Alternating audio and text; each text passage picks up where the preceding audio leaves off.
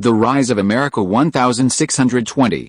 Hello again, dear adventurers of the multiverse. Thanks for joining us once more on this epic journey. Remember, this story is pure science fiction from our wild imagination. So don't go trying to summon dragons in your backyard. The rights of this amazing novel belong entirely to its original author. We are only the narrators. Do you want more adventures? Show some love to our YouTube channel with a subscription and a like. And if you want exclusive content, our Patreon is waiting for you with open arms. Chapter 151 I Want to Buy a Boat. According to your account, the Ming Empire is experiencing some unrest, isn't it? Zhubert's decade plus in the East wasn't in vain. While his knowledge of the Ming Empire's situation wasn't entirely complete, he was a knowledgeable person. Zhao Hongyu and the others knew the trajectory of history, but having arrived in this era, like a butterfly flapping its wings, he was now uncertain about many things. Therefore, the information Zhubert had gathered in the East was exactly what Zhao Hongyu needed to know. Zhubert nodded and said, "Yes, Your Highness. A tribe called the Manchus has emerged to the north of the Ming Empire and is currently at war with it. Within the Ming Empire, there are numerous insurgents. Meanwhile, Zhang Zhiling is rising strongly in the southeast. It was precisely with this in mind that I returned." Frankly, Zhubert's age had led to a shrinking of courage. He sensed impending unrest in the Ming Empire, so he didn't dare stay any longer. Furthermore, Zhang Zhiling was currently gaining strength in the southeastern waters, and the Dutch were being severely exploited. Although Dutch ships were arriving in the east, he was well aware that Zhang Zhiling, given his character, would not allow the Dutch to gain power. War would inevitably break out between Zhang Zhiling and the Dutch, and he was extremely pessimistic about the Dutch's prospects. To avoid his supposed death in vain, Zhubert chose to return to Europe. Fortunately, upon his return, Zhao Hongyu's Manhattan City had just been built. Manhattan's goods were comparable to those in the East, prompting many merchants to form fleets. He was hired by a merchant and became a captain, traveling to the New World. He was a talented individual, but most importantly, he had a deep understanding of the East. Zhao Hongyu pondered this and decided to keep Zhubert. With Zhubert familiar with the routes to the east and the customs and people along the way, he would be extremely useful when Zhao Hongyu formed a fleet to sail to the Ming dynasty.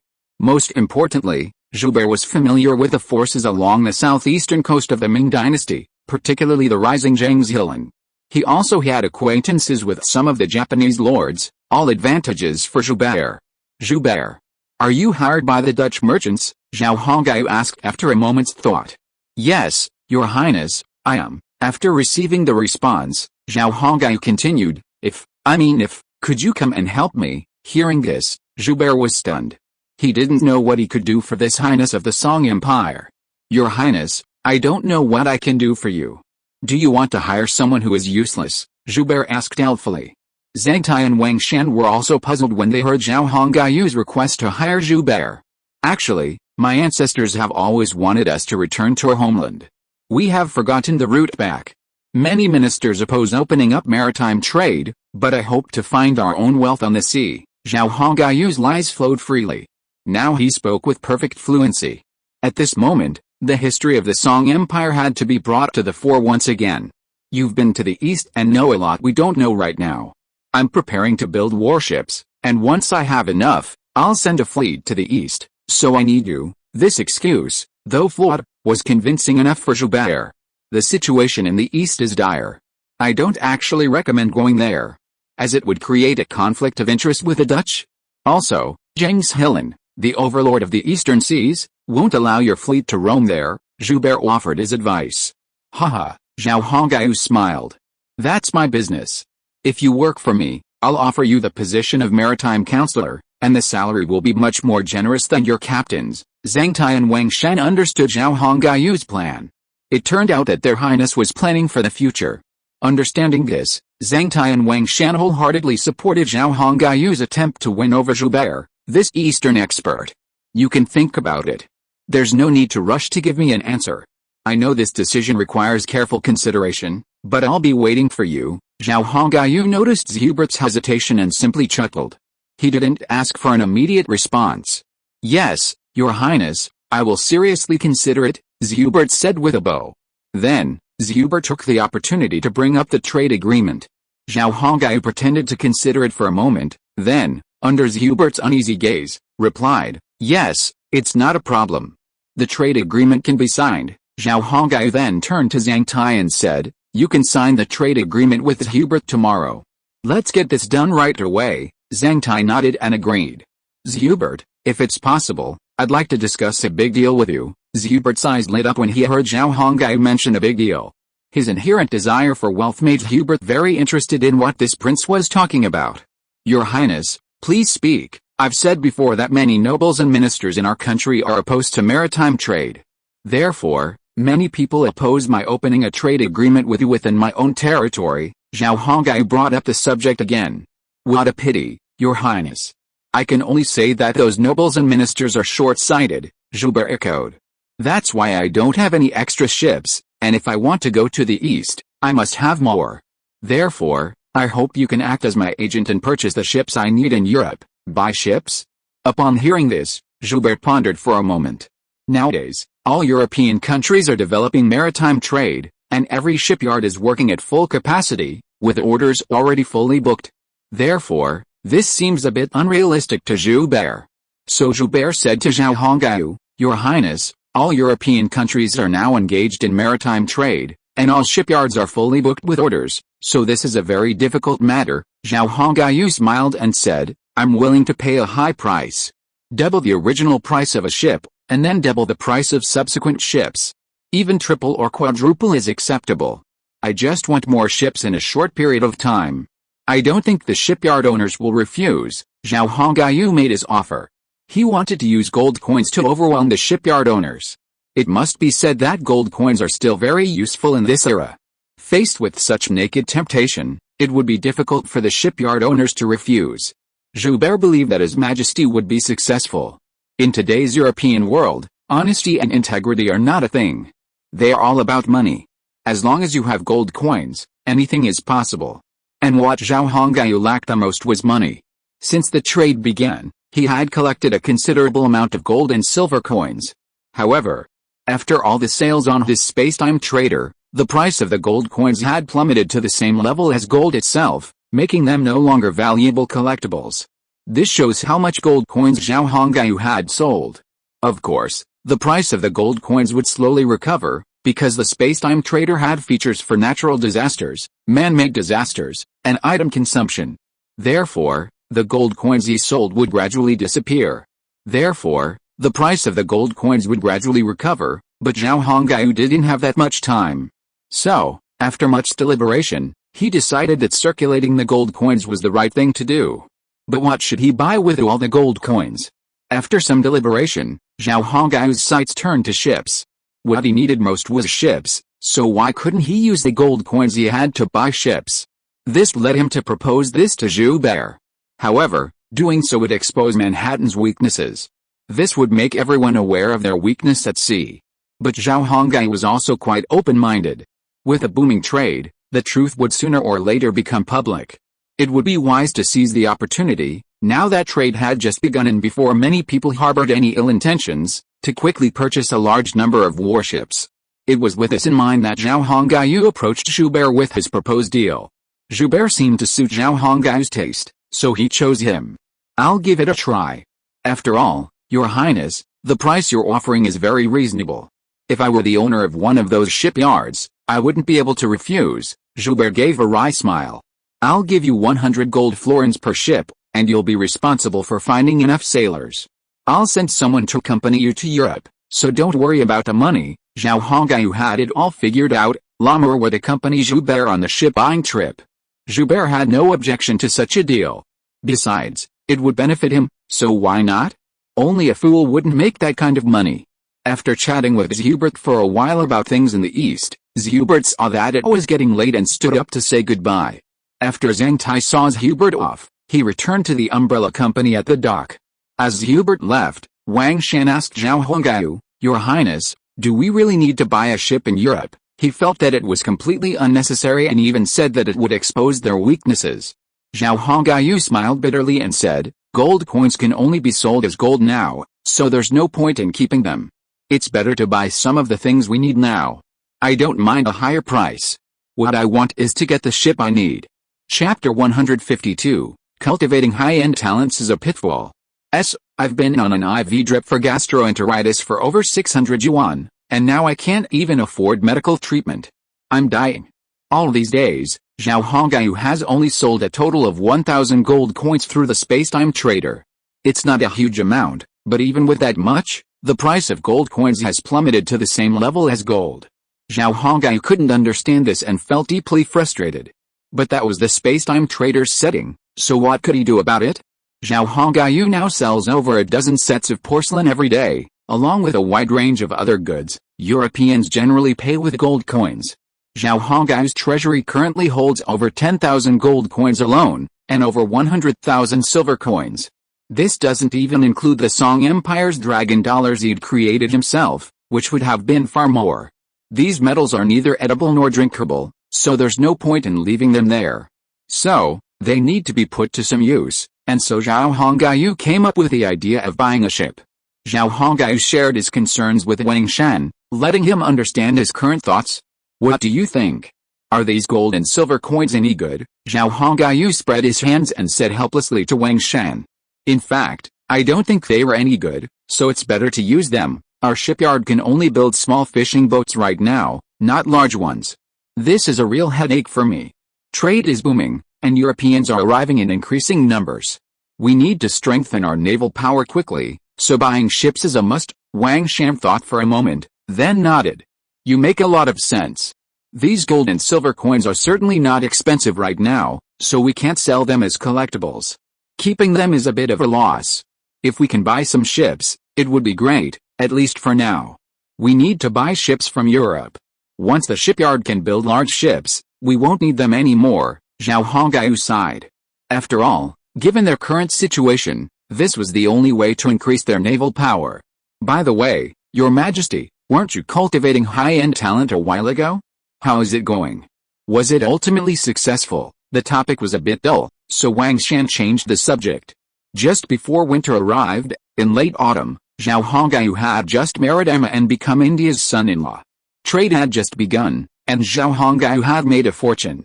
It was precisely because of that profit that Zhao Hongyu had driven down the price of antique gold coins within the space-time trader.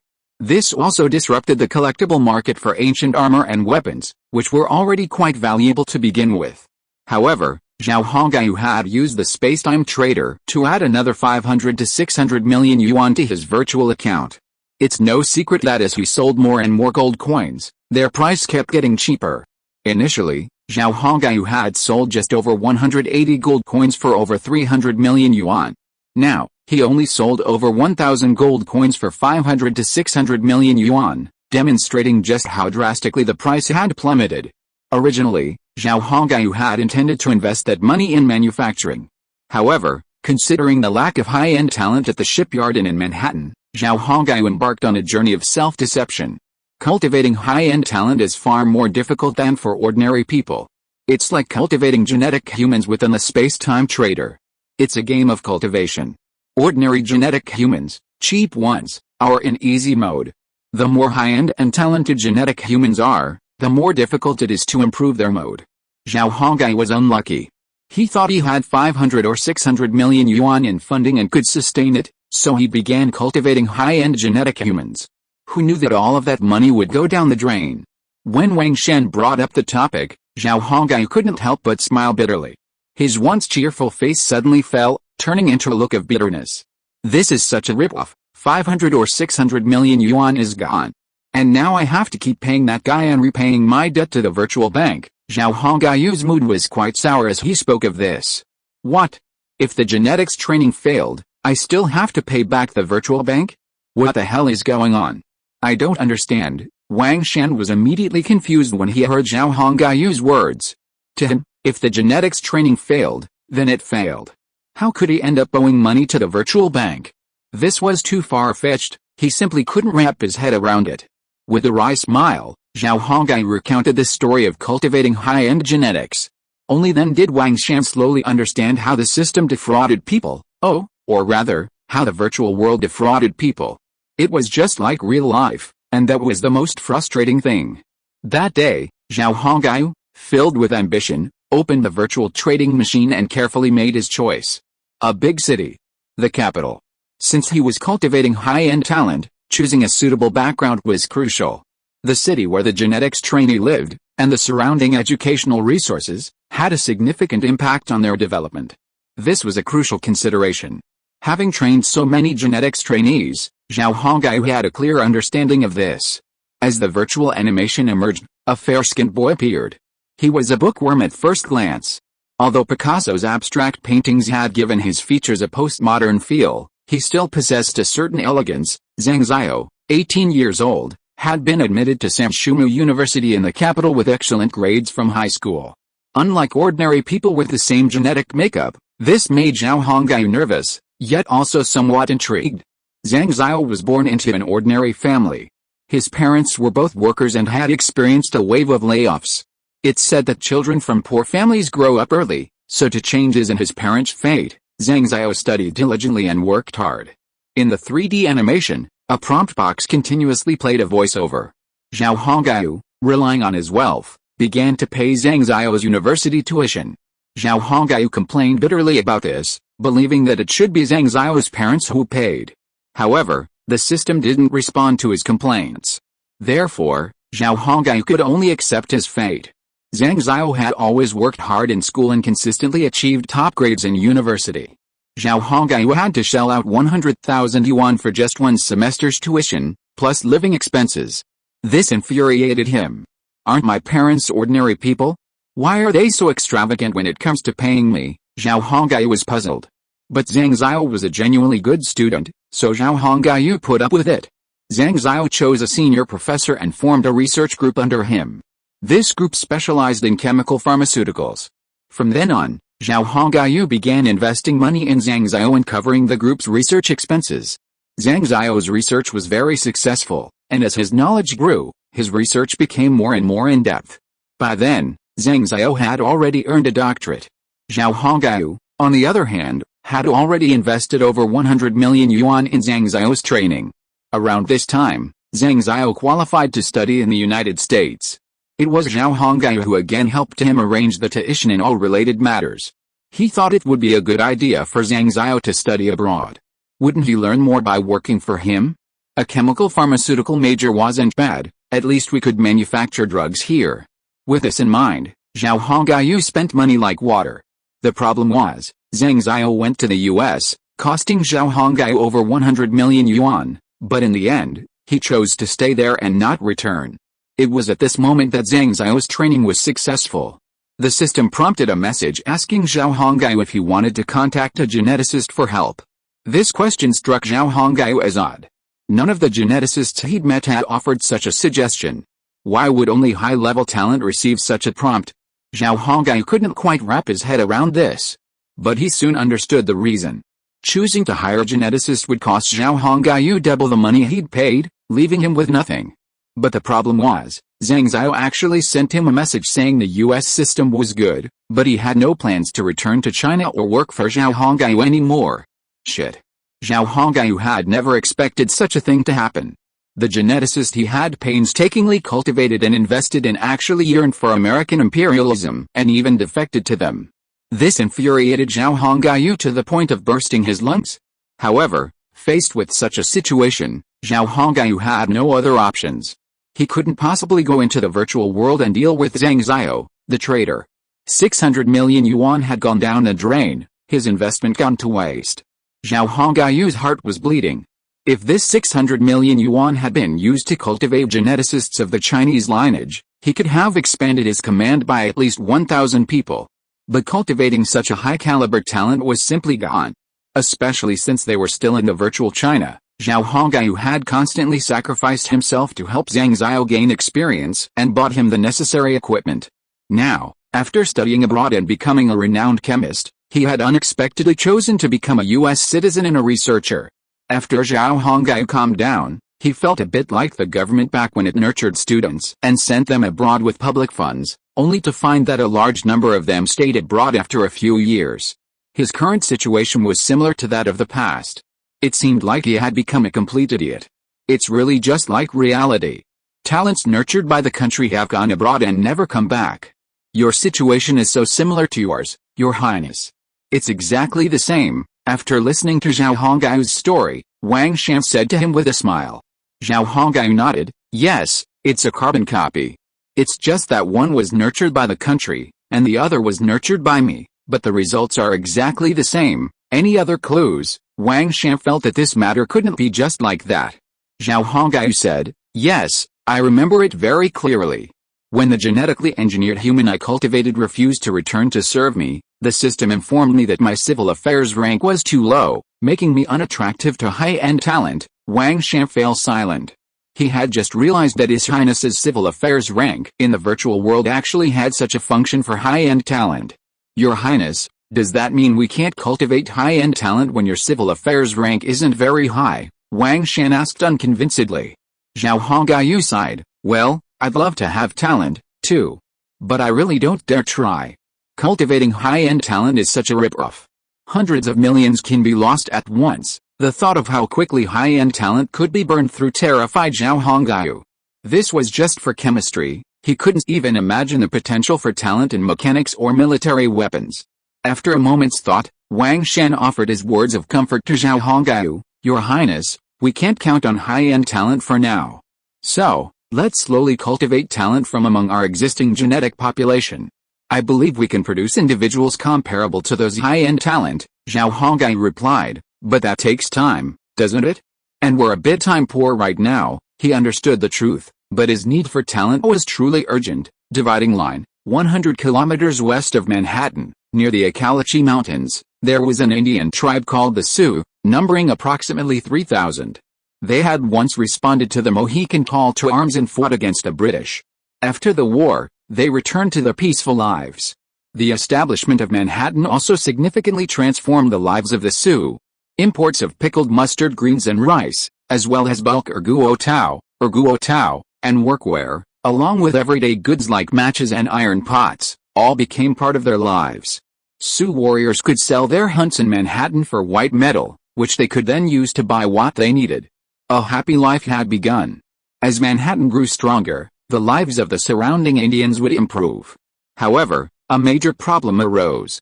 The usual joy and laughter within the Sioux camp had vanished, replaced by a deep atmosphere of sadness. The faces of the Sioux were solemn, their eyes filled with fear and anxiety. Dozens of Indians sat in a large triangular tent, with a man lying in agony. The tent was thick with the smell of tobacco. A shaman, wearing a feathered headdress, held a burning, smoking plant in his hand. He trembled and muttered something as he moved around the pained Indian. On the face of the painful Indian, spots that looked like beans appeared, some of which had even broken the skin and were oozing pus. Chapter 153 The Sioux Crisis. With the onset of winter, a disease unlike any they had seen suddenly broke out among the Sioux, a tribe of Indians near the Accalachi Mountains. Its speed of spread and its widespread reach were beyond their imagination.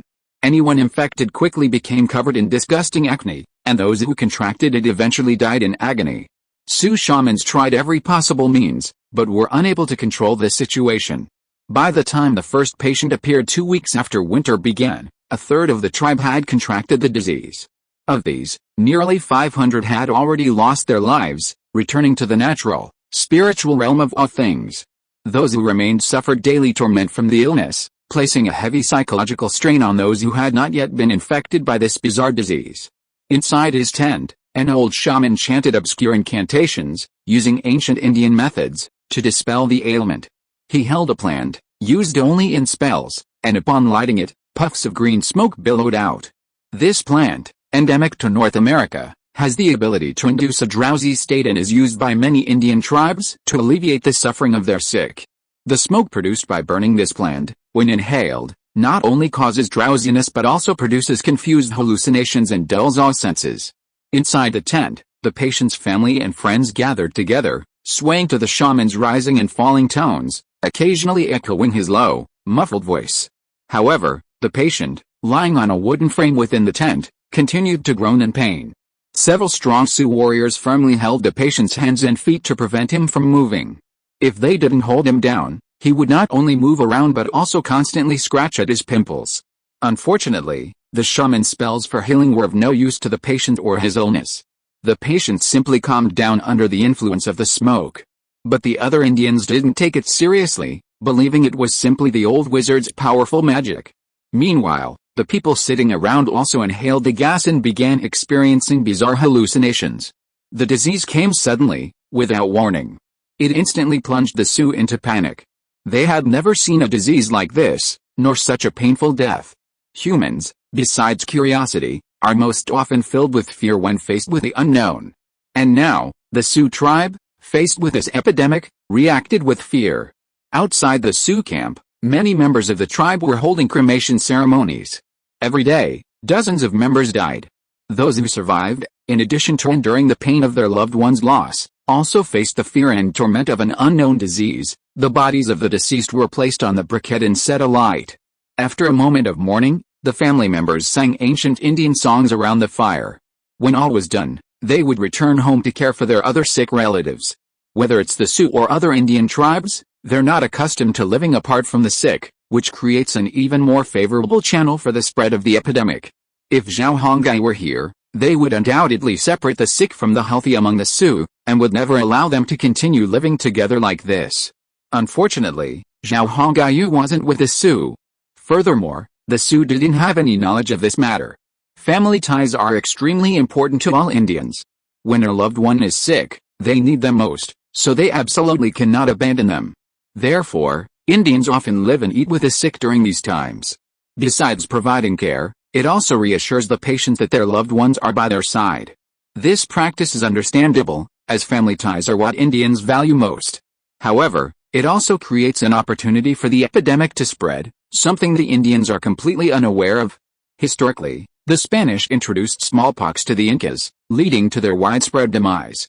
A lack of knowledge about disease prevention and hygiene has led to Indians being completely oblivious to these matters.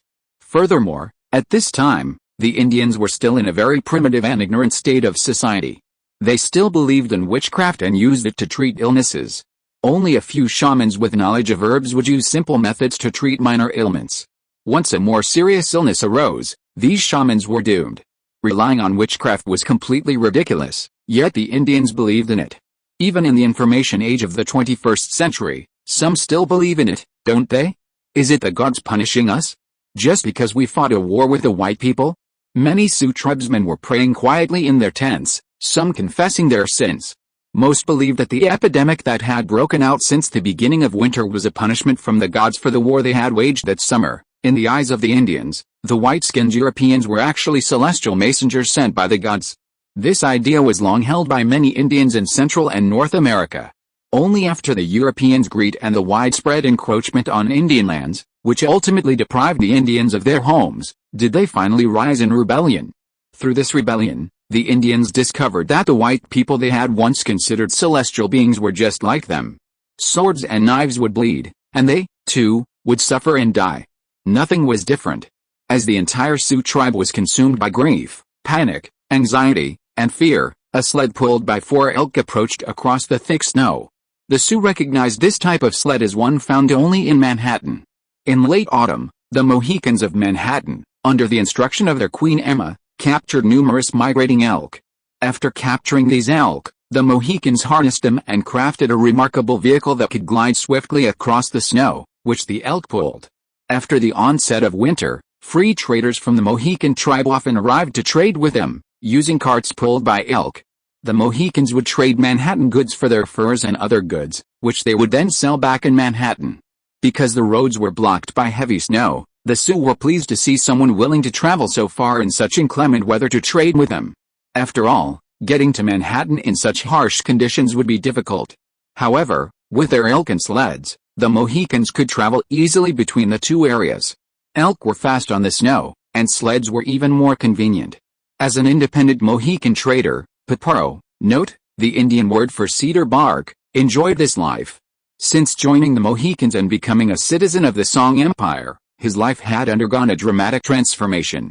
In his original Mohican tribe, he wasn't a particularly skilled warrior. He wasn't very good at archery or trapping.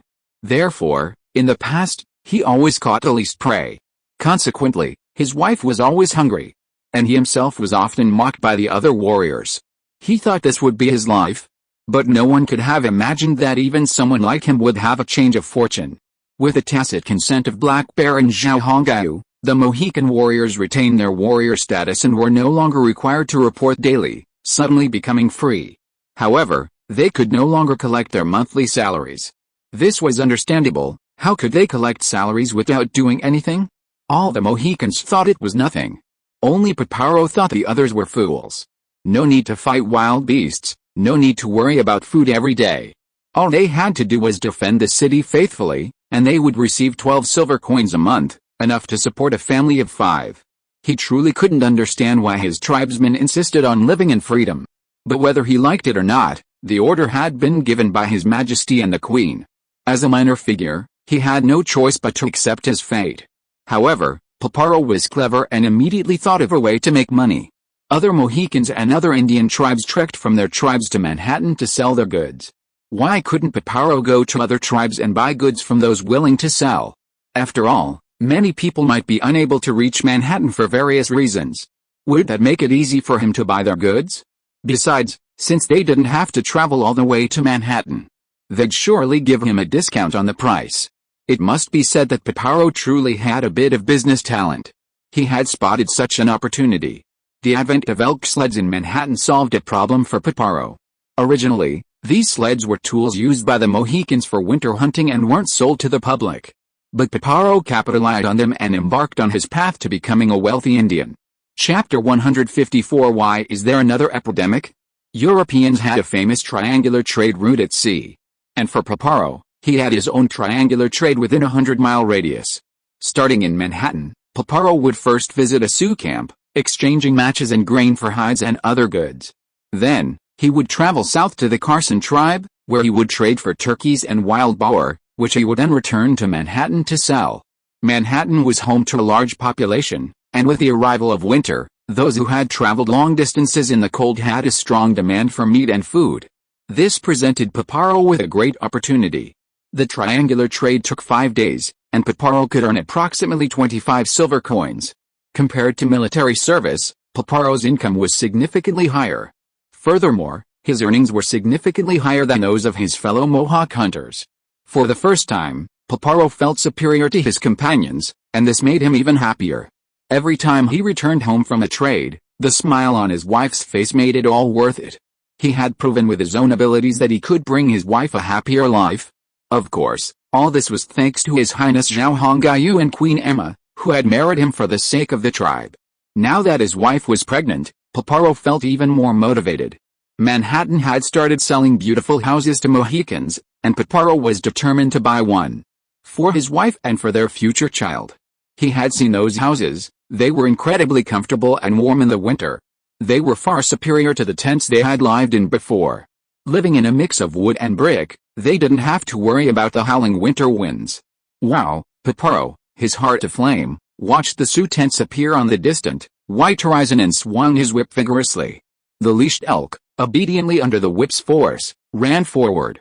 Although these elk were wild, under the threat of whips and starvation, they still knew what was right. About 15 minutes later, Piparo arrived at the outskirts of the Sioux camp. The burning fires outside the camp and the expressions on the Sioux people's faces were both strange, which made Piparo's heart tighten. Hey, what happened to you? When I came here 10 days ago, you were all fine, weren't you? Piparo stopped his sled in front of a man he often did business with and asked curiously. He had visited the Sioux 10 days ago, but at that time, he had no idea what had happened. At that time, the number of people infected with the disease was very small, and they were afraid of spreading the news, so they kept it secret. Therefore, Piparo was unaware of the outbreak within the Sioux. However, when Piparo returned 10 days later, the situation was different. The outbreak was so severe that even a fool would have noticed something was happening within the Sioux. The Sioux being questioned had had many dealings with Piparo.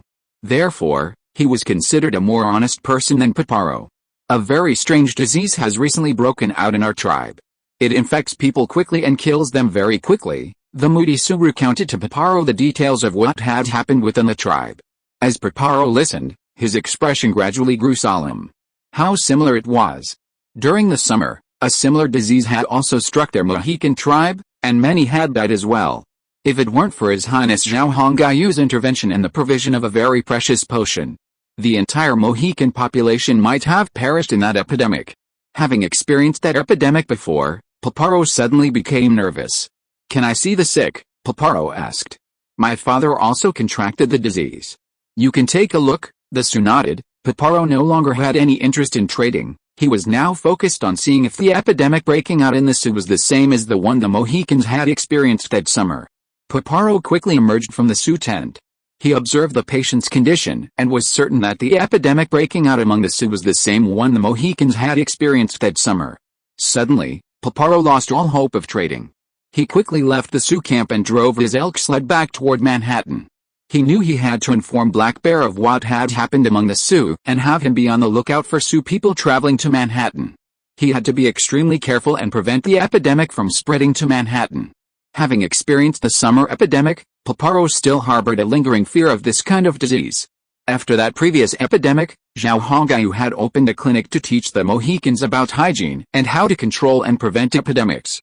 This only exacerbated Paparo's fear and anxiety. On the way, Paparo stripped off all his clothes and discarded them in the open wilderness. Fortunately, he had plenty of work clothes on his sled, so he didn't have to worry about freezing. Thanks to his hygiene training, Paparo knew not to wear clothes after entering the tent. This was not only for his own good, but also for the good of his tribe, and especially for his wife. He didn't want to bring the disease home and infect his pregnant wife. The next day at noon, Paparo rushed back to Manhattan. Upon arriving in Manhattan, he quickly went to the city administration office to find Black Bear and told him what he had seen in the Sioux tribe and the epidemic situation among them. Black Bear, upon hearing Paparo's story, immediately became nervous. Anyone who had experienced the epidemic that summer would be haunted by it, and Black Bear was no exception. Then, Black Bear rushed to the castle and met with Zhao Hongyu, telling him what was happening among the Sioux. Zhao Hongyu was also very surprised. Since the summer outbreak, which Zhao Hongyu had brought under control, no one among the Mohicans had shown symptoms. This, Zhao Hongyu believed, meant the disease had vanished. But why had it reappeared among the Sioux less than 6 months later? This puzzled Zhao Hongyu. However, now was not the time to dwell on this question. Zhao Hongyu needed to resolve it immediately. "My dear son-in-law, what do you think we should do about this?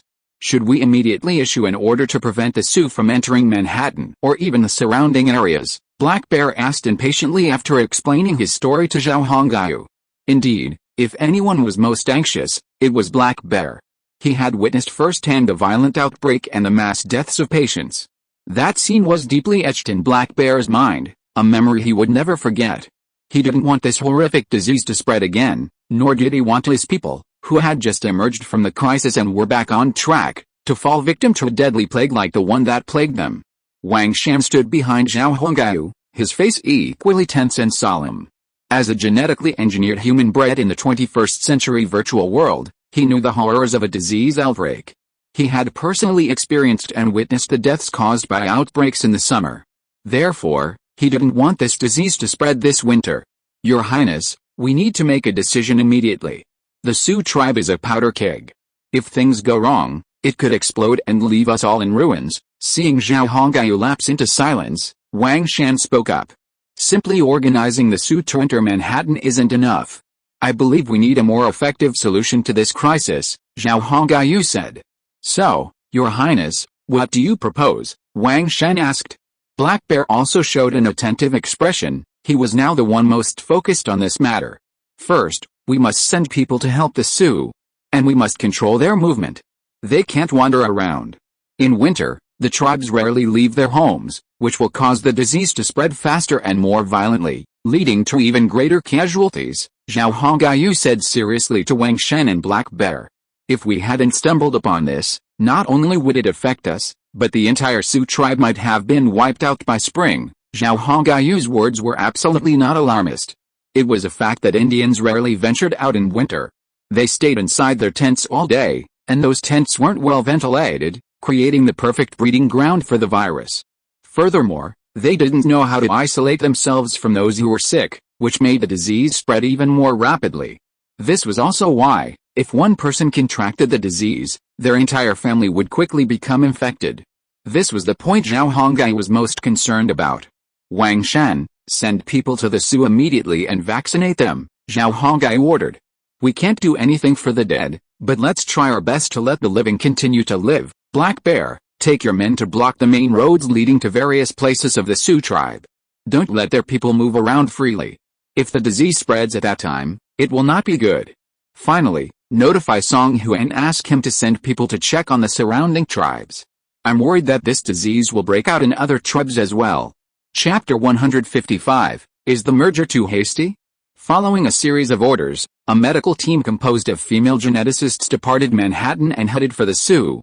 These female geneticists, equipped with medicines and vaccines, prepared to enter the Sioux to control the outbreak. At the same time, dozens of warriors also left Manhattan. They were assigned to investigate the surrounding tribes, seeking to determine if they had encountered similar problems this winter. As time passed, the feedback was not encouraging. For unknown reasons, besides the Sioux, the surrounding tribes were experiencing varying degrees of outbreaks, though the situation was more severe in the Sioux. Some tribes, however, were only just beginning to recover. This gave Zhao Hongyu a headache. What the hell is going on? The epidemic was clearly under control, and it's been months. How could it suddenly break out in the middle of winter? Upon receiving this information, Zhao Hongyu expressed his confusion to Wang Shan, who had been accompanying him. Wang Shan wasn't entirely clear. After all, neither of them was knowledgeable in this area. Your Highness, I truly cannot give an answer to this. Wang Shan was also extremely curious, so how could he possibly give Zhao Hongyu an answer? Fortunately, Manhattan had dispatched personnel to the Sioux tribe and began vaccinating those who hadn't yet contracted the disease, ultimately preventing those still alive from contracting the disease. At the same time, to prevent the spread of the disease, Zhao Hongyu also dispatched medical teams to surrounding tribes where symptoms began to appear, offering free vaccinations. There was no other way. At this moment, Zhao Hongyu had to act like a living Lei Feng. After all, if the disease wasn't properly controlled, it would have a significant impact on him. The drastic population decline in the surrounding tribes wouldn't benefit Zhao Hongyu. Therefore, even for his own sake, Zhao Hongyu had to take action. With the deployment of medical teams to various tribes and the introduction of vaccines, the spread of the disease was finally under control. The number of infected individuals had stopped increasing, which was a bit of good news amidst the bad news. However, even so, the population of the surrounding tribes had dropped by 30%, demonstrating the high mortality rate of this disease. At the Sioux camp, a group of Sioux gathered around the Manhattan medical team, arguing about something. As the hardest hit Sioux, they had the largest number of medical teams dispatched, demonstrating Zhao Hongyu's importance to them. Upon arrival, the medical team immediately isolated patients and their relatives, separating those infected from those who were not. After some effort, the outbreak in the Sioux region was stabilized. Unfortunately, despite initial cooperation, the Sioux began to act recklessly after the outbreak was under control. Every day, relatives of the patients would gather outside the quarantine area, demanding to see their loved ones. Some even stormed the quarantine area set up by the medical team and dragged the patients out. This caused great trouble for the female members of the medical team. Captain, we can't let them cause trouble. This will have a significant impact on our ability to control the disease. If the patients in the quarantine area are actually taken out and spread the disease, it will not only affect the surrounding tribes, but also harm Manhattan. Looking at the Sioux gathered outside the medical team's base, Zhang Man, a female member of the medical team, approached her captain, Song Chun, a female geneticist who graduated from a virtual medical school, with a somewhat uneasy look on her face. Among Zhao Hongyu's subordinates, female geneticists make up 20% of all geneticists. Most of these female geneticists have high school diplomas, which is significantly higher than the junior high school education common among male geneticists. Furthermore, most of these female geneticists attend medical schools or teacher training colleges. Therefore, under Zhao Hongyu's leadership, most of them choose to seek employment in the health department or schools. Zhao Hongyu also supports the work of female geneticists and strives to create more job opportunities for them. He even encourages them to start small businesses. However, they still prefer stable jobs and are even willing to work in government departments as secretaries. We're mostly women here, and their constant attacks on our medical team's base are a real problem. It seems we need to ask Manhattan for help. I suspect someone is behind this, otherwise, these Sioux wouldn't be doing this, Song Chun whispered to the girl beside her, watching the furious Sioux gathered outside the base. In the crowd, Song Chun spotted a dodgy old man. He'd appeared every time the Sioux started a riot, commanding from the back. Song Chun had been keeping an eye on him for a while. The medical team's security personnel were small, only 20. The Sioux, on the other hand, had thousands of warriors. This was definitely not a force they could handle. The Sioux were remaining relatively restrained because they'd managed the disease, earning them the favor of most of the Sioux. Otherwise, the medical team's base would have been overturned long ago. Okay, I'll have the guards send someone to Manhattan for help and give them a detailed account of the situation. The girl nodded, turned, and walked toward the captain of the security team, whispering something to him. Song Chun raised her leg and walked towards the rioting Sioux. Release her relatives. My child needs a father. Did you kill them? I want to see my wife. This is a punishment from the gods, not a disease at all, you liars. I want to see my mother. The old medicine man, from behind the crowd, kept giving these young people instructions, all of which Song Chun observed. She couldn't understand why this old medicine man would incite his people to such a thing. What good would this do to them? Song Chun had no idea that the old medicine man was acting for the rights of the tribe. When people fight for their rights, they will do anything filthy. Indians are no exception. While the lower-class Indians may be simple-minded, they are not so simple-minded when it comes to their chiefs or medicine men who have been passed down from generation to generation. When the Manhattan medical team arrived, he was quite welcoming. After all, the Manhattans could treat a disease that was rampant. But the problem was, after the Manhattans cured their people, the people were filled with gratitude. Some even began to advocate for the Sioux tribe to be incorporated into the Song Empire. Everyone could see what life would be like for the Mohicans if they were incorporated into the Song Empire. As lower-class Indians, they naturally hoped for that better life. But not everyone wanted it. The old wizard was one of those who didn't want to be incorporated into Manhattan. He was a high-ranking member of the Sioux tribe and didn't see anything wrong with his current life. He didn't need to hunt or fight, his warriors provided for him. All he had to do was fool others with the things passed down from his ancestors. But if he joined the Song Empire, everything he had would be gone, and he would live like an ordinary person. He knew the Song Empire well and knew it didn't have anyone like him, nor would it employ someone like him. So, to stop these rumors from spreading, he recruited others to cause trouble. And those who shared his motives joined forces. Song Chun was unaware of all this. In her opinion, the Sioux were extremely resentful and resistant to their medical team. She didn't know what they had done wrong, nor did she know what was wrong with them coming to rescue these people. She had completely respected the Sioux rules and regulations, not violating any of their customs. Furthermore, she had done her utmost to treat them. As for isolating the sick, it was for the sake of others. Why did the Sioux treat them like this? She was truly heartbroken, truly heartbroken. Everyone, listen to me. For your safety, those infected must be isolated. This disease is highly contagious. If they are not isolated, the entire Sioux tribe will be infected and die. Song Chun walked out of the medical team camp and loudly explained to the Sioux. Unfortunately, the Sioux simply didn't believe her explanation. After all, to them, the medical team members were from outside the tribe. They were more willing to believe the words of a shaman than the words of a witch doctor. You're lying. This isn't a disease at all, but a punishment from the gods. We Sioux have offended the gods, and that's why they're punishing us. A Sioux, utterly convinced by the shaman's words, stood up and shouted back. Outsiders, get out, outsiders, get out. For a moment, the Sioux gathered outside the medical team's base erupted in emotion. The old shaman, hiding in the background, curled his lips. He didn't care how many people died, he cared only about preserving his rights. Even if it meant annexation into Manhattan, he would have to make it happen. And these people would be his bargaining chips. Fortunately, the old shaman had no intention of escalating the situation, so the medical team remained safe for the time being. However, as more and more Sioux joined, the old shaman felt the situation was becoming increasingly difficult to control. Meanwhile, Black Bear, stationed 10 kilometers away, had long been aware of the Sioux unrest.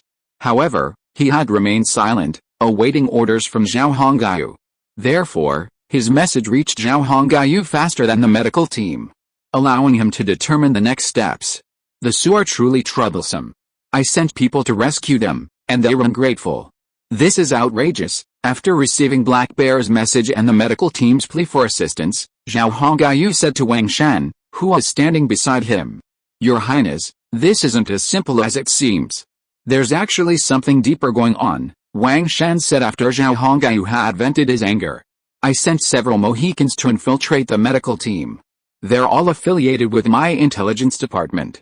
The intelligence they've reported back about what's happening with the Sioux has a different story. Since Wang Shan controlled the intelligence department, he had a clear understanding of what was happening there. Oh, what's going on? Explain it to me so I can determine what to do next. Zhao Hongyu's interest piqued upon hearing Wang Shan's explanation that the matter wasn't as simple as it seemed. Wang Shan then relayed to Zhao Hongyu all the intelligence officers had reported. The story was simple. After the intelligence officers, along with the medical team, entered the Sioux tribe, they were able to control the spread of the epidemic, which brought a sigh of relief to the Sioux. At the same time, the intelligence officers began to constantly indoctrinate the Sioux about the benefits of Manhattan, brainwashing them with stories about how much better life the Mohicans had experienced after joining Manhattan. Impressed by Manhattan's strength and its commitment to self-care, the Sioux began to accept this message.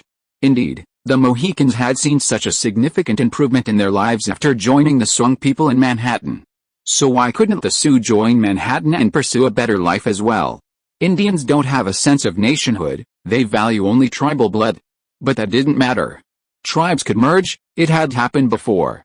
Besides, the Mohicans had married their women to Song princes, so the Sioux could do the same. If a child with biracial ancestry were born in the future, everything would be less difficult to accept. What these intelligence officers said was all directed by Wang Shan. In Wang Shan's view, the leader could learn from Lei Fen to gain reputation, but privately, his subordinates had to reap benefits for him. He had to be a good person. But he also had to take advantage. Vaccines aren't cheap, costing dozens of yuan a dose. Wang Shan couldn't afford to give them to the Indians for free. Furthermore, this presented a great opportunity to integrate the surrounding tribes, and Wang Shan didn't want to miss it. The Mohicans had successfully integrated into the Song Empire, so why couldn't the other tribes? Taking advantage of the outbreak, the Song Empire could easily win over the lower classes of the tribes and make them subjects of its rule during this crisis. However, the intelligence officers had spread this idea, but it had also sparked backlash from the old Sioux shaman. The fact that the leaders of other tribes reacted so strongly to this incident showed that the path to greater integration wasn't easy. Not everyone wanted to join Zhao Hongyu's group. After listening to Wang Shan's explanation, Zhao Hongyu finally understood. Merge with the surrounding tribes? Aren't we being a little hasty? Wang Shan meant well, so Zhao Hongyu didn't object. He just wondered if it was a bit hasty. If you are listening to this novel on a channel other than Fanfic World, it means it was downloaded and re-uploaded without effort. We warmly invite you to visit our channel, Fanfic World. There you will find the original version of this story and many other novels of various genres. We look forward to seeing you dive into a world of incredible novels. Chapter 156 Young Indian Wizard, I found something rather strange not far away. Would you come with me to take a look? A Sioux warrior, who had just returned from Manhattan's army, approached the old wizard. Oh? What are they? The old wizard looked at the warrior with some confusion. I don't know what they are, which is why I came to you. But I think those things are something only you could know. And I suspect they are connected to the Song people in Manhattan. The warrior's words immediately piqued the old wizard's interest. Related to the Song people? He realized this might be his opportunity. He had originally mobilized some men to besiege the Manhattan medical team, hoping to drive them out and dispel the rumors of a merger that had been swirling within the tribe. However, Manhattan, concerned for the safety of the medical team members, sent hundreds of troops, forcing the old wizard to temporarily retreat. He was well aware of the Manhattan strength and would not confront them head-on unless absolutely necessary. Besides, they had come to their side and made great efforts to treat them and control the epidemic. It would be unpopular to attack the Manhattan medical team based on rumors. Take me there, however, if he could find something that would harm Manhattan, then he could legitimately drive them out. Once he'd driven out the Manhattan medical team and their warriors, he could slowly deal with those who wanted to merge with him. The thought of this made the old wizard's heart burn. Without notifying anyone else, he simply left the tribe with his few guards and the warrior. That thing is strange. I suspect the plague in the tribe may have spread from it. And I suspect it's connected to Manhattan. If you can confirm this, wizard, I strongly urge us to declare war on Manhattan. The warrior leading the old wizard out of the tribe kept nagging him with a serious expression. As an old wizard, he certainly hoped to find a pretext to harm Manhattan, but he clearly didn't want to go to war with Manhattan. War would do him no good. All he wanted now was to preserve his power. About half an hour later, the warrior led the wizard and his companions to a small depression not far from the Sioux camp. Right here, the Sioux warrior pointed at the depression and said to the old wizard, "What's that?" "It's there, why don't I see it?" The old wizard took a few steps forward, craning his neck to peer into the depression. However, the wizard saw nothing. The Sioux warrior leading the way casually distanced himself from the wizard, saying, "It's right there. Take a closer look, I see it all." The wizard and his guards, eager to see what was inside, were completely unaware of the guide's actions. Their attention was completely focused on the depression. Whoosh! Whoosh! Whoosh! At that moment, a sound of something piercing the air was heard. Then, a thin arrow pierced the wizard's neck, and a stream of blood spurted onto the white snow, staining it a bloody red. The guards following the old wizard reacted quickly, but just as they were about to react, dozens of arrows pierced them, knocking them to the ground. The Sioux warrior who had led the way leaped forward, drew the sharp dagger from his belt, and swiftly cut the guards' throats. Cough! The guards stared in disbelief at their fellow warrior, seemingly unable to understand why he would do such a thing. The old wizard, still surviving, watched the warrior slashing at the guards' throats, also baffled. He couldn't understand why this Sioux warrior would do such a thing to them. After dispatching several guards, the Sioux warrior slowly stood up, walked over to the mute old wizard, and looked down at him coldly. Cough, cough. "Why?" The old wizard struggled to hold back the pain, uttering a few words. "The Sioux must integrate into the Song Empire. Only then can we live better. The Mohicans are a role model, why can't we, the Sioux, do the same?" The old wizard's neck was pierced by an arrow, severing an artery. Because the wound was in his neck, speaking was already extremely difficult. So, now he could only make a clucking sound. His consciousness gradually faded, and the old wizard gradually fell into eternal darkness. Even until his death, the old wizard's eyes remained open, showing how unwilling he was. He could never have imagined that his own people would actually kill him to join the Song Empire. Was the Song Empire really that good? Even in death, he could not figure this out. The surrounding snow stirred, and several Manhattan warriors, armed with bows and arrows, stood up from the ground. They brushed off the snow and walked over. "Newell, you made the right choice. You learned about our history in school. We are all one family. The fragmentation of our tribes has weakened us.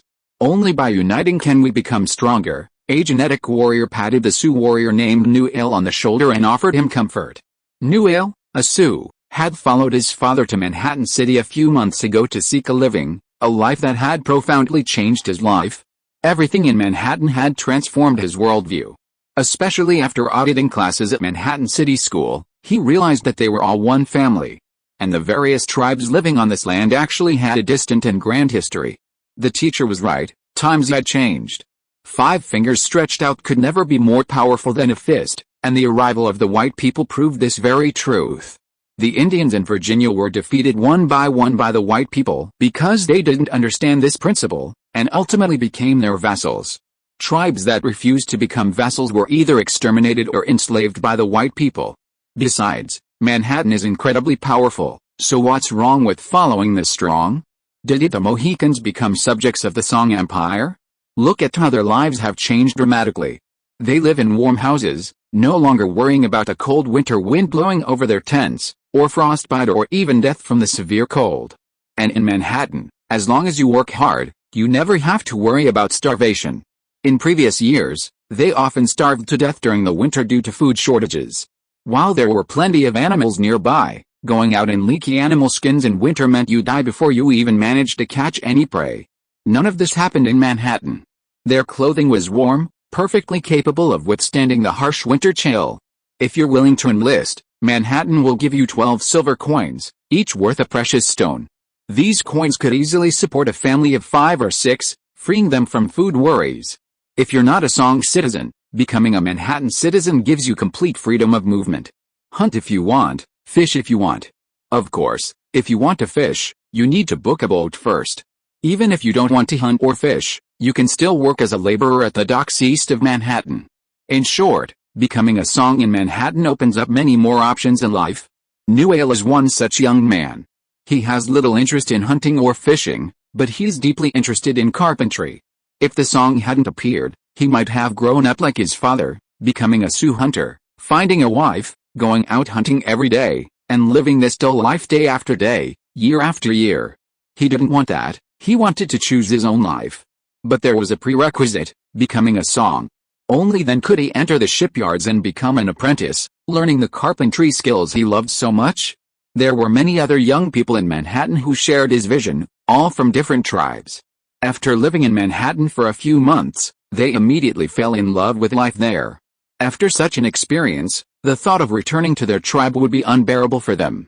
I'm doing this for the good of my people. After becoming song people, we can have more choices in life. Instead of continuing to live such a meaningless life, we should live a more fulfilling life. Newell used a phrase he had heard from a teacher while auditing. Manhattan City teachers always had many thought-provoking words in their lectures.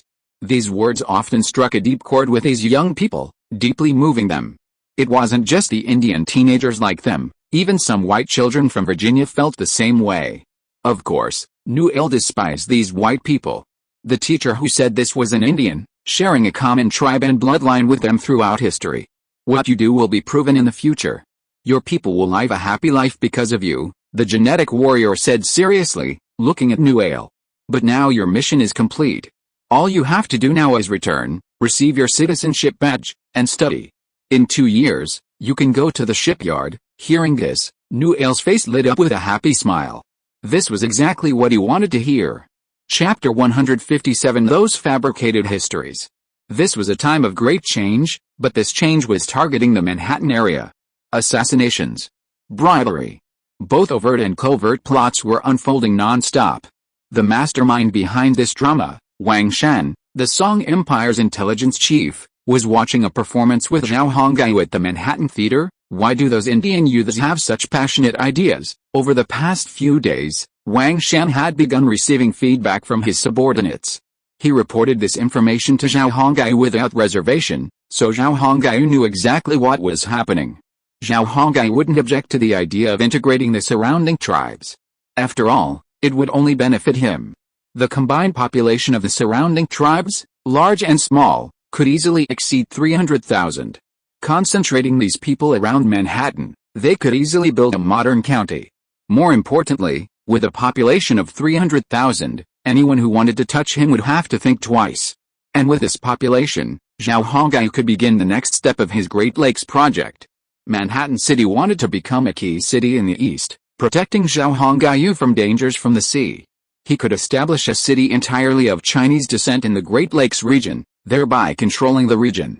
However, what puzzled him was that the Native American teenagers who had lived in Manhattan City for a few months were the most supportive of the merger. Your Highness, I intentionally had these people audit the school, so they received the brainwashing education.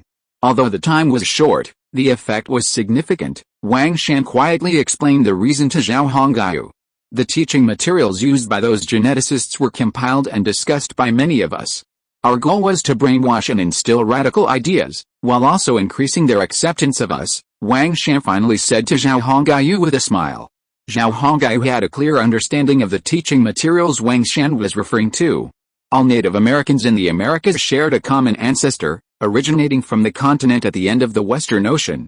They were descendants of the Shang dynasty, defeated and displaced by the Zhou dynasty.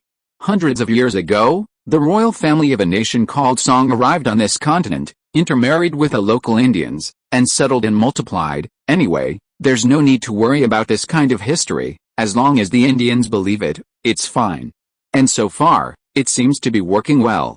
Since learning this fabricated history, the children at school have actually become closer.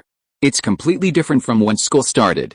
Back then, the children often clash because they came from different tribes. The teacher's brainwashing, besides teaching them unity and friendship, also taught them many other things. For example, choose the life you want. Love the American continent. Be loyal and devoted to the Song, an empire that merged so many tribes. In short, it was all brainwashing, full of loopholes. In the 21st century, no one would believe such talk. But here, in 1620, America, This talk was directed at relatively innocent Indian children, so the situation was completely different. The Indian children believed what their teachers said, and they admired the famous figures in this fabricated history. What about the loyal and righteous Master Wen? And the diplomatic Master Shen Gongbeo? Okay. Zhao Hongyu admitted that Wang Shen and his team had included characters from the investiture of the gods when they fabricated history. But he swore that there were absolutely no gods in this fabricated history. Meanwhile, the school teachers constantly painted a picture of a bright future for the young people, using the Mohicans as an example to illustrate how happy their lives were now. From time to time, they would have Mohican children attending school take the stage and talk to the whole class about the differences between their lives and their current lives. They also had the children who had learned Pinyin and Chinese characters write essays describing the changes in their lives, and then selected the best essays to present. This also gave the children from the surrounding tribes who came to listen a more direct understanding of how fortunate the Mohicans were today, and when the children returned home, they would ask their parents why they didn't join the Song Empire. This question was only asked by the younger children, but the older ones were more thoughtful. Because the teacher had mentioned in class that the Song Empire also wanted everyone to unite and build a powerful nation. But, well, the Jin teacher had hinted that some people in power wouldn't easily relinquish their authority. He even gave several serious lectures on the subject of power and vested interests. While the younger children weren't interested in these insights, the older ones were a different story. As the saying goes, the listener takes the speaker's thoughts. And when they asked their parents why they couldn't merge with the Song dynasty, how could they not understand the reason? Consequently, some young people with radical ideas emerged. On the stage, several female Jin teachers were singing a modern pop song. However, since it was a cappella, the performance felt quite subpar. Still, in this day and age, it was quite good. One couldn't expect too much, right? The small theater, modeled after the Roman Colosseum, was always packed, but everyone came for different reasons. The Jin teachers came to see modern plays, the Indians for pantomime, and some Virginians who had found work there for opera. It was pop music season, so the audience was all Jin teachers. The Indians and white people, on the other hand, were drowsy and not interested at all. After the singing was finally over, several Indian girls walked onto the stage. They were wearing colorful feathered clothes and feather crowns on their heads that trailed on the ground. They did not speak, but began to perform as soon as they came on stage. Using rich body language, they performed the deer in the forest, the clumsy black bear and the cunning fox. Of course, in the end, the brave hunter defeated them all. As soon as the play started, the genetic people huddled in their seats and began to sleep soundly. The white people were not much better. On the contrary, the Indians who had just listened to the song became energetic at this time. After the Indian girls finished their performance, it was time for the opera. Now it was the turn of the white people to be interested. Little Emma thought the audience's reaction was much more interesting than watching an opera. Zhao Hongyu also thought it was quite interesting. How long do you think it will take for all the surrounding tribes to be incorporated into the Song Empire? Zhao Hongyu turned his gaze from the stage, glanced at Emma, who was watching the diverse audience, and then asked Wang Shan. Wang Shan paused, then replied, according to current intelligence, barring any unexpected events, people from the surrounding tribes will begin arriving in Manhattan City in 2 weeks. All we need to do is prepare some living facilities to tide them over this winter. Zhao Hongyu was pleased with Wang Shan's response. Let's plan the area outside the city. Where we live now will become the inner city, and the outer city won't need walls. You'll need to plan the streets and other things, though.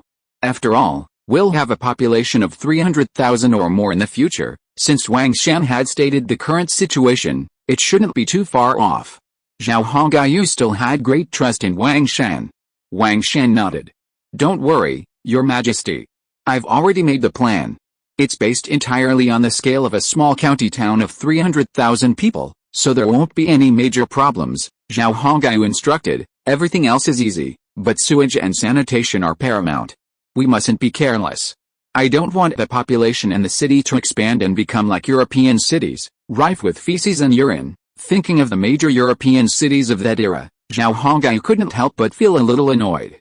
Wang Shan replied, I'll build an underground sewage channel to discharge the wastewater directly into the sea. The sewage of 300,000 people flowing into the sea won't pollute this area. This isn't the 21st century. Wang Shan had already prepared a plan for this question.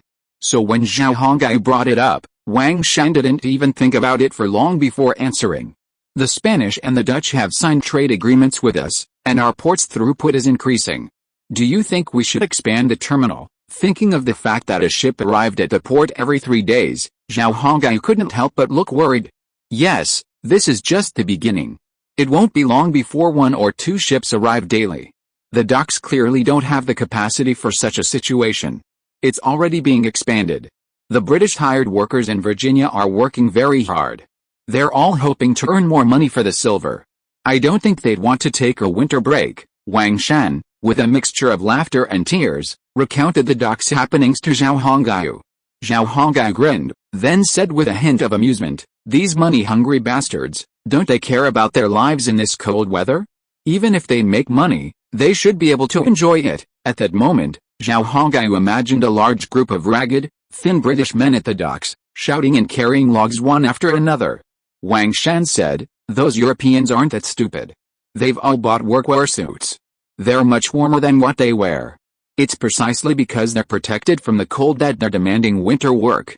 Chapter 158 The 8 Banner Slaves of the Song Dynasty. The dock in the East Port of Manhattan was bustling with people. 8-9 Reading Network. Although it was already winter, unlike previous years, the people in this area did not stay at home for the winter. Instead, they came out happily and energetically. On the dock, blonde, black, brown and red hair complemented each other, and yellow and white skin were mixed with black skin. Everyone kept shouting loudly, and their companions responded loudly after hearing it. Most people were wearing green cotton padded coats and green fur hats on their heads. If a Chinese person born in 1980 saw this scene at this time, he would definitely swear and say, "Fuck, is this a market in the 1960s and 1970s? Thoughts today? This outdated winter military uniform is just a popular commodity in labor protection supply stores in the 21st century, but it was revitalized in Manhattan in 1620. And once this kind of clothes came out, it immediately gained market recognition. Comfortable, this is simply beyond words to describe. Europeans who basically only wear linen or leather clothes in winter suddenly felt like they had found a treasure. And the Indians who only wear animal skins in winter also have a special liking for this kind of cotton clothes. Even the merchants from the other side of the sea are very fond of this kind of clothes. After putting on this green clothes, many people suddenly feel that winter does not seem so terrible. The winter they hate looks much cuter. Although this kind of clothes makes people look fat when they wear it, and the laughing hat is very funny, everyone still likes this winter suit very much.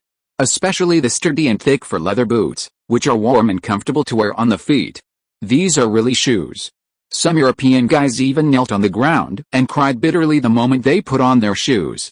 Isn't it ridiculous? Kneeling on the ground and crying bitterly, just because of a pair of cotton shoes and a set of cotton clothes. What miserable European people. I really have a sense of superiority in front of them. Zhang Tai, as the manager of the umbrella company, has an office at the dock, so he has seen a lot of things. But this is not surprising. The life of the lower-class people in Europe nowadays is really difficult. Not to mention 2 meals a day, they eat thin oatmeal, which can't fill their stomachs at all, and can only prevent them from starving to death. Eating enough is a life that only nobles and rich people can enjoy, but there are still more poor people like this on the European continent. Moreover, European people basically have one set of clothes that their grandfather wears, and when their grandfather dies, their father wears it, and when their father dies, they wear it. Therefore, they can basically live their whole lives with 2 sets of clothes. One set for spring and summer, and one set for autumn and winter. Look, how suitable. As for shoes, they will not change them even if the soles are worn out or the toes are exposed. It can be seen that the life of European people at this time is so difficult. Only after arriving in Manhattan did these idiots realize that life could be lived like this. They ate 3 meals a day, and they were not oatmeal porridge, but dry rice. At the same time, they worked hard here, and as long as they were willing to work, they could earn enough money to live on and buy clothes. There was even some money left over to go to the pub for a couple of drinks and gamble. The days before were like dogs. This was the life of a human being. They had never felt warmth before, and the shoes were so comfortable that many people even slept. It must be said that Europeans in this era were really cold resistant. A thin piece of clothing could get them through the winter. If Zhao Hongai came, he would definitely not be able to do this. This also illustrates a problem from another side. That is, the physical fitness of European idiots is really good. Don't you see that even the old blacks basically stay in their rooms in the winter and don't come out? But the idiots in British Virginia are asking for work, and they are willing to be paid less during the cold winter. Originally, considering that the winter was too cold, he didn't want these people to suffer, but seeing how enthusiastic they were, how could Zhang Tai not be moved? Therefore, Zhang Tai fully agreed to the demands of the European slaves. The lumberyard, dock loaders, and fishermen all hired British slaves from Virginia. For the British slaves who came to Manhattan from British Virginia to find work, they were not afraid of hard work. No matter how hard or tiring the work was, as long as they had money, everything would be fine. What they feared was having nothing to do. This was the most terrifying and most worrying thing for them. Some people even began to pray that the Song people in Virginia would continue to become stronger so that they could have something to do. Because the merchants here are very fair, unlike the black-hearted merchants in Virginia. Here, even if you are hired by Indians, the salary they offer is still astonishing. For example, a Mohican wanted to go hunting, and he found 2 British slaves as his followers. Then the Mohican would be responsible for their 3 meals a day and give them $2 dragon a week. However, being a follower in Virginia was only 10 pence a day, and food was not included. If it was in the UK, the salary would be even less. At the same time, I was a follower of the Mohicans and started eating white rice balls, which were also served with pickled mustard greens and shredded pork. Guys, you didn't see it, it was shredded pork. Of course, these British guys who came to Manhattan to find work preferred to be followers of the black-haired, black-eyed Song people because these people were gentle and polite, and were very generous. Even if they were dogs, they had to find a good master, right? Therefore, people with Chinese genes became the choice of many British warriors in Virginia who did not want to be professional soldiers.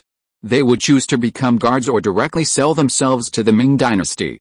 It was not that Zhang Tai, Wang Shan, and Song who had a very big bad taste. They actually imitated the later Jin dynasty, which was fighting against the Ming dynasty in the east, and created the Song 8 banners in Manhattan, the Song Empire on the American continent. And those British guys who sold themselves to the Song Empire became the bondservants of the high-ranking officials of the Song Empire. At this time in Manhattan, you can see some blonde and blue-eyed foreigners everywhere, following behind a black-haired and black-eyed young man. From time to time, the foreigner would say things like servant greets, master auspicious in a weird accent. It really doesn't matter. After Zhao Hongyu and his friends go to the east, what kind of sparks will appear when the 8 banners of the Song dynasty meet the 8 banners of the later Jin dynasty? At the same time, Wang Shan had done something very wicked and had set up a training class. Any British, Dutch, or Spanish people who wanted to sell themselves had to be trained in the training class. The content of this training class was brainwashing and education, and it was natural for them to become slaves or Baoai to serve their masters. Of course, being able to become a Baoai or a slave would be very beneficial. As for the benefits, Wang Shan had painted a huge pie. Of course, not every European guy liked to be a slave, but there were always some who did. Even Zhang Tai accepted a Dutch guy as his Baoai, and he even begged him on his knees. If it weren't for the fact that he looked like Tom Cruise, Zhang Tai would have looked down on him. As for Song Hu and Wang Shan, of course everyone had a few Baoai or slaves, and they all promised them huge profits and paid a lot of money every month. It wasn't that they were showing off, but they wanted to set up these slaves as models and examples, so as to attract more European idiots to join the slave group. The indenture contract is recognized by all European countries. Therefore, Wang Shan and his men don't have to worry about what to do if the person disappears. If the person disappears, it's great. When they have a ship, they can use this excuse to conquer Europe. Wang Shan and his gang are very bad. Zhao Hongyu really complained about their bad taste. He really couldn't imagine it. If this thing really happened, would it be recorded in future history books? And future TV series would also be filmed with a bunch of blonde and blue-eyed men who called themselves slaves. This is fucking. But the problem is that Zhao Hongyu couldn't stop it at all. And deep down, he also wanted to take in a bondservant, but considering the identity issue, he couldn't just take one in. Therefore, this was a good opportunity for Wang Shan and Zhang Tai, and they had a lot of fun. Of course, these slaves that Wang Shan and his men took in were not taken in randomly. After all, being a slave is not just for everyone. Character, courage, force, Even some other factors need to be considered. Fortunately, the lower-class idiots in Europe these days are relatively simple. As long as you pay them enough, they will really work for you. This is different from the nobles on the European continent. Zhang Tai sat in front of a restaurant by the dock, looking at the Europeans who were shouting and unloading at the dock not far away.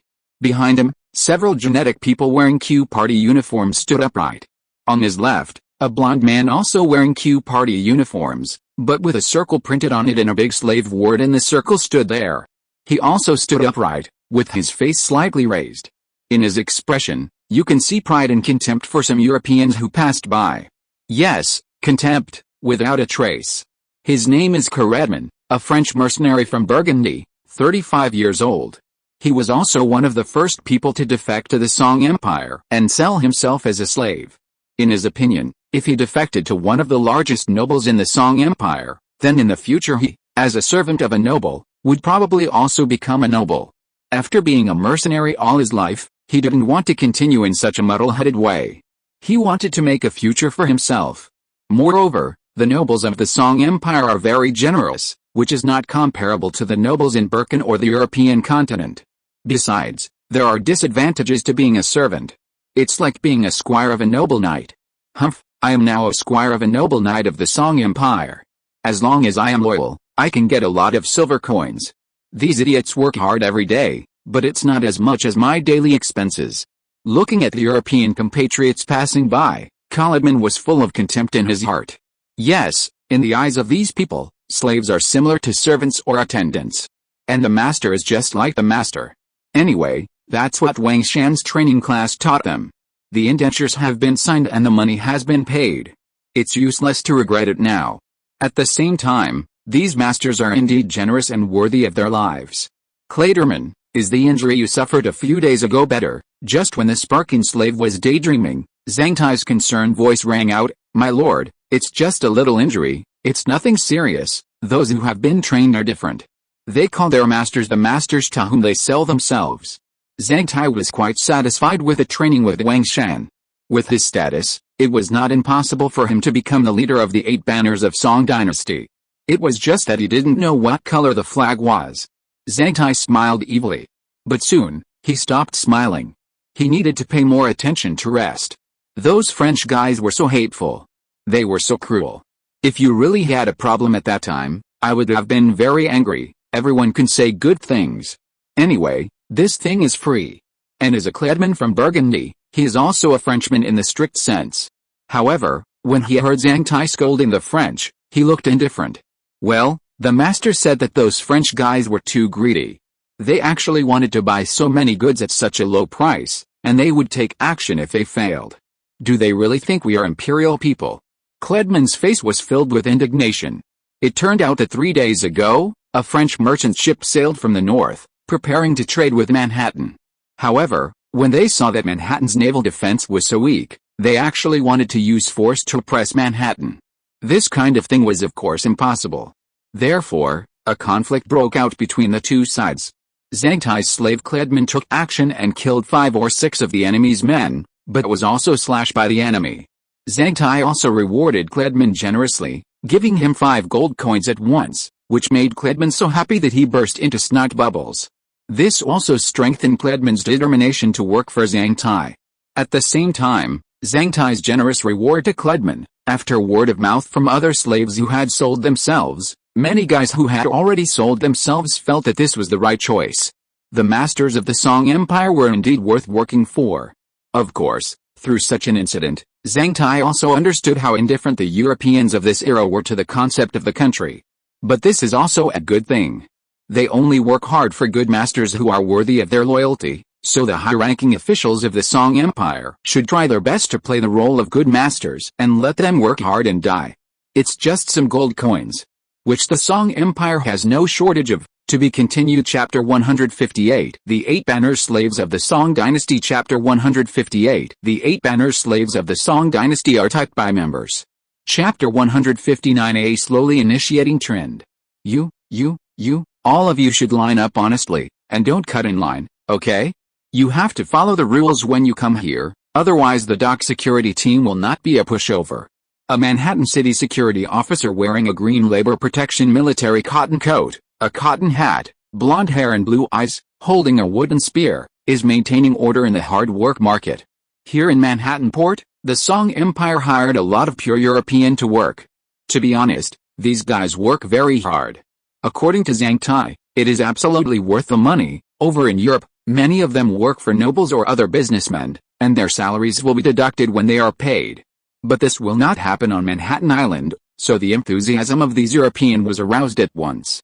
Moreover, working on the European continent, the salary in this era is not paid on time every month. You have to look at the mood of the employer. If he is in a good mood, he will give you a small amount to prevent you from starving to death.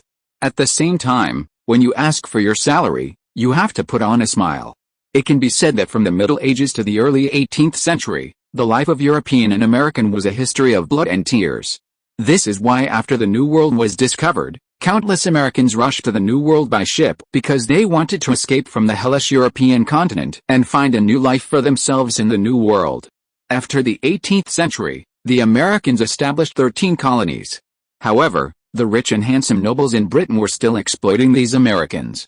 The Americans had to bear taxes that were higher than those in their home countries, and all kinds of taxes fell on them, which made the Americans very unhappy.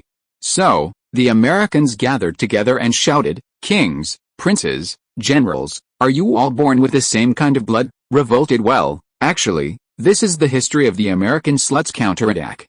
At the edge of the dock, there was a human market. A group of British sluts who came to Virginia to find work gathered there, waiting for someone to find them to work. This open area was specially opened up by Zhang Tai.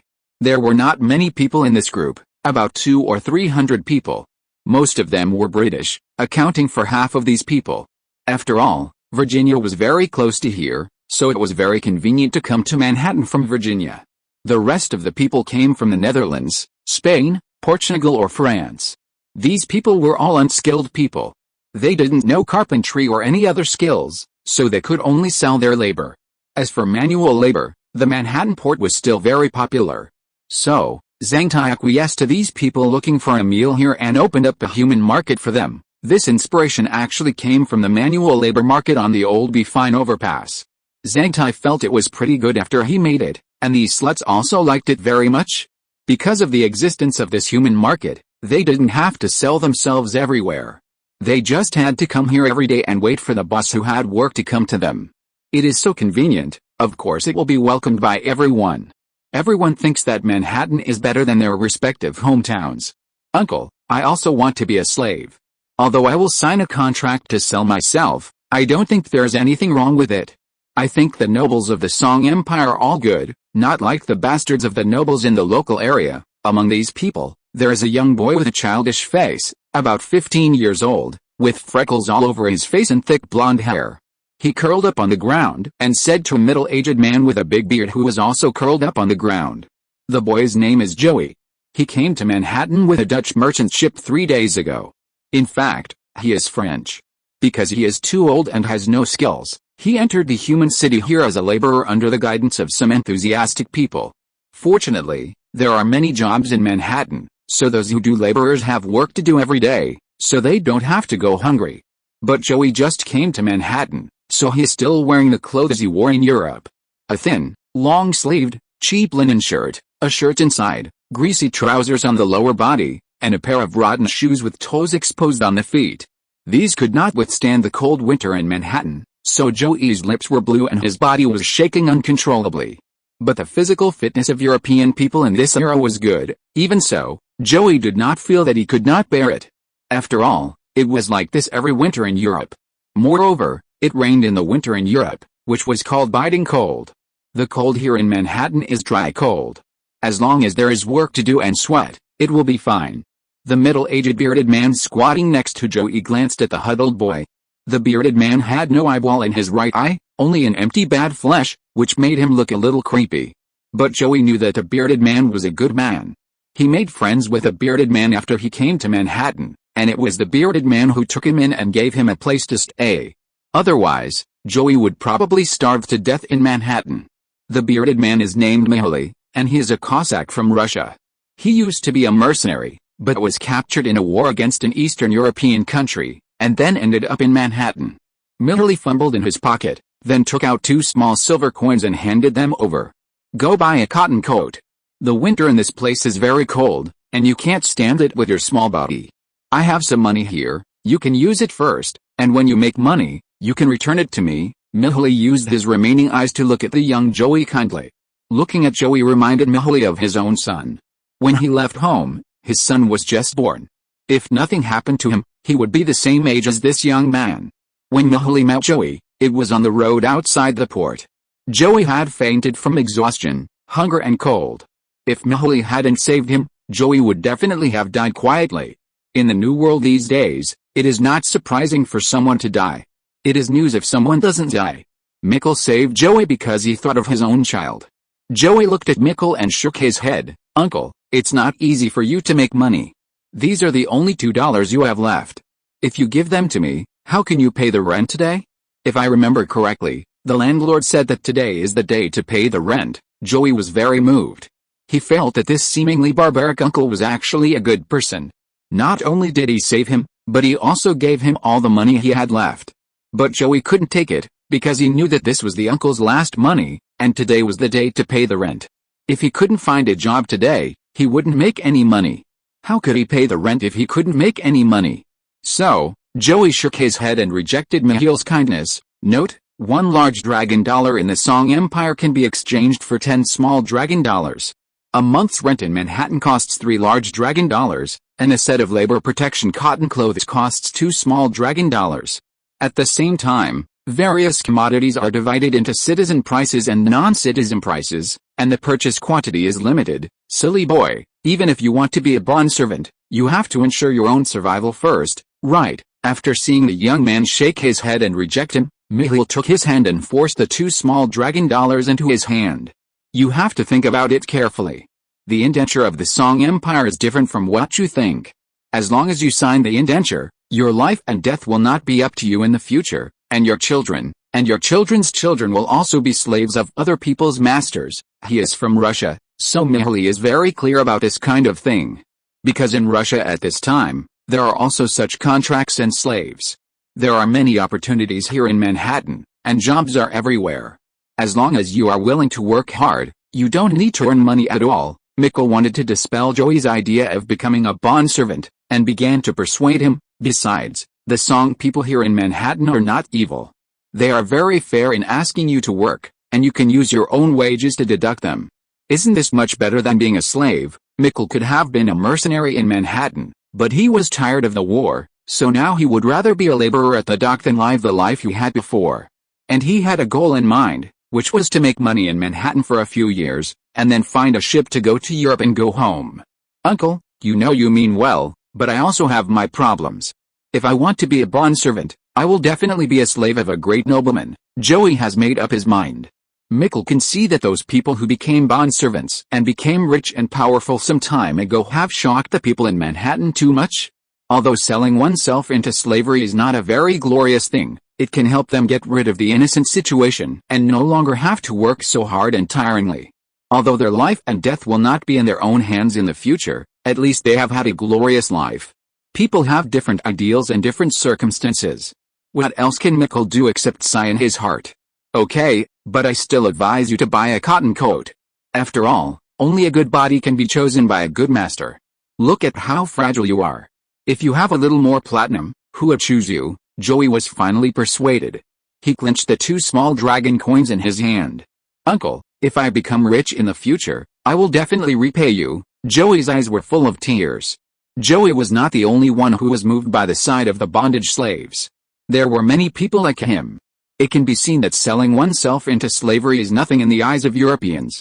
Many bankrupts in Europe also sold themselves to nobles or landlords. And those nobles and landlords treated these sellers no differently from the Chinese treated their own slaves who could be beaten to death. Zhang Tai, who was sitting not far away, heard the conversation between Joey and Mihaly, and the corners of his mouth curled up slightly. Those 8 banner slaves of the Qin dynasty are nothing. I have European and American slaves. To be continued. Chapter 160, Ramen Shop in Manhattan. Originally, Zhao Hongyu, Song Hu, Zhang Tai, Wang Shan and a few others thought that the system of BOI slaves would be boycotted by the Europeans. However, what they didn't expect was that these Europeans not only did not boycott it, but also participated very enthusiastically.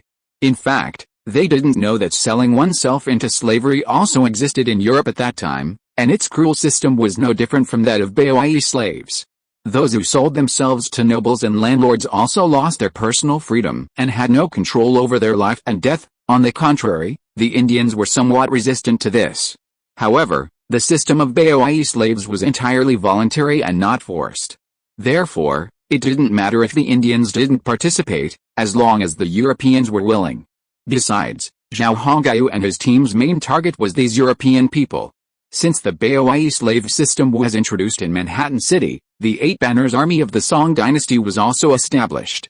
The difference from the Eight Banners of the Qing Dynasty is that in the Song Empire, only the Zheng Hong Banner and the Zhang Hong Banner are the upper two banners, while the other six banners are the lower six banners. In this regard, Manhattan is essentially different from the Qing Dynasty.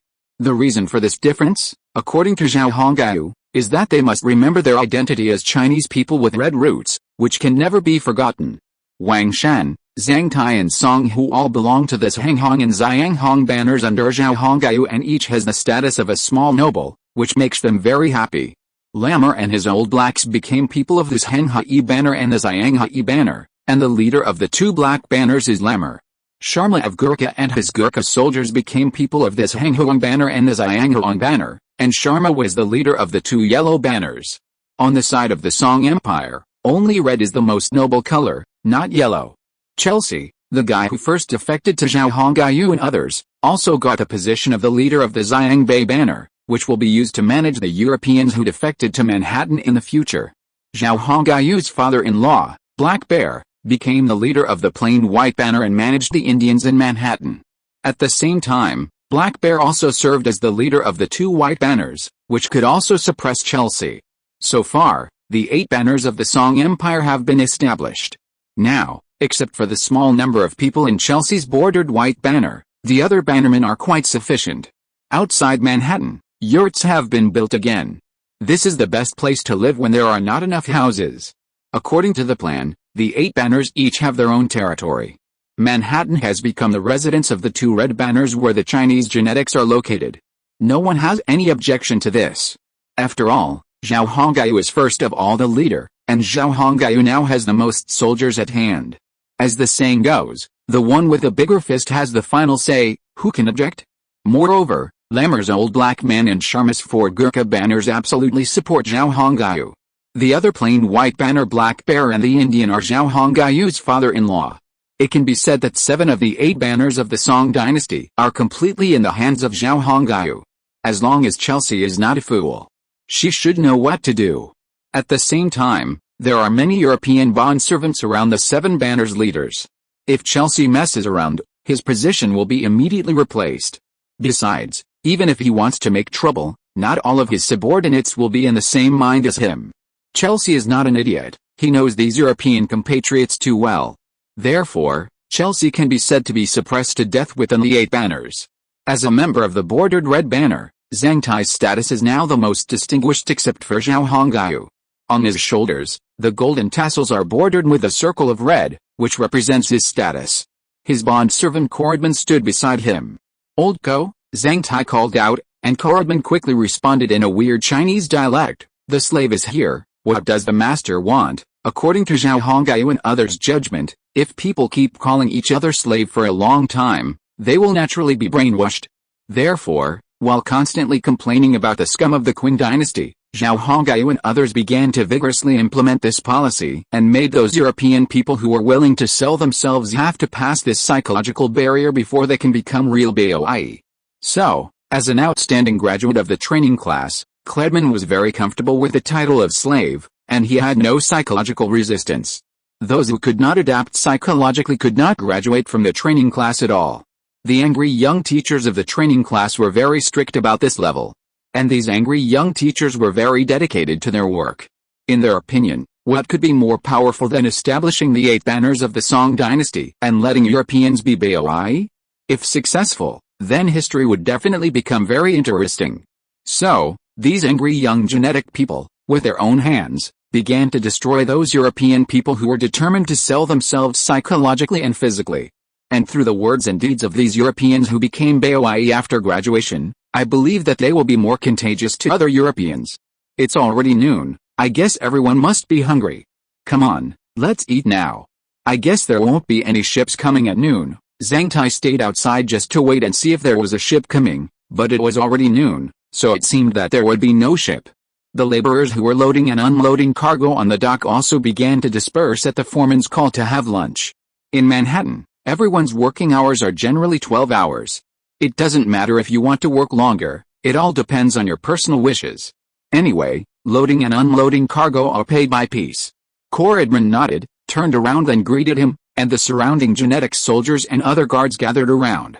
Let's go to the small shop next to it to eat. Lauko, take your men to eat first. Eat well, but don't lose my face. Zhang Tai took out a gold coin and threw it over, and said with a smug look on his face. Corridman caught a gold coin and flattered him endlessly. As a qualified eunuch, flattery is a necessary skill, and one must also be able to ride a horse and kill a man. After flattering Zhang Tai and observing Zhang Tai's expression, Cledman took 7 or 8 eunuchs to the restaurant across the street. All the eunuchs felt that they had followed the right master because he was so generous. Compared with the masters of the Song Empire, the nobles of the European continent were simply a pile of shit. Boss, 3 turkeys, 5 buckets of rice, 4 plates of stir-fried pork with pickled mustard, and roasted bison. In Manhattan, 1 gold coin can buy a lot of food. This is unimaginable in Europe. Especially meat, which can be eaten by slaves. When Cledman and others entered the restaurant, the dock workers who were on lunch break also poured into the small market. The restaurants immediately became popular, and for a while, the crowds were surging and bustling. In order not to delay the boss's business, Zhang Tai also left the door of his small shop. After all, no one dared to come to eat when he sat there. People are still a little afraid of nobles by nature. Let's go over there and have a bowl of noodles.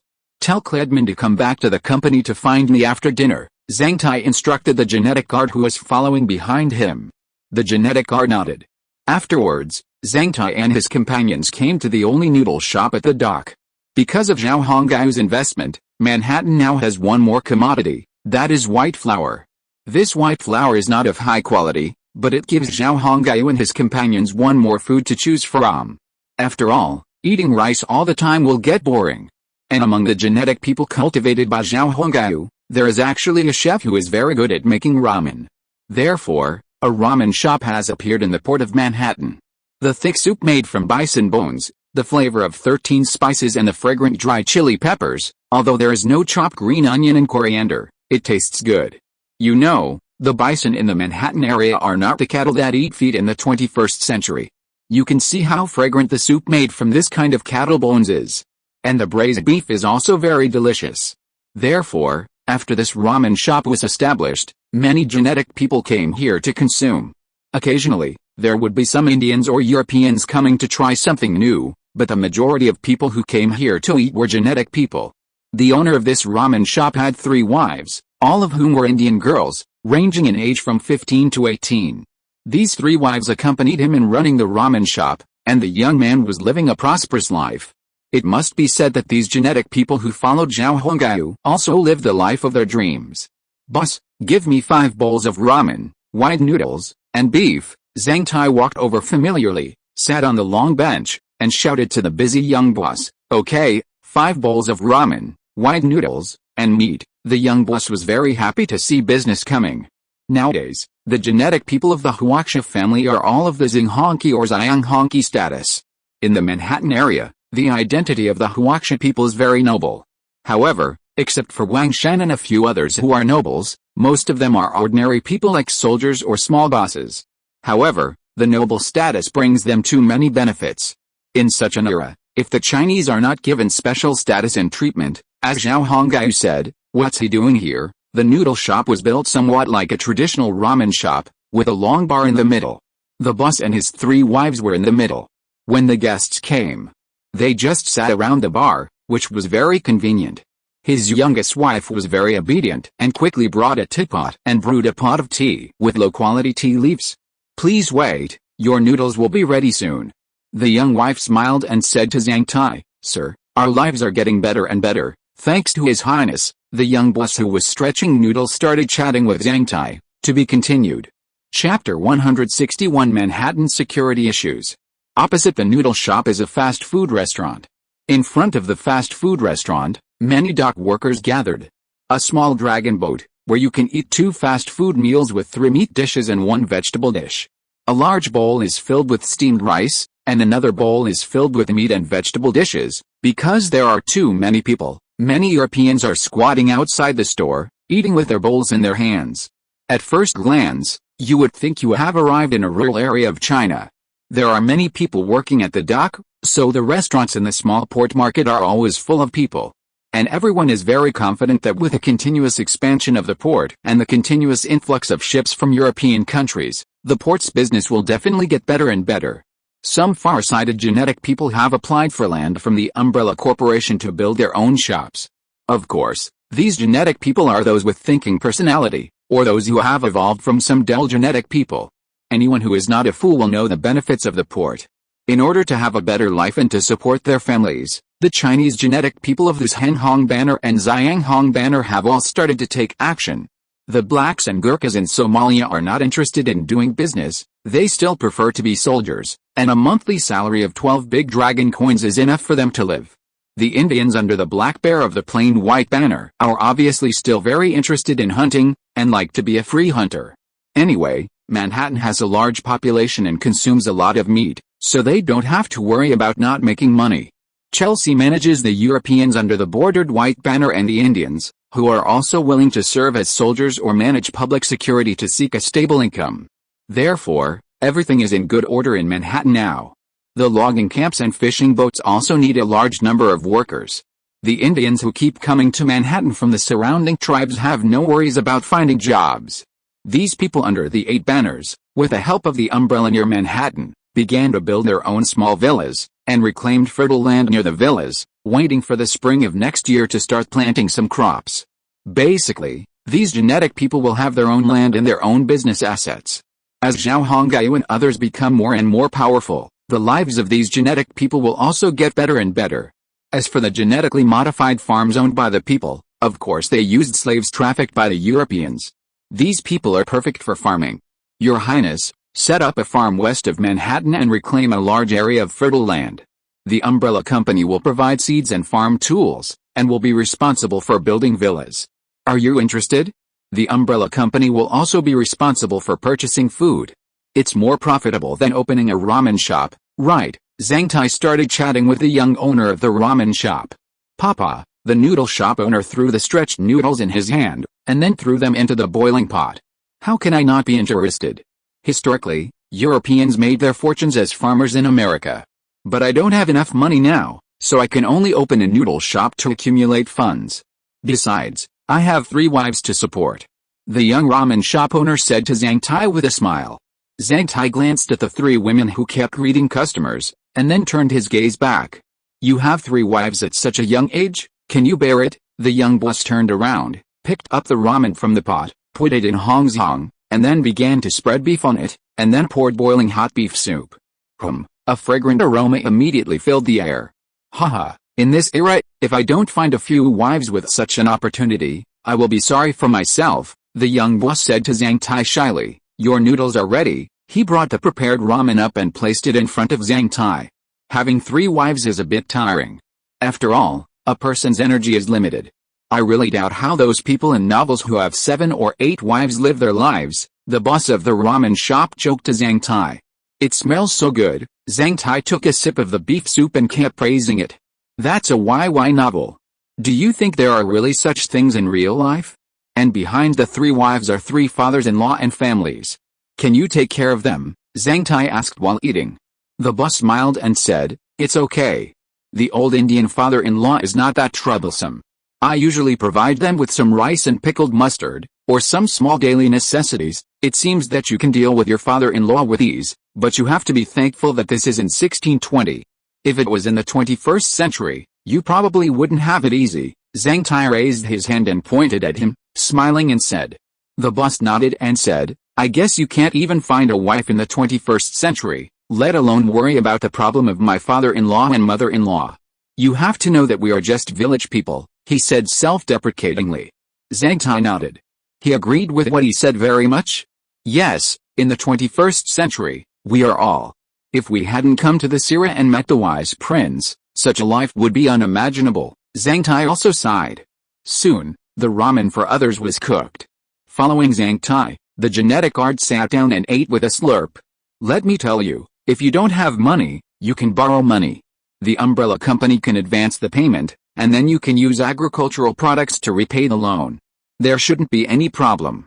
It's easy, isn't it? Zhang Tai mentioned the matter of setting up a farm for the genetic people. Zhao Hongai was not sincere about this matter. Because in addition to giving the genetic people a land to settle down, the genetic people can also rely on their own personal farms to slowly occupy all the land in the Americas. But what about the manpower? Farming requires a lot of manpower. If you buy slaves, you still have to pay money to repay the loan, but my quality of life will decline. The young boss stated this problem. You can buy slaves with loans, and repaying the loans shouldn't affect your quality of life, Zhang Tai explained patiently to the small boss while eating. In addition to owning your own farm or supermarket, you can also go to the shipyard to customize fishing boats to go fishing. When the shipyard can manufacture dual-purpose ships, you can also engage in maritime trade, which is easy to make money. For the Chinese genetic people in Manhattan, Zhao Hongai did give them many opportunities to make money, so that they would not have no place to live. Moreover, if individuals own merchant ships, they can also compete with the European continent by relying on quantity. You know, the Dutch alone have 15,000 merchant ships running around in the rear, and the ships of other European countries combined are almost the same.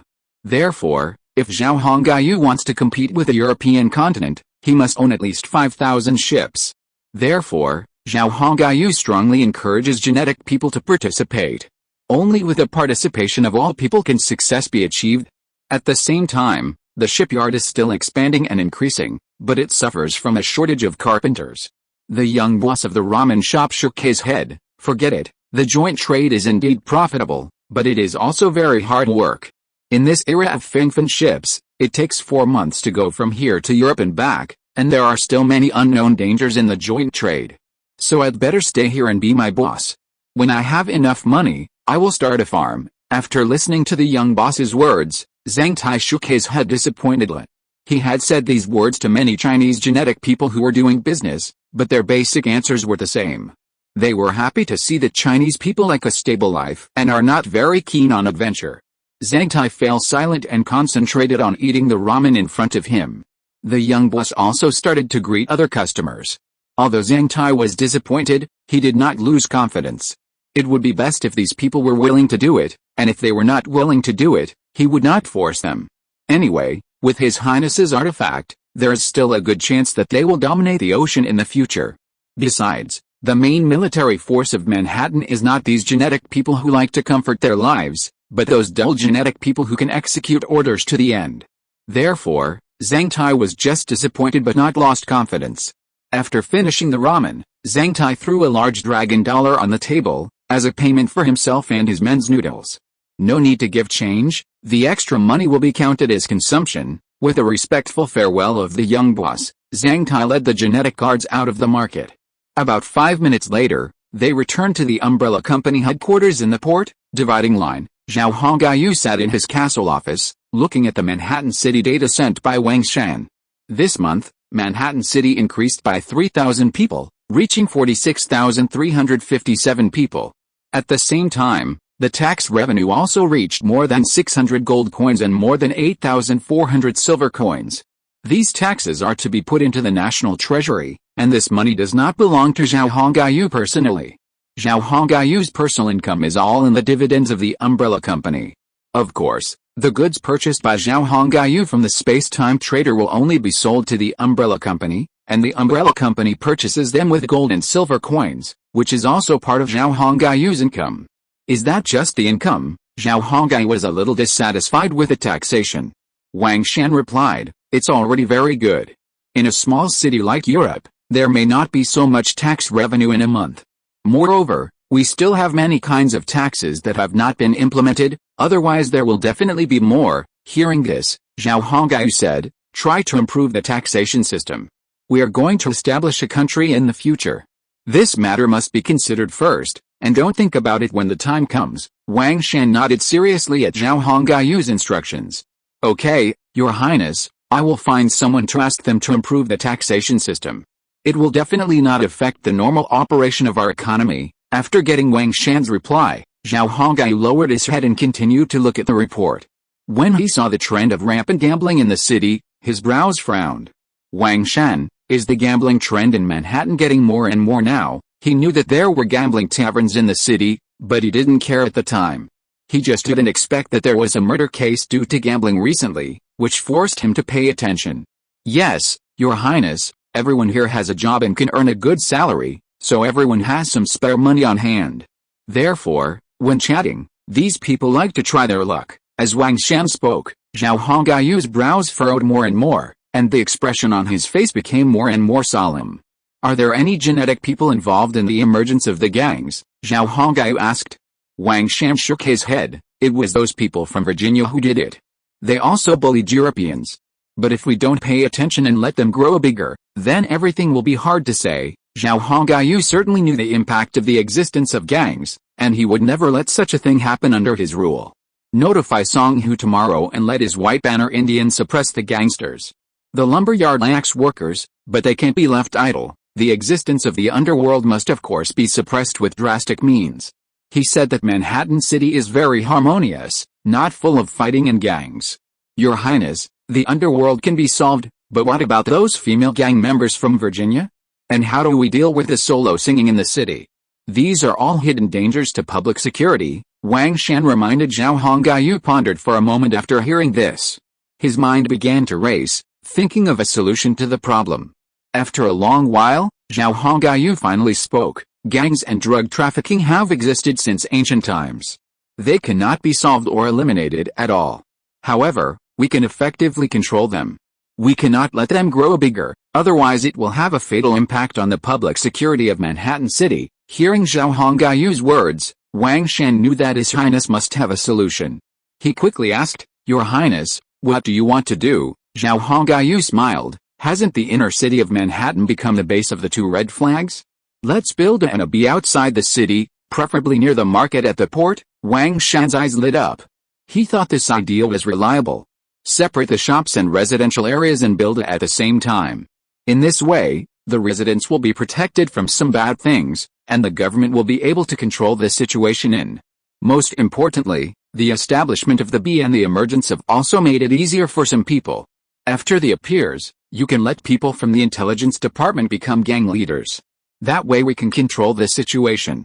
At the same time, deploy a large number of Indian security forces in the commercial district. And Wang Shan nodded and agreed. As for gambling, Zhao Hongyu pondered for a moment, then said, open the umbrella company. I will give you 3 gambling licenses. You can set up 3 gambling supermarkets between the commercial district and the. It would be a waste if you don't make money. As for the other gambling supermarkets, they will all be closed within a limited time. To be continued. Chapter 162, Fighting Crime and Evil. The bright silver moon in the sky radiated a silvery glow. The Indians in charge of security had lit candles on the wooden streetlights on both sides of Manhattan streets.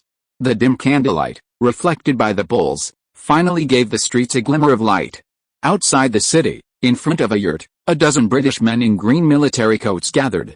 They held sharp daggers in their hands, and the leader was saying something to the yurt's occupants. The original owner, a fat man with a bitter face, nodded timidly at the man. The cotton curtain of a nearby yurt was lifted, and a red-haired European child poked half his head out, looking in curiously. But the next moment, he was pulled back by a strong arm, and the curtain fell again. You already owe us 23 Manhattan silver coins, dragon dollars, and today you haven't paid us the interest. Don't you know how powerful I, Gold-Tooth Barkley, am? A man with a hideous face and crooked scars on his face grabbed the fat man by the collar, put his very smelly mouth close to the fat man and shouted. The fat man's face was full of fear. He knew of course that this man named Barkley was a desperado. Uncle Barkley, please give me some time, a few days. I will definitely pay you back. In extreme fear, the fat man's words were not very clear. Barkley grinned when he heard the words, revealing his mouth with 2 missing front teeth and a gold tooth, and he also spit out a foul breath. Aha! Everyone is happy to borrow money, but when it comes to asking them to pay back the money, everyone has an excuse. I didn't force you to borrow the money in the first place, and you also know the conditions of borrowing money.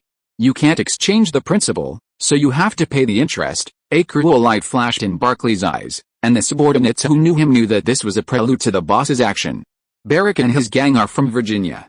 They are the lowest gangsters in Virginia City. Compared to the two major gangs in Virginia City, Barclay and his men are not even up to the mark. It can even be said that their survival is very difficult. If it weren't for Barclay's brutality and viciousness, they would have been swallowed up or killed by others long ago. As for their coming to Manhattan City, it was also a matter of chance. One of Barclay's men came to Manhattan with the idea of trying his luck. After arriving here, he immediately discovered that this was a virgin land that had not yet been developed. Because Manhattan City is different from Virginia City, there are no external forces here. If they do well, then they can become the boss of Manhattan, the king of the underground. At this point, the guy immediately returned to Virginia and found Barclay to tell him about the situation in Manhattan. When Barclay heard it, he immediately made a decision and took his brothers to leave Virginia and come to Manhattan City. As his men said, there are no gangs here. If they do well, they can become the only king of this city. At this point, Barclay and his gang happily started their business in Manhattan City, lending money, pimping, collecting protection fees, gambling. Even some thieves who want to make a living in Manhattan City have to give them a commission for the stolen money. Taking advantage of the vacuum in Manhattan, Barclay really became the king of the city's underworld in a short period of time, and he became complacent about it. It can be said that the song people's world is the world during the day, and at night, it is Barclay's turn to manage the city. Sometimes Barclay even thinks that if his power is stronger, will the song people notice it and win him over and give him a noble title? It has to be said that Barclay has lost his mind now and started to have some unrealistic delusions. Barclay also has a hobby, which is to take his men out every day to personally collect a loan shark or gambling debt, which gives him a great sense of satisfaction. The fat man facing Barclay now is a person who borrowed a loan shark from Barclay and his men. At the same time, the fat man made a very big mistake, that is, he did not pay back the money when it was due, and he did not even pay the interest. Just as Barclay's men understood the boss's intention and held the fat man up, and Barclay moved the dagger in his hand closer to the fat man, footsteps suddenly came from the distance. Then, several people with red cloth wrapped around their heads surrounded Barclay and his men from all directions. What's going on? Barclay had a bad premonition. Usually, his premonition was not random, which helped him avoid several deaths and ambushes. It was also an advantage that allowed him to survive until now. The Indians trained by Zhao are specifically responsible for public security and urban appearance management in Manhattan. It can be said that they have replaced the duties of the police and urban management. Although he was not optimistic about the fighting ability of the Indians, under the premise of Zhao Hongai's 200 points of pressure suppression and the Indians having the bonus of being a strong man's lackey, the Indians in Manhattan City were still very diligent and hard-working. And after Zhao Hongai classified the people with Indian genes into Chelsea's bordered white banner and became the people of the 8 banners of the Song dynasty, these people with Indian genes actually increased their positive attitude towards Zhao Hongai by 10 points, from 50 to 60, surpassing the passing line. "Gentlemen, what are you doing?" Barclay gestured for his men to put down the fat man. He tried to soften his expression, turned around and asked with a smile to the Indians who surrounded them. Although Barclay sometimes fantasized that he was the king of the underworld, he also knew who the real king here was. And now, in the eyes of his family, he was just a fart. But he couldn't figure out why these turbaned guys in charge of security surrounded him.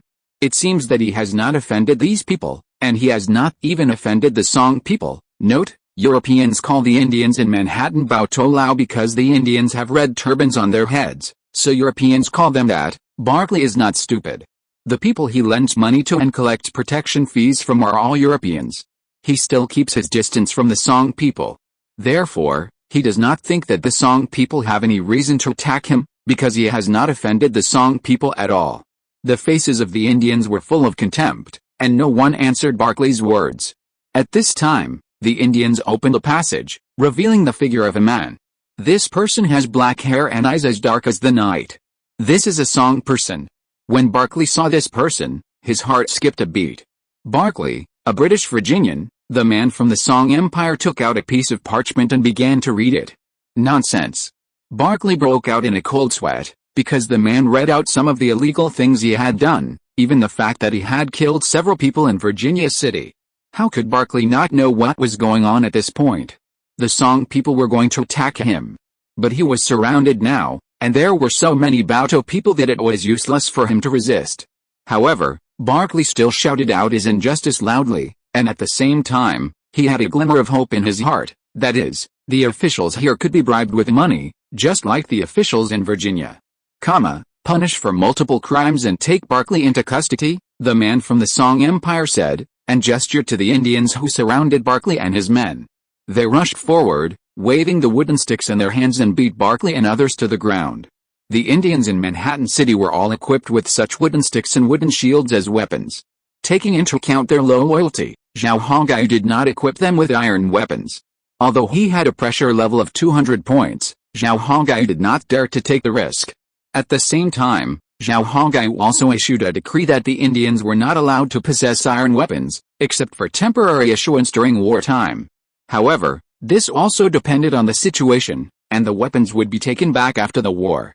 As Indians of the bordered white banner, they had to accept the supervision of their flag master, Chelsea, in terms of weapons. If the Indians were found to have secretly stored weapons, Zhao Hongyu would not punish the Indians, but would directly punish Ferry. In this way, Chelsea would do his best to manage the Indians and keep an eye on them. Zhao Hongyu could breathe a sigh of relief. After all, Chelsea didn't want to be punished. Bang! Bang! Bang! The dull thud of wooden sticks hitting flesh was a constant, tooth-grinding sound. The Indians were extremely ruthless, also wanting to show off to the Red Banner Lord who had followed them here. If they performed well, it would be a bit of a bonus. When it comes to flattery, besides the Chinese, the Indians are the best in Manhattan. Indians don't usually flatter with their mouths, they use their hearts to prove their loyalty and dedication. Zhao Hongyu, who knows the Indians well, knows that they're lazy and flatter every day, but it's just how they're born, and there's nothing you can do about it. Ouch! Ouch!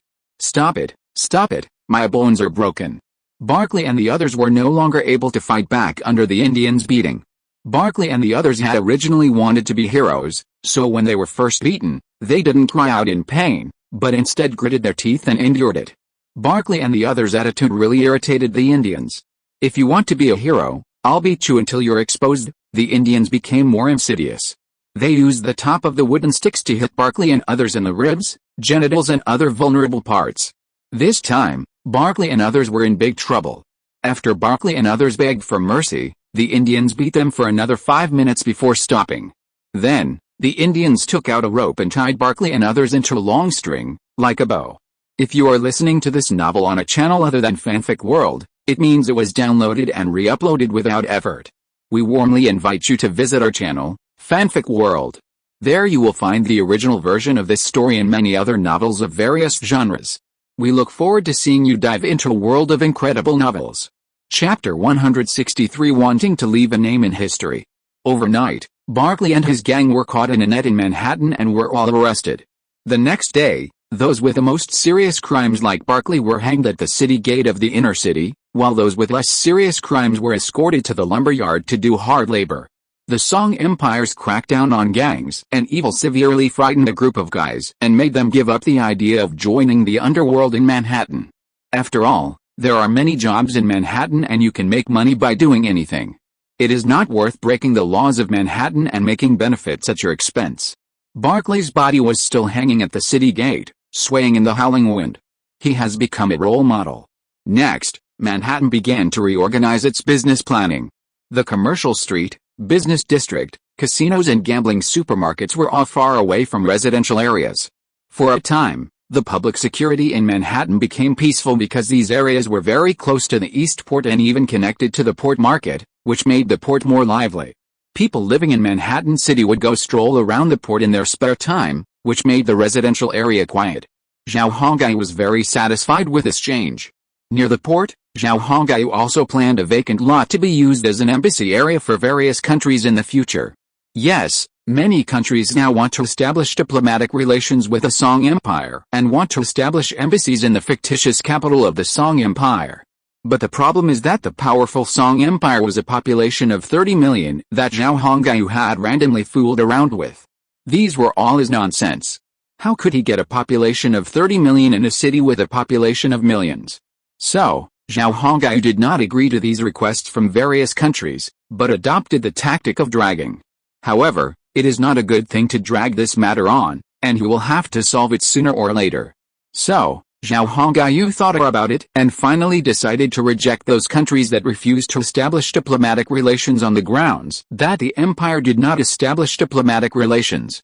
At the same time, in his capacity as the Lord of Manhattan, the Crown Prince of the Empire and the Prince of the East, he personally established trade agreements with various countries and agreed to let them establish contact points in Manhattan. Strictly speaking, the contact points established in Manhattan can actually be regarded as embassies. It was just that for this kind of organization, the one they needed to face in contact was Zhao Hongyu. At the same time, Zhao Hongyu threatened them that no one in the empire was willing to establish diplomatic relations with the outside world except himself. The top leaders of the empire all adopted a closed-door policy, so he advised all countries not to send personnel deep into the heart of America, as this would cause unnecessary trouble. Of course, he knew that intimidation alone could not scare these people, so he instructed Song Hu to form a patrol team in the Manhattan area. Any team of Europeans entering the hinterland must be intercepted, and even killed if necessary. In this era, the death of a few people was not a big deal. In order to keep one's secrets secret and prevent oneself from being exposed, killing was sometimes necessary. In the next month, the inner and outer cities of Manhattan finally quieted down. After the shops and casinos moved to the vicinity of the port, business not only did not decline, but it improved a lot, and on the merchant ships docked at the port, those Europeans who came to trade originally liked this tune. Therefore, they became the main source of income for these people. The standardized operation of casinos on Manhattan Island opened the eyes of these Europeans. After a short period of training, those prostitutes are no longer the same as before. This makes the Europeans feel very fresh and they are even willing to pay more silver coins to enjoy this kind of service. In the residential area, except for some smaller product stores and small bars, those commercial shops that harbor filth and affect public security have been moved to the vicinity of the port, which has also made the public security in the residential area no longer as chaotic as before. As long as the focus of public security is placed near the port, we can be completely assured. Looking at the various data reported by Wang Shan again, Zhao Hongyu nodded with satisfaction. Sure enough, as I guessed, this sorting not only did not reduce tax revenue, but it doubled it. After looking at the amount of tax revenue this month, Zhao Hongyu smiled and said to Wang Shan. Hearing this, Wang Shan chuckled and responded, "This is not surprising. First of all, there are only 3 casinos, which avoids vicious competition and reduces the dispersion of customer flow. Instead of other gangs lending usury, it is better for our intelligence department to do it. At the same time, it will concentrate business and allow more people to go to those areas. People have a blind obedience to X with so many people and so lively, people always buy something every time they go there. So the business of the shops is better than before, which is normal." Zhao Hongyu smiled and nodded. "Has your intelligence department established an underworld organization?" Wang Shan nodded and said, "Yes, it has been established and the name is Underworld Arbitration Office." "It's a very domineering name, isn't it?" Zhao Hongyu was very reluctant to hear the name. "It's just a name," and he didn't want to say much. "Anyway, let Wang Shan have fun. Your Highness, most of the economic income of our intelligence department will depend on this organization in the future. And it will also be of great benefit to the collection of intelligence," Wang Shan said to Zhao Hongyu. Zhao Hongyu was of course clear about this, but he still said to Wang Shan, "Wang Shan, you must control this organization well. You must know that this organization is a double-edged sword. It will be beneficial if used well, but it will cause great trouble if not used well." Wang Shan nodded seriously and responded. Then, Zhao Hongyu continued, "Although this organization is an agency under the intelligence department, you must pay attention. When lending or collecting protection fees, try not to use drastic measures and try not to kill people." Zhao Hongyu believed that although this organization was named a gang, it was ultimately under the intelligence department. In other words, strictly speaking, it was an agency under the government. Therefore, this gang could not be like a real gang, doing things like killing and arson to obtain improper benefits. Wang Shan nodded and said, "I know this, Your Highness." In my plan, the function of this underworld arbitration agency, in addition to collecting intelligence, can also use their name to deal with foreign intelligence personnel, that is, a scapegoat. Well, this is also a good idea. Zhao Hongai was really tempted by Wang Shan's proposal. Yes, in the future, there will inevitably be spies from other countries stationed in Manhattan, and if he doesn't want some of his secrets or intelligence to be leaked by the other party, he must kill them. And after killing these people, he needs an excuse. Even if it is a natural disaster or something, it's fine, but it's not as good as a gangster organization taking the blame. If AI has problems at that time, he only needs to condemn the gangster organization in Manhattan. Moreover, the gangster organization can spread the word that those spies have economic disputes with them, which can be convincing. Thinking of this, Zhao Hongaiyu said to Wang Shan, "Well, your plan is very good. I think it's interesting. You can proceed according to this idea.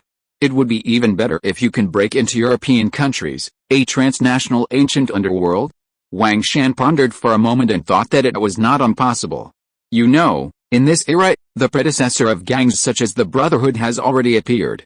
Therefore, it is not impossible for the Arbitration Institute from America to land in Europe. Okay, I'll try my best.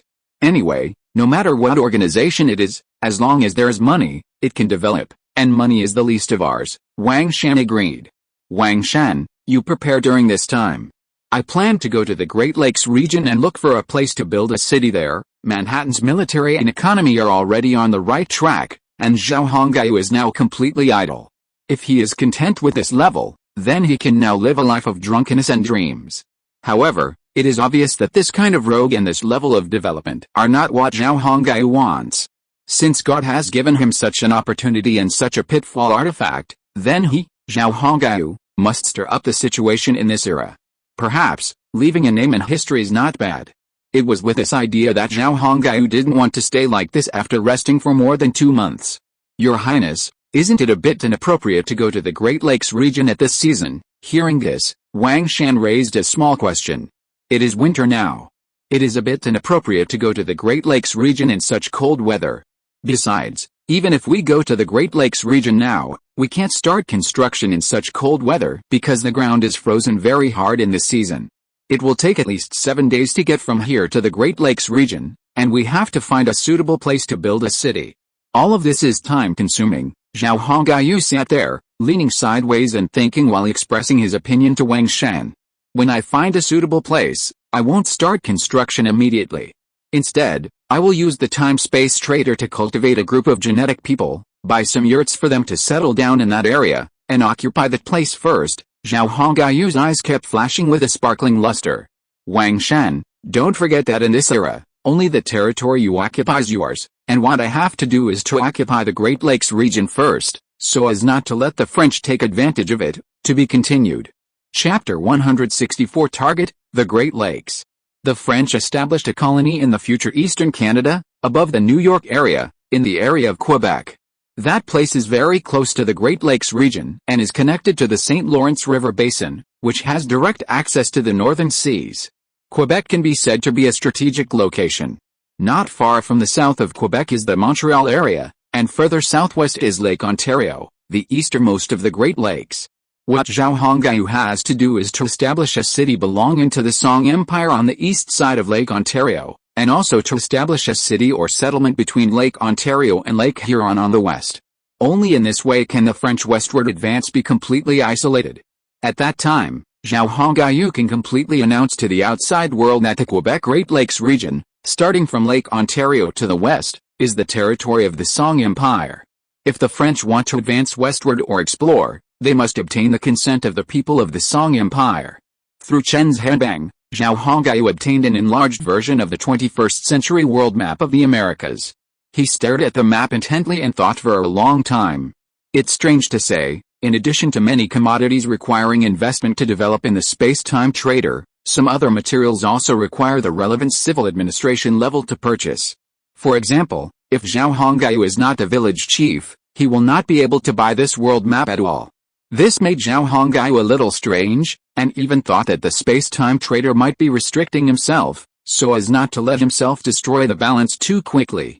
However, Zhao Hongaiyu did not care about this problem for a long time.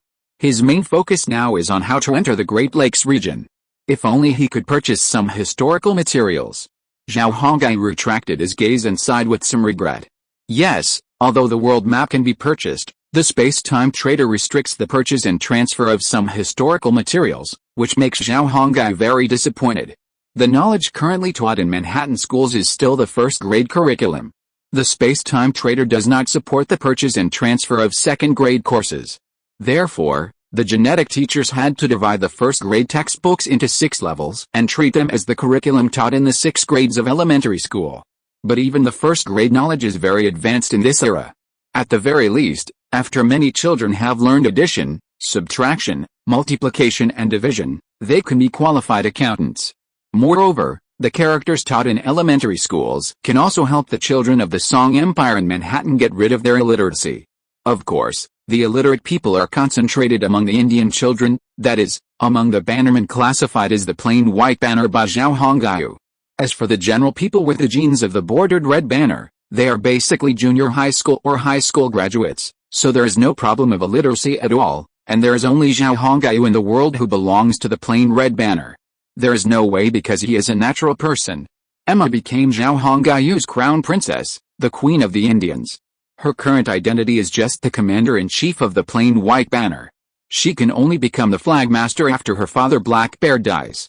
At this moment, Zhao Hongai has set out for the Great Lakes region with Wang Shan and the 9 genetic people who followed him the earliest, as well as a team of 500 fully armed guards. Emma, as his wife, also followed Zhao Hongai on this journey, and she also led a team of elite Mohican warriors numbering 100. Therefore, Zhao Hongai and his group reached a number of more than 600 people. Fortunately, the snow in America was very heavy in winter, and a thick layer of snow was produced. The sleds produced in Manhattan and the captured and trained elk came in handy at this time.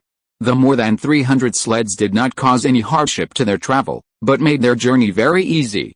At the foot of a mountain range 3 days away from Manhattan, Zhao Hongai and his group set up camp. At the same time, Zhao Hongai also took out the map and began to discuss with Wang Shan. Your Highness, do you mean to build a city in a forward position on the east side of Lake Ontario? Wang Shan asked after listening to Zhao Hongai's plan. Zhao Hongai nodded, raised his hand and pointed to the east side of Lake Ontario marked on the map on the flat map, and said, yes, we must build a city here to block the French way south. A West Point fortress alone is not enough, Wang Shan nodded. He could see from the map that Zhao Hongai's intention was correct. If a city is built on the east side of Lake Ontario, not only will Lake Ontario fall into their control, but also Lake Erie, which is connected to Lake Ontario, will fall into their control. This is a matter of killing 2 birds with 1 stone. At the same time, doing so will also block the French's intention to move south in the future, because if they want to move south, they must cross Lake Ontario. This is equivalent to saying that Zhao Hongai and his men have turned all the American lands south of the Great Lakes into their own territory. I know it's unrealistic to build a city right away, but we can first establish an immigration point. The number of people should not be too large, 10,000 people will be enough. These 10,000 people can completely control the situation over there and prevent the French from acting rashly. Zhao Hongai has very strong confidence in this plan. 10,000 people seems not too difficult to Wang Shan, but when he thinks about the fact that Manhattan City now has only more than 8,000 genetic people, isn't this a bit too many? Therefore, when Wang Shan raised this question, Zhao Hongai replied, 10,000 people is not a lot. You must know that the Great Lakes region is rich in products and has great strategic development. This is a place we cannot give up in any way. The coal, iron ore, and gold and silver minerals here can bring us huge profits. As a modern man, Zhao Hongai knew very well about the resources of the Great Lakes region, and he had been coveting them for a long time. Now he has come to the area of 1620 and has established a foothold in the Manhattan area. If he does not take over the Great Lakes, God will not forgive him. We must not only establish an immigration point here in Lake Ontario, but also between Lake Ontario and Lake Huron on the west side, as well as between the northern and middle parts of Lake Huron, and around Lake Superior. We must establish at least 10 immigration points to completely control the northern part of the Great Lakes. Zhao Hongai stretched out his hand and grabbed the map, then clenched it into a fist and hammered it hard. Saying loudly to Wang Shan, in this way, The entire Great Lakes region and the vast land in the south will all become the territory of our Song Empire. Now these places are all mainlands. Some Indians living there are not a threat. We can easily get rid of them. Zhao Hongayu's heart was burning, and his ambition began to grow little by little as his power grew. Wang Shan was very happy. He was satisfied with His Highness's ambition. What he worried about most was that His Highness was satisfied with his current achievements, and began to live a life of debauchery, eventually eroding his ambitions. Now it seemed that all his efforts were completely unnecessary. Your Highness, if we occupy the Great Lakes region, we can advance westward all the way to the Mississippi River Basin, and even cross the Mississippi River to completely occupy the western part of America, and build cities on the western coast. After establishing cities on the western coast, we can build shipyards and occupy the Bering Strait.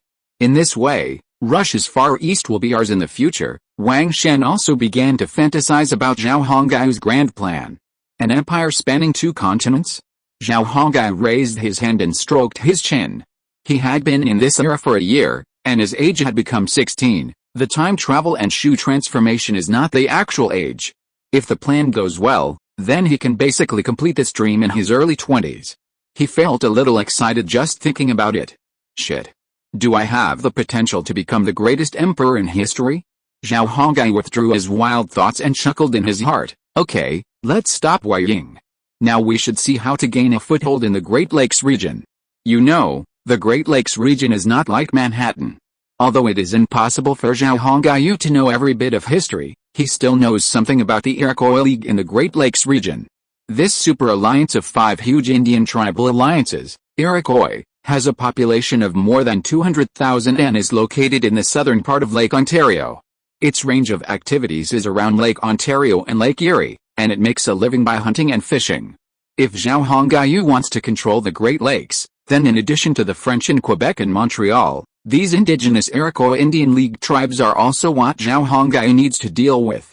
At this time, Zhao Hongyu was not in a hurry to go to Europe, or to find a way to return to the East. He was thinking about Chongchu. Those things were not important to him. After all, what could he do in Europe? The cities there were dirtier than 21st century toilets, and he wouldn't suffer there. And what could he do if he returned to the East? Would he kneel before the Ming officials and become their servant? Zhao Hongyu is not that mean, so he is not in a hurry to go back. Even if he wants to go back, he will go back in a powerful posture and be a savior. Therefore, what he has to do now is to rise on the American continent and take control of the entire American continent in his own hands. He must eradicate all the colonies of European countries on the American continent. In this place, only one voice, one empire, is needed. Upon hearing this, Wang Shan put away his playful smile, walked over, and looked down at the map seriously. Your Highness, I heard from Black Bear that there is a tribe here that is not big like Chen. If we want to occupy the Great Lakes, then we must deal with this tribe well, otherwise it will be very troublesome. Although Wang Shan has received knowledge of the virtual 21st century, history is still relatively weak for him. Therefore, he does not know much historical knowledge, and he would not know the existence of the Iroquois. However, this did not prevent him from getting some useful information from Black Bear before leaving. When Black Bear heard that Zhao Hongyu was going to the northwest, he immediately gave detailed information. After all, Zhao Hongyu was his son-in-law and the lucky one of the Mohicans. He didn't want Zhao Hongyu to be in any danger. It was precisely because of this that Emma had 100 more elite Mohawk warriors around her. Besides, Emma was now the queen of the Mohawks and the Manhattan Indians, so it was not surprising that she had a guard. As Zhao Hongyu's mascot to win over the Manhattan Indians, Emma played this role very well. In Manhattan, foreign tribes wanted to join and were accepted. However, if they wanted to join the Song Empire in Manhattan, they had to give up their previous identities. These Indians had to first become members of the Mohawk tribe and then become members of the Empire's Zhangbei banner. At the same time, they had to accept the brainwashing of the slave Mu. Only then could they become bannermen of the Song Empire. Emma was playing a game with several little Indian girls. In front of them were several small wooden signs with a human figure on them. At the same time, in front of the girls, there were piles of wooden signs stacked in the shape of a pyramid. These were the signs Zhang Tai had made during his chat. The Yin and Shuang dynasties, the Great Zhou dynasty, and the dogs killed the wrong. This game was very popular among the Indian children. because in addition to playing games to relieve boredom, it can also make them familiar with the historical knowledge they have learned. You know, the genetic teachers in Manhattan have been instilling in the Indians the knowledge that the Indians are descendants of the Shang dynasty. The Indian girls who accompanied Emma to play games were all Emma's maids and personal guards. These girls had been taught by Song Hu for half a year and were quite proficient in fighting. Seeing Emma having fun, Zhao Hongyu felt relieved.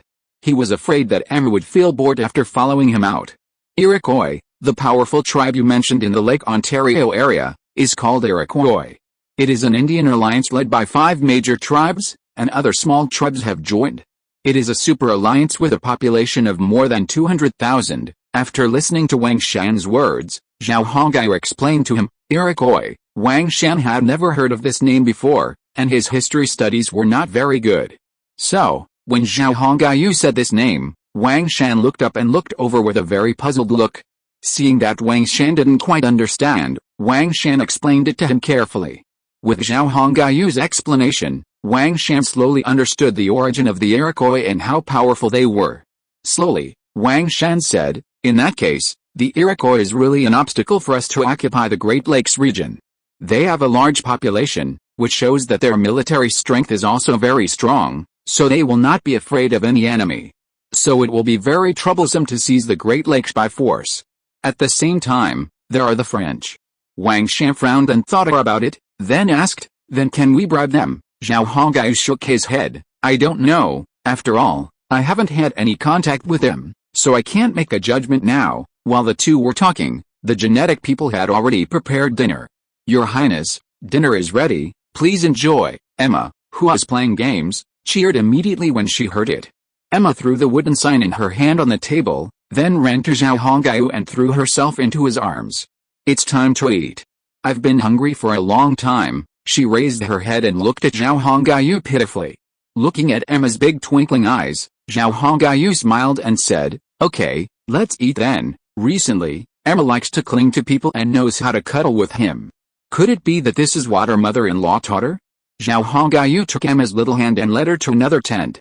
He had some strange thoughts in his mind. To be continued. You can get a private bookshelf, which is more convenient for reading. Read M. Chapter 165. Do you live a harmonious life? The winter nights come especially early. When Zhao Hongyu and his companions finished their meal, it was already pitch black outside the tent. The sky was dotted with stars. This might be due to the latitude, so if you walk outside and look up at the night sky, you will have the illusion that you are very close to the stars. Zhao Hongyu, Emma, and Wang Shan walked into the tent. The guards outside stood at attention, and Emma's personal maid also stayed outside. Wang Shan, as the oldest person who had followed Zhao Hongyu the longest, was also his golden lackey, so he could sit with Zhao Hongyu and enjoy dinner. This was a privilege Zhao Hongyu gave him, and it was considered a sign of his favor towards him. The world outside the tent was covered in silver. The white snow dressed the earth in silver, making the whole world look very peaceful and pure. Zhao Hongyu and his companions camped on a plain. More than 600 people built dozens of yurts, which made them look like a small migrating tribe. Hundreds of torches were lit around the camp, and some lone coyotes and other animals nearby could only watch from afar and dared not approach. Because it is winter, large prey such as brown bears have hibernated and will not come out at this time. Wild beasts such as coyotes have not been taken seriously by Zhao Hongyu and his companions. Large wolf packs can only be found in the western Great Plains, so coyotes that like to travel alone are not a threat at all. Zhao Hongyu and his companions have a very rich meal. There are dried salted fish, shredded pork with pickled mustard greens, white steamed buns, beef from the Manhattan Island pasture, elk jerky, and even soup with turkey legs and American ginseng. For Zhao Hongyu now, this kind of life is already very good compared to when he first arrived. There are a lot of American ginseng in the forests in the Manhattan area, and there are always some Indians in Manhattan City who go to dig some and bring it back to eat. After Zhao Hongyu discovered this American ginseng, he bought it from the Indians. When the Indians found out that this broken thing could actually be exchanged for silver coins, how could they not be reluctant? In the eyes of the Indians, this broken thing is not a good thing at all. After Zhao Hongyu bought back these American ginsengs, he did not sell them to the virtual trader but kept them all for himself. You should know that the American ginsengs at that time were not industrially cultivated like in later generations, but grew completely in the wild. Therefore, the medicinal properties of the American ginsengs at that time were much stronger than those in the 21st century. Moreover, American ginsengs have not been mined on a large scale in the Americas, so many American ginsengs have been grown for a very long time. Why would such a good thing be sold? Zhao Hongyu is not that stupid. He wants to stay and eat, and take good care of his body. Nowadays, there is no car exhaust, no air pollution, and all meat is green without any feed. So he wants to enjoy it in this era and live comfortably. Of course, Zhao Hongyu tries to eat as little stale rice and flour with whitening agents as possible. But he will not feel full without these foods, so now he has no choice but to eat some of this inferior staple food for the time being. Fortunately, he already has wheat seeds and some vegetable seeds, including corn and potato seeds sent by the Mohicans. When he plants them on Manhattan Island and around Manhattan City in the spring of next year, he can get rid of these inferior foods. After comfortably drinking a bowl of turkey leg stewed with American ginseng soup, he burped. Zhao Hongyu showed a timid look, sat on the seat and patted his belly gently. What do people want in this life? Isn't it just to have enough food, warm clothes and a house to live in? I don't know what he was thinking about now, but he actually made such a sigh. Wang Shan put down the chopsticks and bowl in his hand, looked at Zhao Hongyu and said, Your Highness, why do you have such a sigh? If it were the 21st century, it would be great if you had such an idea, but this is 1620. By chance, you came to this era. And you also possess such a magical weapon. At the same time, you have such power within a year. This is a chance given to you by God, an opportunity to change the future and lead the Chinese to stand at the top of the world. Zhao Hongyu looked at Wang Shan in a daze. He was just full and had nothing to do but sighed, but Wang Shan kept nagging and talking to him for so long. However, Zhao Hongyu could also see that Wang Shan, an angry young man at heart, was actually using his energy to lead them to rise in this era. As a gold medal lackey, what he fears most is that he will become depressed and lose his enterprising spirit. In such an era, he can live a life of drunkenness and dreams with the help of the space-time trader and obtain non-insect clothes. But if he has no enterprising spirit, he will be in great trouble. Therefore, Wang Shan does not need such a thing to happen. It can be said that Wang Shan's starting point is good, and he said so many words to himself with good intentions. Therefore, Zhao Hongyu did not mean to be impatient or angry. Don't worry, I'm just talking casually. Zhao Hongyu smiled and waved to Wang Shan, telling him not to think too much. Now I am not the only one who eats and the whole family is not hungry. Now I have the consumption and future of many people on my shoulders, and even the longing for happiness of those Indians who have come to us. So I know what I should do. Hearing what Zhao Hongyu said, Wang Shan finally breathed a sigh of relief. Huh? Wang Shan breathed a sigh of relief and his expression relaxed. The conversation between the two was entirely in Mandarin, and Emma, who was sitting next to Zhao Hongyu, could not understand it all. With her mouth full of food, Emma just looked at her husband and his subordinate Wang Shan in confusion, her eyes full of puzzlement and doubt. What are you talking about? I don't understand anything, Emma said to Zhao Hongyu after swallowing the food. Hearing this, Zhao Hongyu lowered his head to look at Emma, who was looking up at him, and smiled and said to her, Nothing, we are talking about Manhattan City. Oh, Emma nodded and ignored Zhao Hongyu. She lowered her head and continued to fight with the food in front of her. Children are always more interested in food. And Emma was only 13 years old at the beginning of this winter. In Zhao Hongyu's eyes, she was still a child. Of course, at Emma's age, she is already old enough to get married and have children in the Indian tribes of the American continent or on the European continent. In the Middle East, Ming Dynasty, Russia and other places, girls of this age are also like this. The reason is simple. The productivity, hygiene level and expectation level of this era are very low, so all countries need to have children early to increase the population and labor force. And how could people of this era know that marrying too early is very harmful to girls? Zhao Hongyu's Manhattan City has also carried out this kind of education, but the popularity of this education makes most people disapprove, especially the Indians. Except for the genetic people who abide by it, the Indians simply regard it as a joke. Zhao Hongyu has no choice about this. At the same time, there are many men among the genetic people, and many of them have found Indian little lolly to be their wives. The owner of a noodle shop in the East Port of Manhattan that has recently become famous is such a guy. That guy married 3 Indian little lolly in a row. In modern times, he would definitely be a scumbag and be condemned. But in such an era, it is really normal. Even the parents of his 3 wives think this is normal and are very happy. Zhao Hongyu can't stop people from finding wives to get married.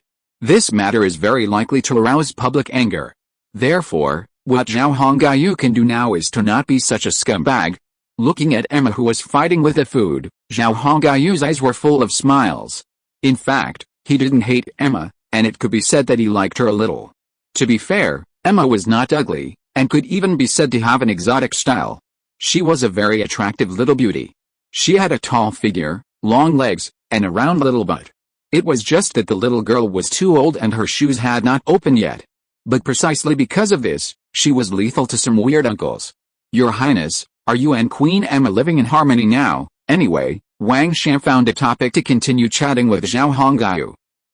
Unfortunately, Wang Shan's words made Zhao Hongyu embarrassed. Yes, he and Emma were married, and their wedding was Indian style. But Zhao Hongyu had never touched Emma during such a long time of marriage. As God is my witness, Zhao Hongyu, is not a big sex maniac, and he still has a bottom line in his heart. So, Zhao Hongyu was a little embarrassed when Wang Shan asked this question. The unnatural expression on Zhao Hongyu's face immediately caught Wang Shan's attention. Wang Shan was a little surprised when he saw the unnatural expression of his prince. The clever Wang Shan immediately guessed the ridiculous truth behind his prince's unnatural reaction. No way, they have been married for so long, hasn't his prince touched Emma yet? After such a thought flashed through Wang Shan's mind, the corners of his mouth curled up slightly. I really didn't expect that His Highness was such a lovely and honest person. Wang Shan thought Zhao Hongyu was so funny. Even Wang Shan himself knew that many young men among the genetic people found Indian lawless to marry and slept with them every night. But as the supreme ruler of Manhattan City, His Highness was still sticking to his moral bottom line and being a virgin. However, Wang Shan also felt a sense of respect from the bottom of his heart. This kind of moral persistence is not something that ordinary people can do.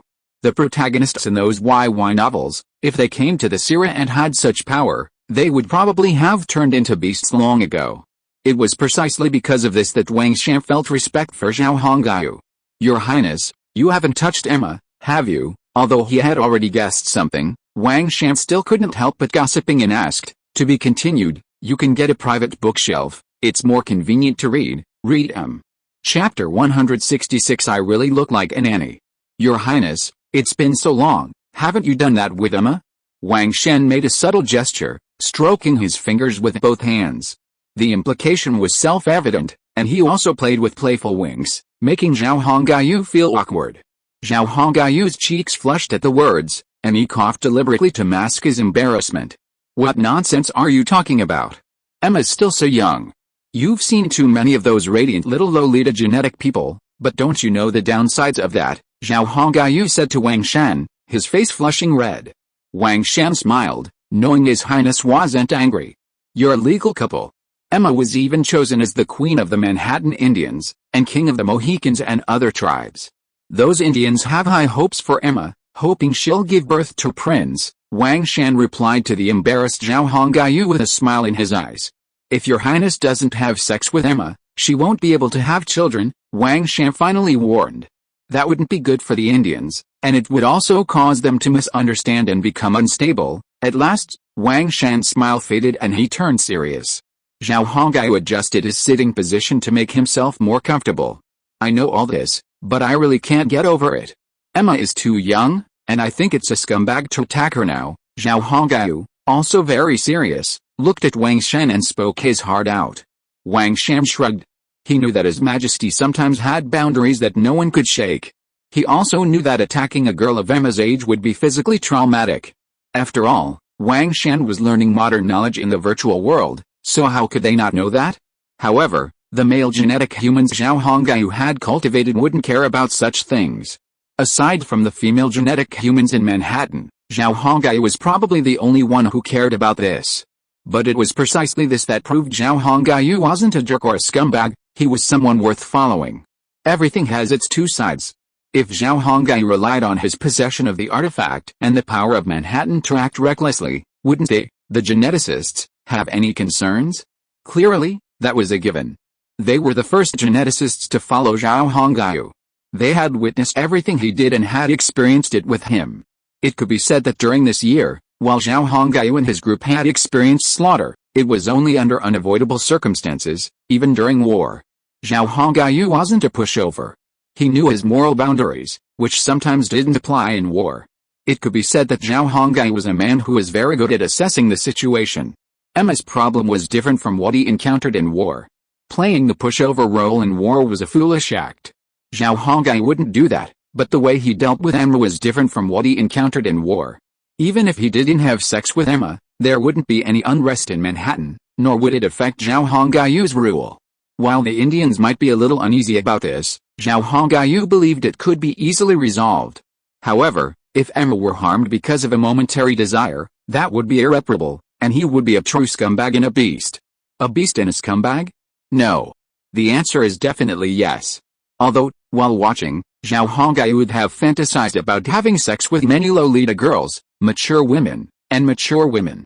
But if he really became a time traveler and had such an opportunity, he really wouldn't dare do it. It would be okay with mature women, but to do it to little Lolita, Zhao Hongyu simply couldn't do it. He didn't know what kind of scumbag could do such a thing. Regardless, no matter what others did, Zhao Hongyu would do it. Your Highness, it's not good to keep holding back like this. You're 16 now, it's time to experience the joys of love, Wang Shan said seriously to Zhao Hongyu, discussing the irrelevant topic. He leaned forward slightly, looking at Zhao Hongyu with a gossipy look, and said, even Song Hu is having a passionate affair with an Indian widow, which seems to have solved his sexual problems. Your Highness, you are a leader, so you can't be too frustrated in this regard. Frustrated? Zhao Hongyu was truly amused after hearing Wang Shan's words. Song Hu seems quite honest, but I can't believe he quietly found a widow, Zhao Hongyu replied to Wang Shan with a smile. Wang Shan grinned back, the widow is great. She's skilled, capable of any trick, and she's quite charming when she's mature. Song Hu is quite selective. I've seen that widow, she's truly a stunning Indian beauty. Zhao Hongyu curled his lips, not particularly interested in the private lives of his subordinates. Alright, that's Song Hu's personal matter. He has the right to choose who he likes and live the life he wants. That's his right, isn't it? Zhao Hongyu interrupted Wang Shan, not letting him continue. Gossip was fine, but excessive listening was not good. Zhao Hongyu was tactful. What about you? Haven't you chosen a few people yourself? You're older than me, not counting my 21st century years, Zhao Hongyu said to Wang Shan with a half-smile. Well, now they were talking about him, something Wang Shan hadn't expected. When it came to gossip about others, Wang Shan was incredibly excited and well-informed. But when it was his turn, Wang Shan immediately started to grunt and become hesitant. Zhao Hongyu truly despised Wang Shan's personality. Ahem, me, as for me, I haven't met the right one yet, Wang Shan replied, his face flushing red as he glanced evasively. Tell me what kind of woman you like. Song Hu has already found one, so I don't believe you wouldn't be tempted. They're all normal men, so you wouldn't have sexual needs, right? Unless you're gay, Zhao Hongyu said, looking at Wang Shan with a smile. Wang Shan's face flushed even more. I'm not gay. I'm not interested in men, Wang Shan quickly denied. God bless him, he's a normal man. How could you be gay? He had to explain this clearly. Actually, I'm planning to find a European aristocrat. I'm not interested in commoners. Finally, under Zhao Hongyu's repeated questioning, Wang Shan finally gave an answer. Haha, it turns out Wang Shan is obsessed with aristocrats. After receiving Wang Shan's answer, Zhao Hongyu laughed. Oh, liking aristocrats? It's no big deal. If we have the chance in the future, we can go to Europe and you can find a woman you like. Maybe you can even own a piece of land there, Zhao Hongyu teased Wang Shan. Although a little embarrassed, Wang Shan nodded.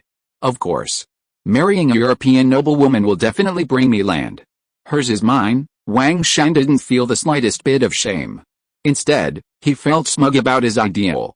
Your Highness, if you have the chance, you should also find a few great nobles. This method is much more effective than war, he suggested to Zhao Hongyu, and Zhao Hongyu was somewhat tempted. Emma was still young, and he couldn't touch her.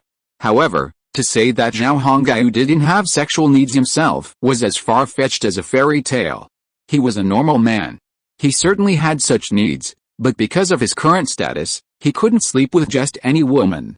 Because if he did, he would get himself into trouble. So, Zhao Hongyu had to endure it, and it was a very difficult endurance. If he followed Wang Shan's advice and found a European noblewoman, besides solving his own physiological problems, he could also obtain the land that the woman came with as a dowry, killing two birds with one stone. European noblewomen were very mature and didn't need to endure the same kind of restraint as Emma. They were also well versed in the art of sex, making them perfect bed partners, capable of all sorts of tricks. Thinking of this, Zhao Hongyu fell into a state of delusion. However, he quickly recovered from his delusion. Since he didn't know when he could go to Europe, it was unrealistic to contemplate such things now.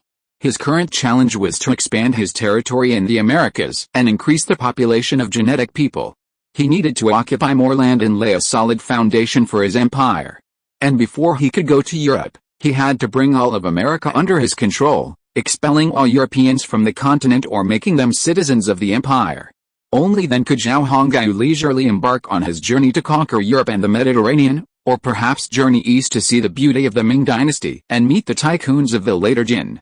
While the two chatted, Emma had already finished dinner, her mouth smeared with grease. "I'm full. Shall we go for a walk?" Emma asked, putting down her bowl and chopsticks and turning to Zhao Hongyu. The residents of Manhattan were now learning to use chopsticks.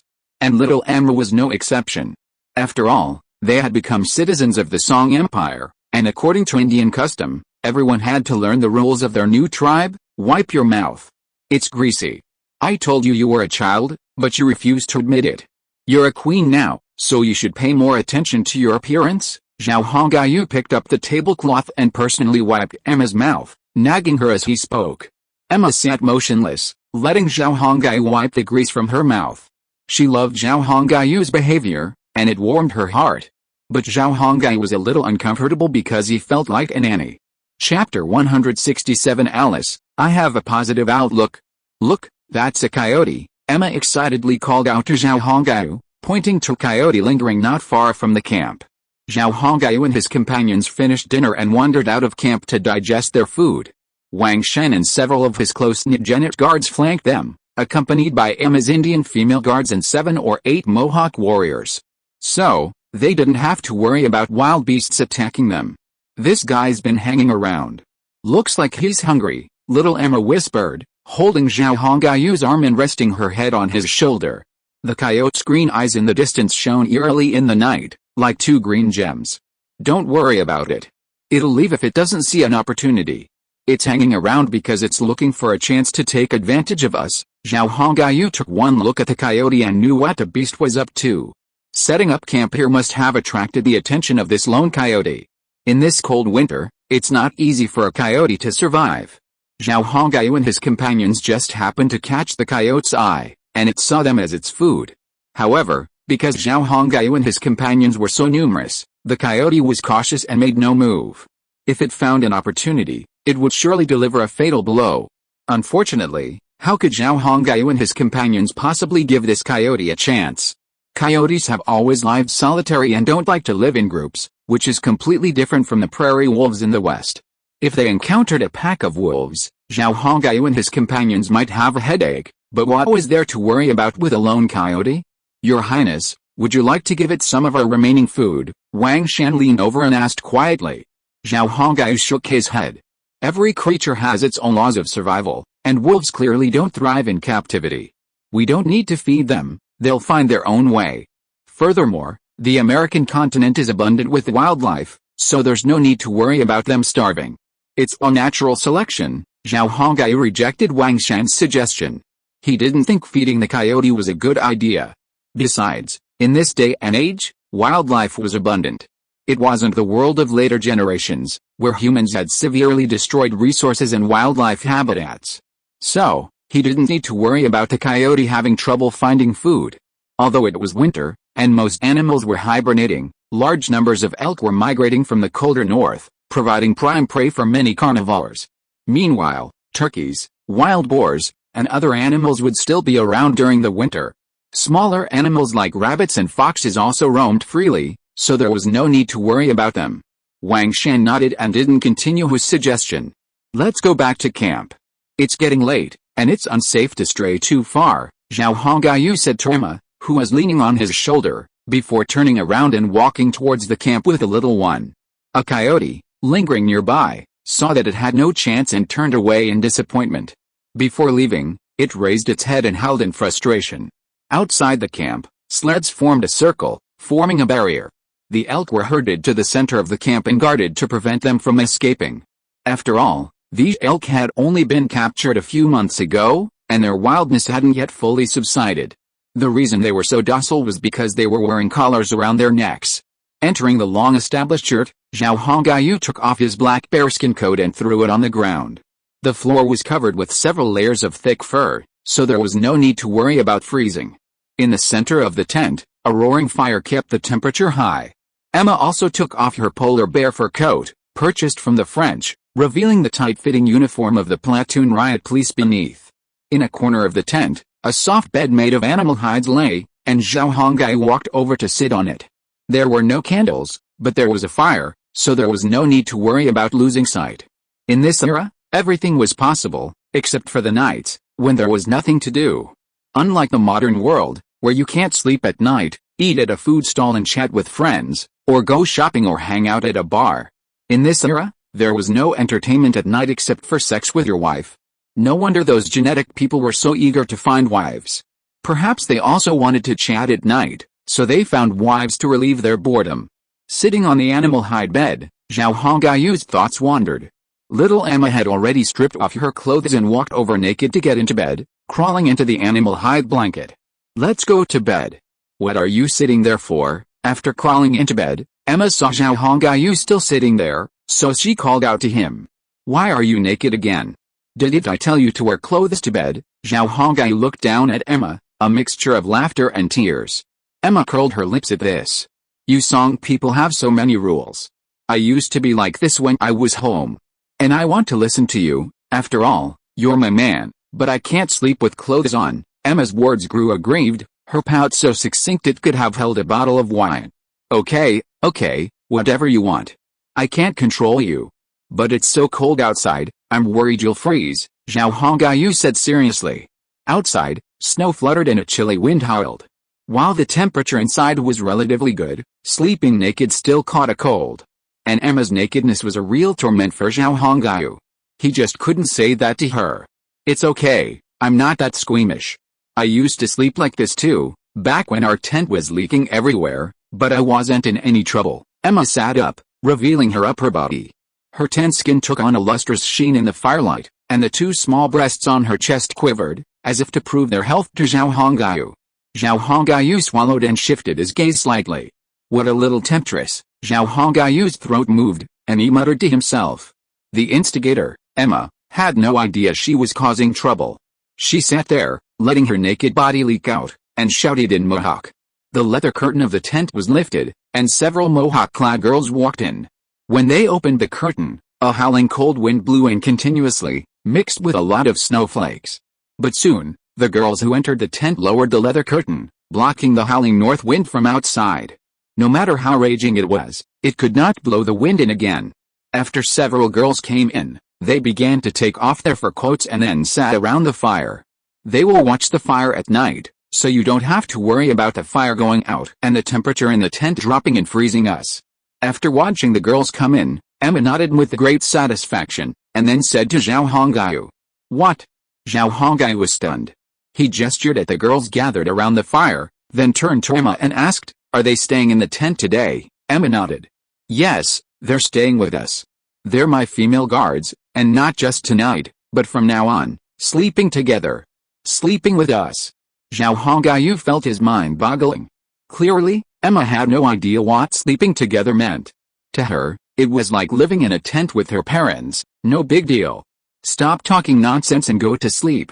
"I'm a little sleepy now," Emma yawned, then ignored Zhao Hongyu and laid down. Zhao Hongyu looked at Emma lying on the bed, feeling a mixture of laughter and tears. The Indian girls nearby covered their mouths with their hands, giggling at Zhao Hongyu's embarrassment. Whether it was because of the fire or something else, Zhao Hongyu noticed the girls' faces were incredibly red. He also saw something else in their eyes, an invisible flame, a force that could cause a person to burn from the inside out. These girls must have been taught something, but he couldn't tell if it was Song Hu or the Black Bears. Zhao Hongyu thought quickly, then lay down on the bed. 1 sheep. 2 sheep. 3 sheep. Lying down, Zhao Hongyu began counting sheep to calm his mind and help him fall asleep. Ever since little Emma started sleeping beside him, Zhao Hongyu had been using this technique daily. Seeing Zhao Hongyu lying in bed, still clothed, the girls' faces registered a touch of surprise. They were deeply puzzled. Why didn't His Highness take off his clothes when he slept? It was a question they couldn't fathom. How could they possibly know the inner pain of His Highness Zhao Hongyu? Because he had learned modern knowledge and been instilled with a sound moral code, the sight of Emma lying naked beside him was a torment for Zhao Hongyu. He would always internally complain, wondering why his teacher had instilled such a positive sense of right and wrong and morality in him. He even harbored a malicious fantasy: if only he were a scumbag with no moral sense, how much better it would be. If that were the case, he wouldn't have to endure this torment every night. The problem was, these were Zhao Hongyu's fantasies. He held a sound moral code. Therefore, he couldn't possibly commit such an animalistic act, and so he continued to enjoy this torment every night. Little Emma, knowing nothing of this, stripped naked each day and slid into bed with Zhao Hongyu, like the alluring forbidden fruit of the Garden of Eden, constantly testing his resolve. Alice. Besides the doctor's sigh, what else could Zhao Hongyu do? He couldn't hit or scold her, and he couldn't sleep in another tent. If he did, gossip would spread. What about him and Emma not getting along? Emma isn't liked by Zhao Hongyu? Back in Manhattan, Zhao Hongyu would sleep separately from Emma. But the consequence was a black bear immediately coming to him, questioning whether Emma had done something wrong. It's true that the Indians' way of thinking was completely different. According to the Indians, after Zhao Hongyu and Emma got married, they should sleep in the same bed and have sex until they had children. Don't touch me. How can a child sleep so restlessly? Zhao Hongyu was counting his 50th sheep when he suddenly felt a small hand groping him. Why haven't you taken off your clothes? Don't you usually take them off? Your clothes are making me uncomfortable. Hurry up and take them off, Emma's voice rang out. It's true that Emma had a lot of quirks when it came to sleeping. For example, she liked to sleep completely naked, and she also liked Zhao Hongyu to do the same, stripping naked and sleeping under the same covers. Poor thing, she had no idea how torturous this was for Zhao Hongyu. Back in Manhattan, it hadn't been a big deal. Zhao Hongyu could just pull it off overnight. But now, things were different. There were 5 more girls in the room. Zhao Hongyu wasn't open enough to strip naked and sleep in the presence of strangers. But little Emma didn't care. She quickly got up and stripped Zhao Hongyu's clothes, throwing them on the floor. After doing so, she laid down again and went back to sleep. Emma moved her slender body and squeezed into Zhao Hongyu's arms. Zhao Hongyu groaned inwardly, knowing he'd have to start chanting again today. Outside, the wind howled, the temperature at most -27 degrees Celsius. But inside the tent, Zhao Hongyu felt like he was holding a small stove. He didn't feel the cold at all. The Indian girls sitting around the fire watched the firewood pile, occasionally adding a few logs to keep it burning. The smoke swirled up with the airflow in the tent, and flowed out through the hole in the top of the tent, thus saving the people in the tent from the danger of being harmed by the poisonous gas. Emma fell asleep in a short while. Zhao Hongyu, holding the slippery girl's body, recited Buddhist scriptures with a burning heart. The Indian girls around him would steal a glance from time to time, and it was obvious that they were thinking about something with spring in their eyes. However, this was no longer something Zhao Hongyu could consider.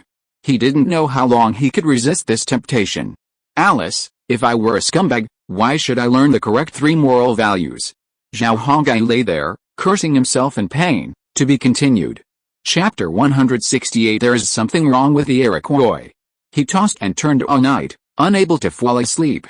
Emma's smooth, soft breasts and her delicate, natural fragrance tested Zhao Hongyu's resolve. However, Zhao Hongyu was a modern man, educated in the 3 correct values and possessing a moral compass. He withstood this inhuman test, this night of willpower wrecking.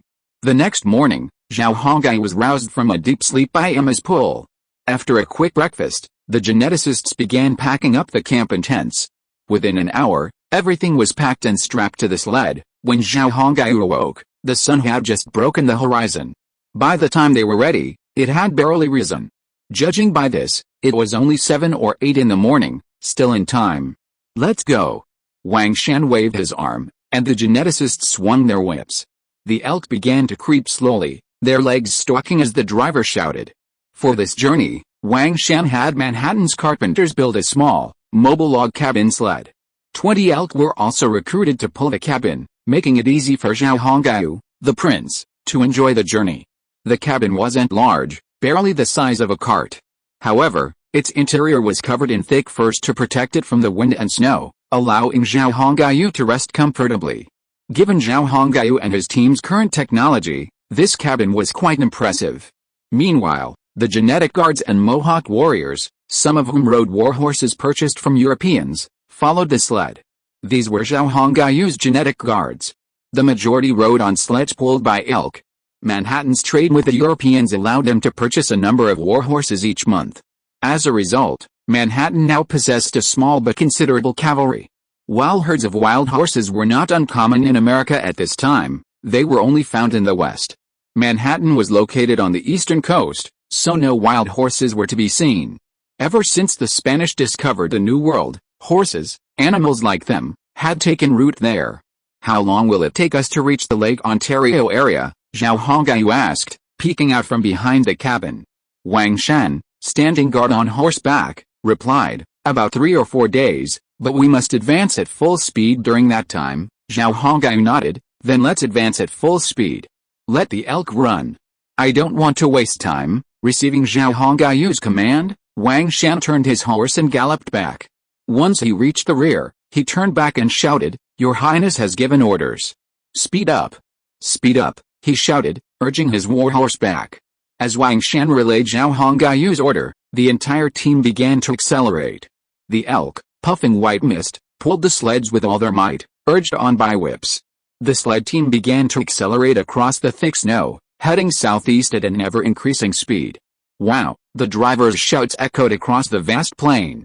A snow-white American fox poked its head out from a small snowdrift, warily observing the sled team in the distance. Woof woof woof, 8 Chinese native dogs crouched on 4 sleds, barking intermittently.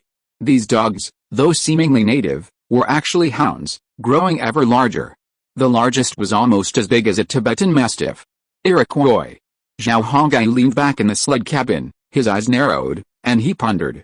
He was almost certain that if he were to develop in the Great Lakes region, he would definitely come into contact with this major alliance. He just didn't know if these people were easy to deal with. If not, conflict would be inevitable. The Indians were also very attached to their land. Zhao Hongyu, on the other hand, was an invader, not a good person. After all, Zhao Hongyu was going to seize someone's land. Besides the Iroquois, there were also the French in Montreal and Quebec to deal with. What are you thinking about, brother? Zhao Hongyu asked, lost in thought, when Emma's voice interrupted him, drawing him back to his thoughts. Oh, nothing. I was just thinking about how I should deal with the Iroquois if I met them, Zhao Hongyu said, turning to Emma and smiling. There was no need for Zhao Hongyu to hide this from the young girl. Iroquois? My father told me about them. Emma thought, tilting her head, before saying to Zhao Hongyu. Oh, my father-in-law told me about them? So he has had dealings with the Iroquois before. Zhao Hongyu piqued his interest. Emma moved her little butt, sat down beside Zhao Hongyu and leaned against him. She nodded and replied, yes, I remember it was 3 years ago. My father took the warriors of the tribe and carried a lot of furs to the Iroquois to exchange for some iron tools. But things didn't go well that time. We lost a lot of warriors. Did the Iroquois do it? Zhao Hongyu asked curiously. Emma shook her head. The white people in the north, that is, the French you mentioned. Zhao Hongyu understood and thought that the black bear might have been robbed. Only Europeans could do such a thing. Tell me about the Iroquois. I am familiar with the French and I have ways to deal with them. I just don't know about the Iroquois. This is the most important thing to me. Zhao Hongyu raised his hand, hugged Emma tightly and said. Emma nodded. Don't worry, brother. I'll tell you everything I know. Emma then recounted everything she knew about the Iroquois to Zhao Hongyu. Zhao Hongyu also learned from Emma that the real-life Iroquois differed significantly from his own understanding. First, he believed the Iroquois Confederacy was formed by 5 major tribes.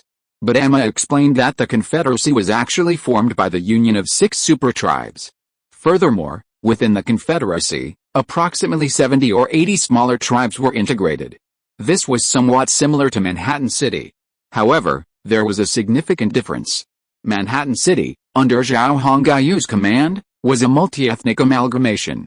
Dozens of tribes in Manhattan joined because of the city's strength, or perhaps because they sought a better life. Furthermore, Zhao Hongyu and his group were the only ones in Manhattan who had a choice. There was no other option. The Iroquois Confederacy, on the other hand, was different. Their power was entirely based on conquest. The larger tribes conquered the smaller ones. The power of the combined 6 super tribes was undeniable. Zhao Hongyu had no doubt about this. The Iroquois Confederacy's headquarters wasn't in the area Zhao Hongyu had assumed, but rather in the angle between Lake Ontario and Lake Erie to the west. This angle contained 12 small lakes, known to the Iroquois as the Thumb Lakes. As the name suggests, these small lakes resembled long, narrow fingers. The Iroquois had a troubled relationship with the French, leading to numerous conflicts over the past 30 years. One such war was so widespread that even the Mohicans in Manhattan heard about it. It was the Iroquois presence that hindered the French from advancing westward. While the Iroquois social system resembled that of the Indians, they were imitating the whites, cultivating fertile land, growing crops, and even establishing villages. Zhao Hongyu gasped inwardly when Emma mentioned this. Damn! Could there be time travelers among the Iroquois? Emma, how could the Iroquois have developed in this way? Zhao Hongyu asked anxiously.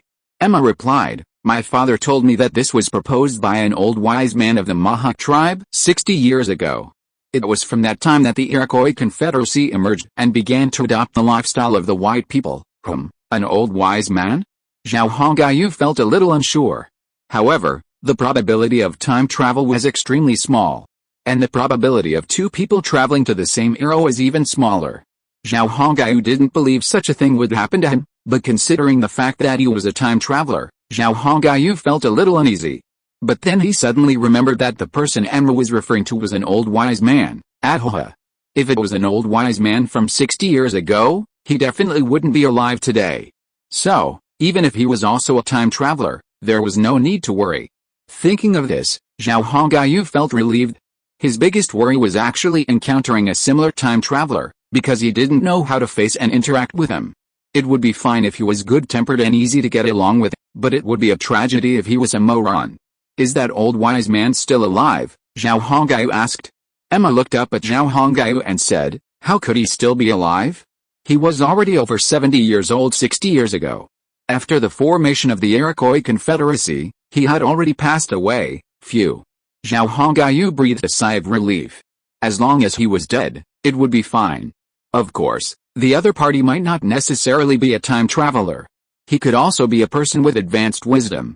After all, such people exist in every era, so it is not surprising. To be continued. Chapter 169 Pirate Lux. The 6 major tribes of the Iroquois Confederacy were the Mohawk, Oneida, Onondaga, Cayuga, Seneca, and Tuscarora. Read the latest chapters of popular novels on Strong. The alliance was structured around tribal and village leaders participating in public meetings. Each tribe had 1 vote, and decisions were made unanimously by all tribes. Civil disputes between tribes were heard jointly by all the leaders. Zhao Hongyu pondered that this internal system of the Iroquois Confederacy bore some resemblance to later congresses. However, Zhao Hongyu also saw a weakness in the Confederacy. Each tribe had 1 vote, which would lead to many disputes. It's fine for large tribes to have voting rights, but it's a bit puzzling for smaller tribes to have voting rights as well. However, this didn't concern Zhao Hongyu, and he wouldn't worry about the Iroquois. It was good for the Iroquois to have weaknesses. Lacking them would only give Zhao Hongyu a headache. In Zhao Hongyu's view, both the French and the Iroquois were obstacles to his occupation of the Great Lakes region. If the Iroquois could block the French westward advance, they could also prevent Zhao Hongyu from settling in the Great Lakes region. Clearly, the Iroquois, already a society with villages and towns, valued land greatly. They would never allow Zhao Hongyu to gain control of the Great Lakes region so easily. A violent conflict might ensue. Zhao Hongyu didn't want to start a war unless it was necessary. However, when things really came to that, Zhao Hongyu wouldn't be at a loss as to what to do. Peaceful rise was nonsense. Even the rise of capitalism was bloody and filthy. How could the rise of an empire avoid the same? It would only be bloodier and filthier. Hopefully, there would be no need to go to war with the Iroquois. A peaceful evolution would be best. As he listened to Emma's story, Zhao Hongyu pondered inwardly. 800 nautical miles east of Manhattan Harbor, a double-decker Dutch merchant ship, flying a black crossbones flag, emerged from the horizon. Manhattan attracted countless merchant ships, and the lucrative profits attracted numerous merchants. Everyone flocked to Manhattan to trade, hoping for the chance to reap the rewards. The bustling trade, the hugely profitable goods, and the ships carrying large quantities of gold and silver also attracted the attention of others. Pirates. Since the dawn of the age of exploration, the profession of piracy has flourished. In fact, the profession of piracy dates back even further. As early as the Viking era, Vikings had practiced this profession for generations and made a living from it. They frequently raided the coasts of the British Isles and other European countries, plundering people and property. However, the true rise of piracy began with the advent of the age of exploration in the 16th century. Advances in shipbuilding technology and the booming maritime commerce created a highly favorable breeding ground for pirates. At the time, Britain, in its quest to defeat the Spanish, issued plundering orders in the name of the nation, further fueling the piracy industry. As a result, pirates proliferated across the Mediterranean and Atlantic. They were both the death knell of the seas and ravenous sharks. Piracy was a lucrative business, and the profits were immense. Consequently, countless Europeans embraced piracy. Even respectable merchants, faced with a weaker competitor, would resort to temporary pirate duties. This was commonplace in the 17th century. Captain Lux, there's a lot of shipping coming and going from Manhattan. We've heard a lot about this in Europe. But are you sure we can land a big catch here? The captain, dressed in black and wearing a black eye patch and a greasy beard, grinned, revealing 4 large gold teeth. Don't worry, if we work hard, we'll definitely make a fortune this trip. A set of those porcelains could fetch 800 gold coins in Egypt, or even 1,200 slave women. That's far more profitable than just stealing corn and grain. When Captain Lux mentioned porcelain, the eyes of the shabby pirates standing around him sparkled. Porcelain? Of course they knew what it was. In the space of 3 or 4 months, the term porcelain had become a household name in the Mediterranean. Merchants who met acquaintances and didn't mention porcelain were sure to be looked down upon. Consequently, these pirates would often hear stories about porcelain. Lux's men only raised the Jolly Roger when at sea, but when they stopped and poured in the Mediterranean to rest and resupply, they would fly the Dutch flag. Thus, no one knew that Lux's identity as a legitimate merchant was concealing a pirate's identity. But many did the same thing, didn't they? He wasn't the only one, and he didn't see anything wrong with it.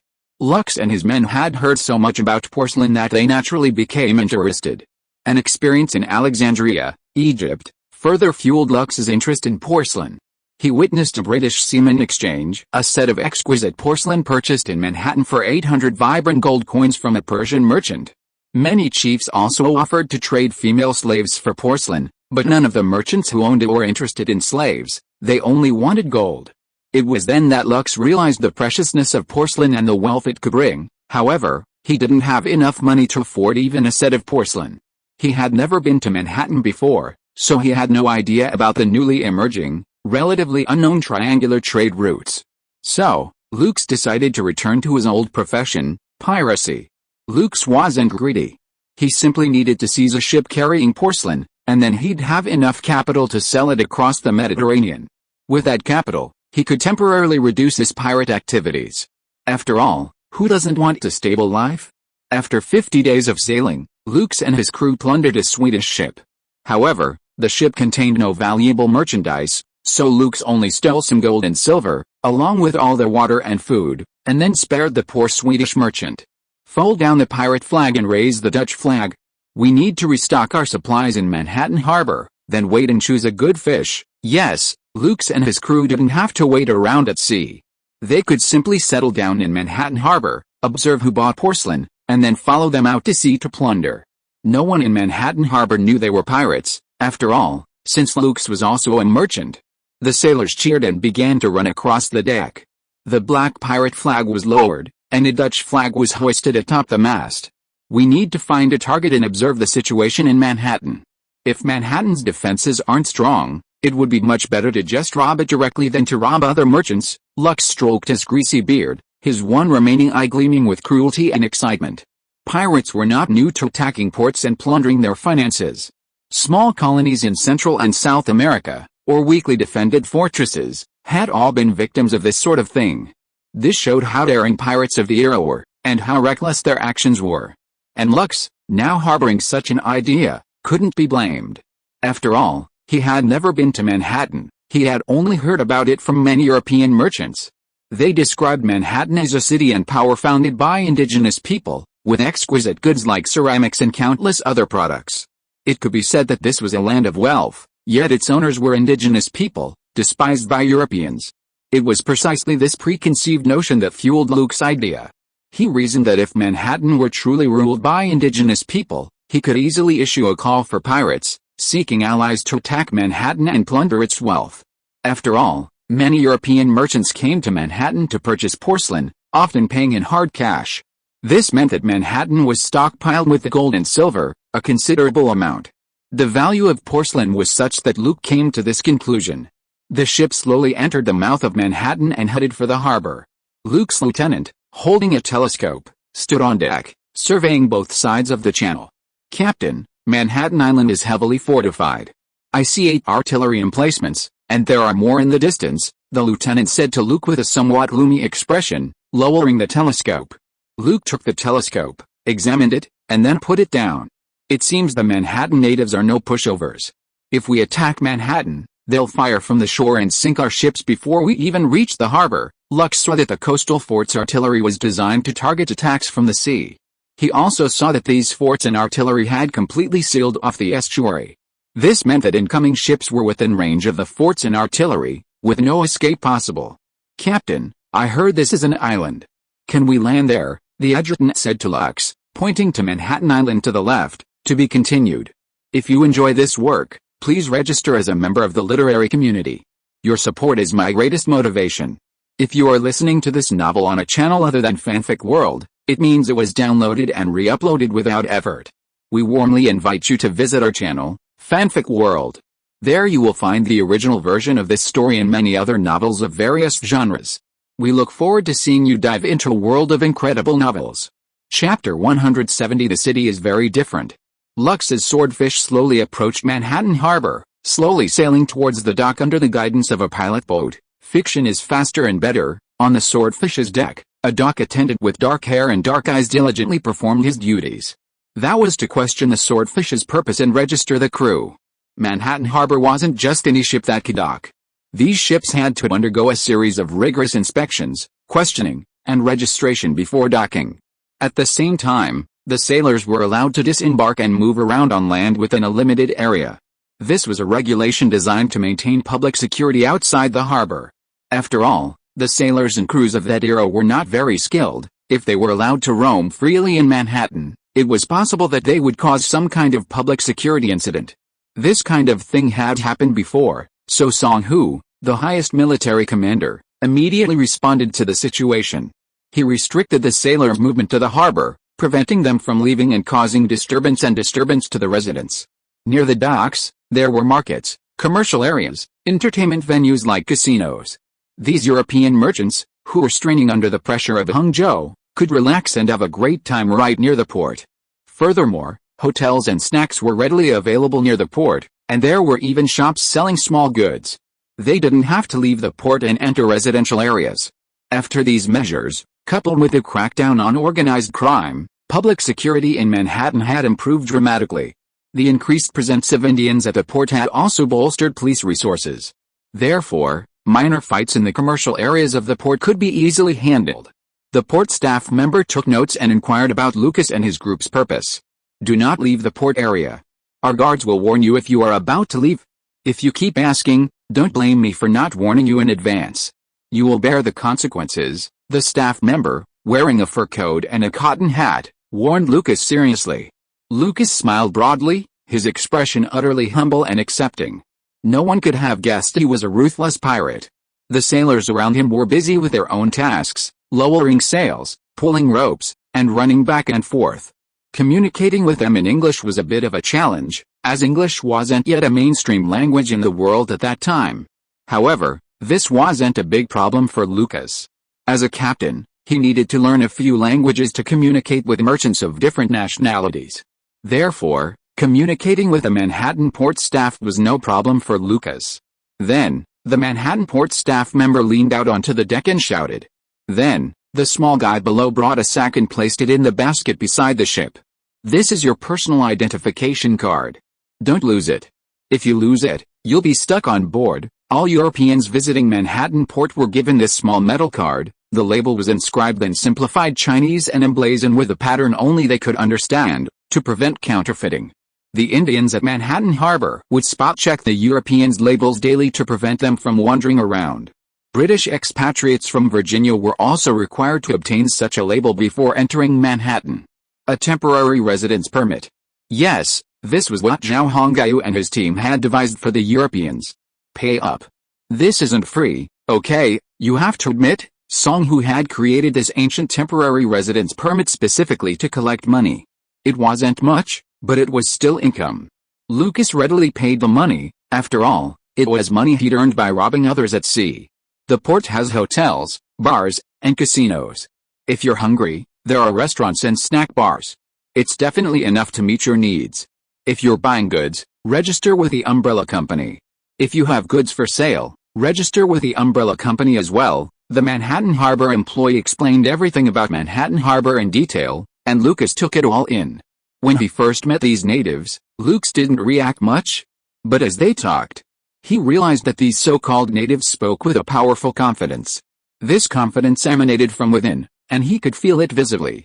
Furthermore, the fur coat this native wore was exceptionally well made. The furry edges were particularly striking. His long leather boots, along with a belt around his waist, made him look incredibly energetic. Then he looked at his fellow resident. Their tattered cotton jackets were either leaking or barely warm. Some had worn soles or cracked uppers. Compared to them, they looked like street beggars. If Lucas could speak Chinese, he'd surely exclaim, "Damn, I'm a man of status too." These alone weren't enough to shock Luke. It was the scene at the dock that truly impressed him. Several Europeans, wearing green coats and Leifeng hats, a type of hat he had never seen before, knelt at the dock, their hands tucked into their sleeves as they watched his ship. He could clearly see the slickness of oil on their faces. Yes, he rubbed his eyes, confirming it was indeed oil. You have to know that at that time in Europe, few people had such a slicked-back complexion. Not only was food incredibly expensive, but everyone was barely getting enough to eat. Therefore, it could be said that Europeans of that era were malnourished. Lux had traveled extensively, but he had never seen a European with such a rosy, slick-back complexion. Blue cheeks, purple or pale lips, and dark, sallow eyes were a rare sight on the dock workers. And yet, he sensed something different in their faces. What was it? Lux was puzzled. The ship stopped. One of the squatting Europeans stood up and shouted. The people around him all stood up and gathered around the shore. "Sir, is your cargo heavy? We have 50 men here. If you're not in a hurry, we'll work overtime tonight to unload it for you. If you're in a hurry, we have other people available." As the Swordfish docked and lowered its deck, a man standing on the shore called out. "These are laborers from Manhattan Harbor, from Virginia looking for work. We have a lot of merchant ships at the dock, so they work here to earn a living. If you have cargo, just let them unload it. The price is very fair." While Lux was stunned, the port worker explained. Oh, okay. If I need anything, I'll contact them," Lux said casually, coming to his senses. The worker, noticing Lux's absent-mindedness, smiled casually and disembarked. "What are these people wearing? They look very warm," Lux's lieutenant said, his eyes wide open, curiously observing the green clothing of the European laborers on the shore. A gust of wind blew, making both Lux and his lieutenant shiver. Their clothing was still the mainstream European style, a shirt over a thin cotton coat. The cotton in this coat was pitifully thin. How could it possibly protect against the freezing American winds? Fortunately, these men had been practicing antifreeze techniques since childhood, so they were used to it. As Lux and his assistant walked down, the European laborers gathered around and introduced themselves. "Sir, I'm very capable. I can work for one long gang. If you pay in livres or pistoles, you won't have to pay according to the Manhattan exchange rate. Sir, we are all registered laborers under the Umbrella Corporation. We won't cheat you. The price is set by the Umbrella Corporation. We won't charge more, and you can't pay less. You won't find any other workers like us." Lux was confused. This was his first time in Manhattan. But he could see that this Manhattan was completely different from what he had imagined. "Where did you get these clothes?" Lux, like his assistant, was intrigued by the laborers' coats. "They're sold at the shop next door, and they're not expensive at all," one of the laborers replied. "Is it warm?" Lucas asked again. "Of course it is. These clothes are much better than what I'm used to. Working in them in winter, you'd even sweat. Even the strongest winds can't get through them," another person replied.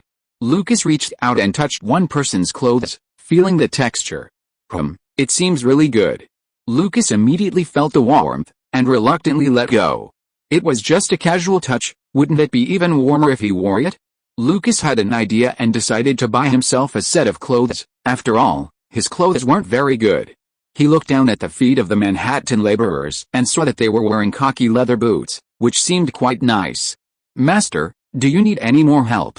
Seeing that Lucas was just staring at them and didn't show any interest in hiring, the man who seemed to be the leader asked impatiently. "Sorry, I'm here to buy some goods, but I don't have any to sell," Lux said apologetically, coming to his senses.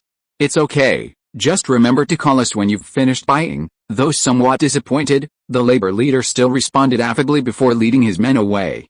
"Tell everyone to keep those temporary residency permits safe and don't lose them. I think this Manhattan is completely different from what we imagined, so everyone be careful and don't make any mistakes," Lux instructed his deputy. His deputy nodded silently, deeply resentful. Meanwhile, the deputy's gaze shifted to the men not far away, dressed in black platoon uniforms, wielding large wooden clubs and with their heads wrapped in cloth. Meanwhile, in the marketplace not far away, soldiers in red uniforms with white buttons, carrying strikingly beautiful firearms, could be seen. The faces of the people here were completely devoid of the decadence and apathy that pervaded Europe. The faces of the people here were filled with longing for happiness and hope for life. What kind of magic could this city hold that had transformed them into this state? Confused, the deputy relayed Lucas's words and then disembarked again. "Come on, walk around with me. If we want to understand Manhattan, we must walk around and see it for ourselves," Lucas said upon seeing the deputy return. The deputy, already impatient, nodded and said, "That's where the crowds are. Let's go there," he said, pointing to the entrance to the market street. Lucas nodded. "Okay, let's buy a couple of changes of clothes while we're there. I'm freezing." Then, Lucas and his deputy headed towards the market entrance. "Wow. These clothes are incredibly warm. Much better than our old ones, and best of all, they're not expensive." They walked along the market street, watching the people coming and going. They were both completely dressed in green military coats, even wearing green suits underneath. Their original shoes had been replaced with cotton boots. Lux nodded in agreement with his deputy, agreeing that the clothing was simply amazing. After putting it on, he felt his old clothes weren't even clothes at all, just tattered rags. "Brother, who are those guys in black uniforms? Why do so many people seem intimidated by them?" Walking through the market streets, Lux was curious about everything, but especially about the men in the sleek black uniforms. Wherever they went, people instinctively made way for them, and a hint of fear and respect could be seen in their eyes. Of course, the men in red uniforms, carrying muskets, and the dark-haired, dark-eyed men weren't afraid of them at all. Instead, they looked at them with fawning expressions. Those who were afraid of these people were all blonde and blue-eyed. So, Lux walked to a small shop, pretended to look at the goods, and then asked the owner, "To be continued. If you like this work, please register as a member of the Literature Club. Your support is my greatest motivation." Chapter 171. The toilet is also fresh.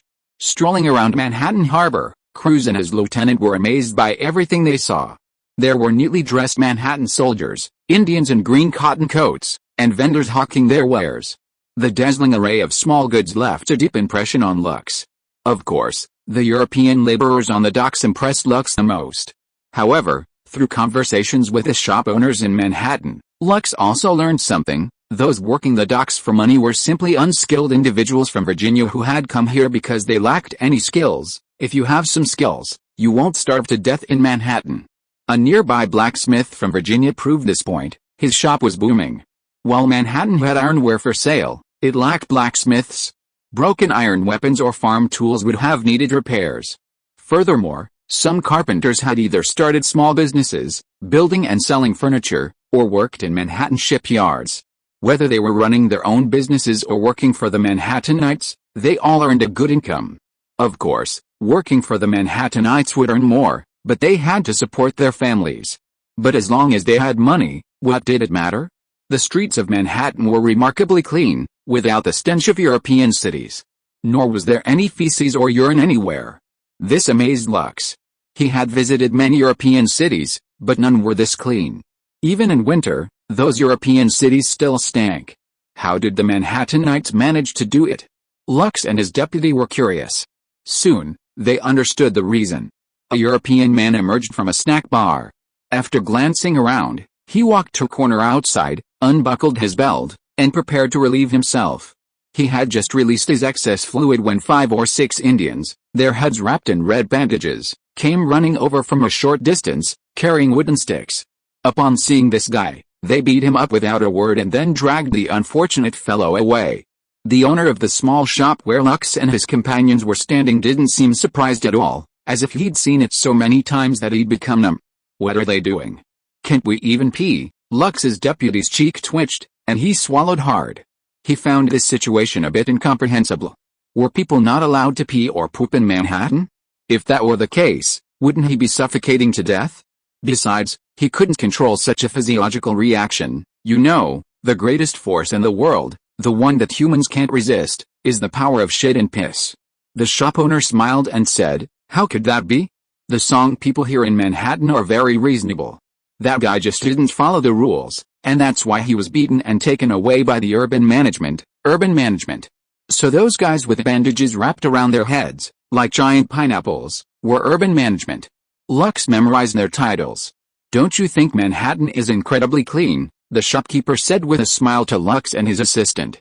Lux and his assistant nodded, genuinely acknowledging the point. The shop owner, with a look of regret on his face, opened up. "You all look like you've traveled extensively. I don't need to explain what European cities are like. In my opinion, they're simply not places to live. Manhattan is better, though. I haven't wanted to leave since I settled in." The shopkeeper gestured toward a nearby street. "In this city, sanitation is very strictly enforced. They strictly prohibit the disposal of feces and urine on the streets, and for convenience, they've built public toilets and bathhouses. It's better than back home. In Manhattan, the song people force the Europeans to bathe and maintain proper hygiene. Failure to comply with Song Empire regulations would result in expulsion. The Europeans, driven by the desire for gold, naturally complied with these rules, even though they didn't yet have the habit of bathing. Considering that Europeans often have bad breath, Zhao Hongyu and his team forced them to use toothbrushes and toothpaste. Every time Zhang Tai negotiated a deal with them, their bad breath was truly unbearable." As the shop owner spoke, Lux and his assistant's eyes widened. They felt like they were listening to a fairy tale. "That toothbrush. I wasn't used to it at first, and my mouth would bleed every time I used it. But after using it a few times, I found my mouth wasn't ugly anymore, huh?" As he spoke, the shop owner raised his hand to cover his mouth and exhaled, sniffing.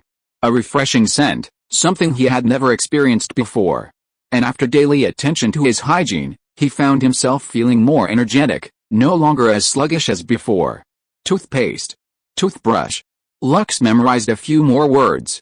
Europeans living in Manhattan these days who don't maintain proper hygiene and dress slovenly are considered incompetent and despised. At this moment, an Indian entered his shop, sat down at a nearby table, and greeted him.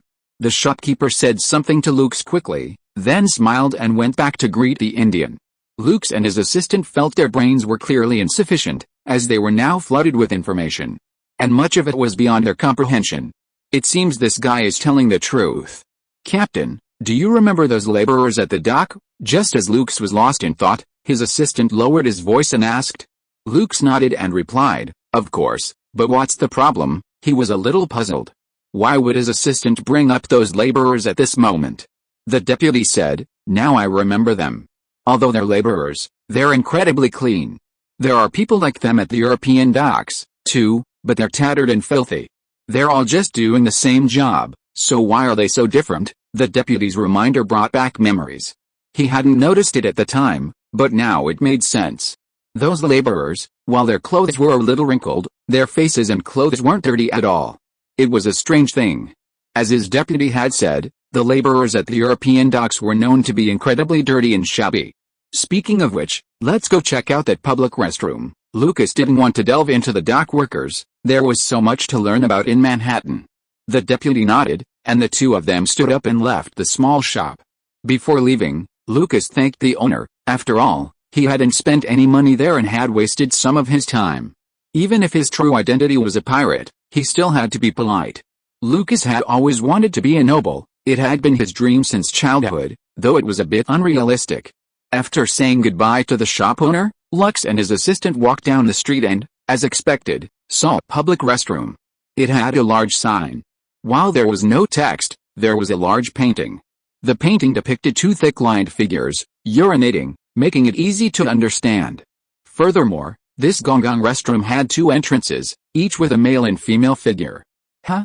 They even had separate entrances for men and women. Lux and his assistant were stunned for a moment, then thought it was incredibly thoughtful. They went in for a stroll, taking a break from the accumulated water. The public restroom smelled strongly and was quite foul. Still, Manhattan was quite impressive for having such sanitary facilities. At least, it was far better than any other European city. That was the way it seemed to be. As they emerged from the restroom, a horse-drawn carriage slowly approached from the lane behind the shopping street and finally stopped behind the public restroom. An elderly European man, seemingly in his 60s or 70s, also wearing a green cotton coat and a cotton hat, slowly stepped out of the carriage. The carriage was oddly shaped, resembling an oversized wine barrel constructed from wooden planks. Lux and his assistants looked at the old man, puzzled. They wondered why he was in the restroom, as there wasn't anything good there. However, they soon understood his purpose.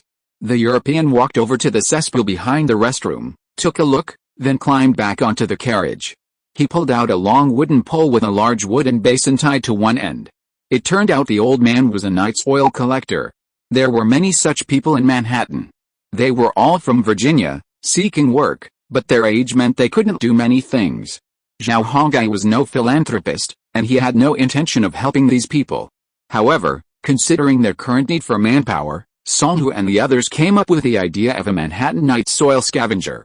After all, it's a job that few people with genetics would do, and neither would young, strong, or skilled Europeans. So, driven by the desire for a good living and a job, and the good pay, these old men from Virginia joined the industry, to be continued. If you enjoy this work, please register as a member on the literary community. Your support is my greatest motivation. Chapter 172. This is very luxurious. Sir, what are you doing here collecting this, feces? Lux was deeply curious about the old man's involvement with such filthy excrement.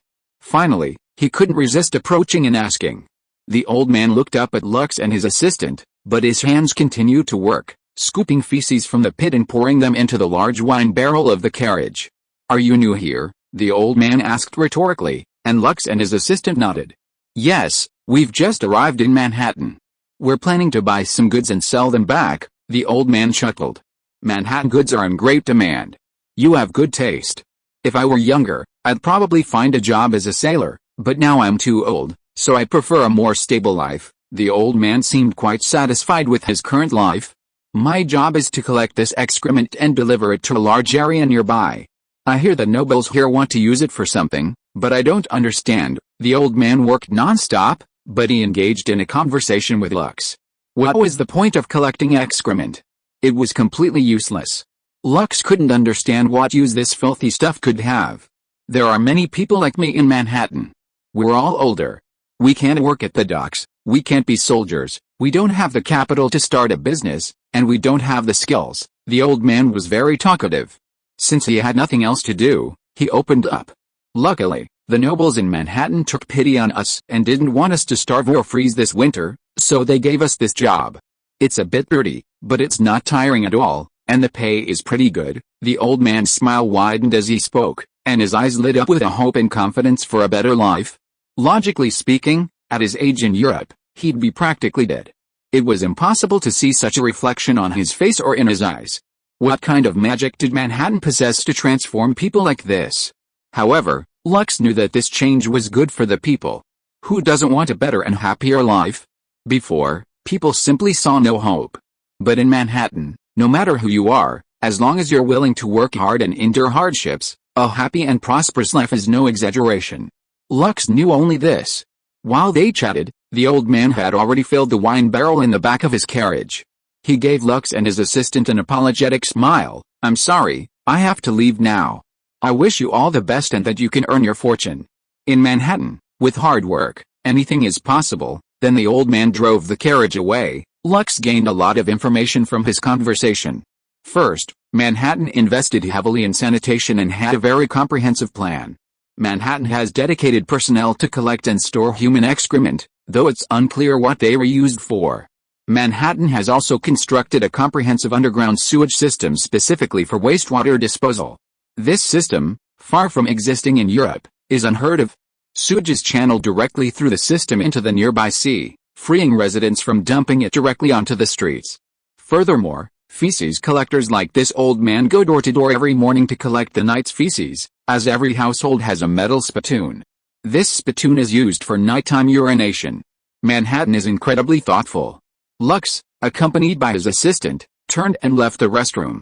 From the small details, he could see the bigger picture. Manhattan was definitely not the Aboriginal people he'd assumed. On the contrary, their civilization was far superior to Europe's. At least, it was evident from the cleanliness of the streets, the people's attire, and their spirits.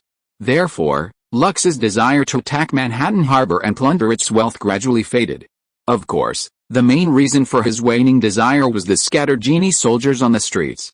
He and his deputy had already seen quite a few soldiers during their extended stroll.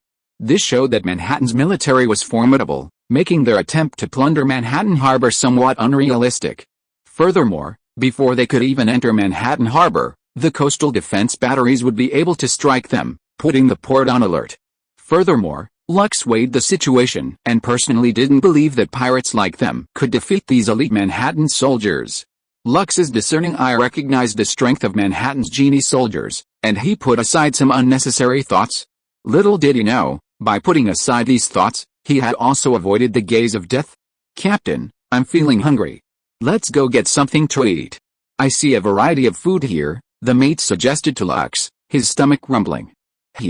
Lux smiled and nodded. "Okay, let's go see what we can eat." Having given up the idea of attacking Manhattan Harbor, Lux felt relieved. There were still plenty of goodies out there.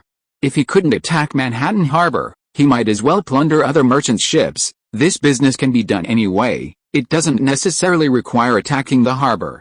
The two returned to the bustling market and, after some searching, settled in at a ramen shop. The reason was simple: the aroma wafting from the ramen shop was simply too alluring. Lux and his mate caught sight of it, followed the scent of beef bone broth. Of course, there were many other shops nearby, each emitting their own aroma. But the aroma of barbecue was there, and Lux and his mate clearly had no interest in meat at the moment. "Excuse me, what is this?" Lux and his assistant sat down, curiously looking at the young owner stretching noodles. His English wasn't entirely authentic, Lux being Dutch after all.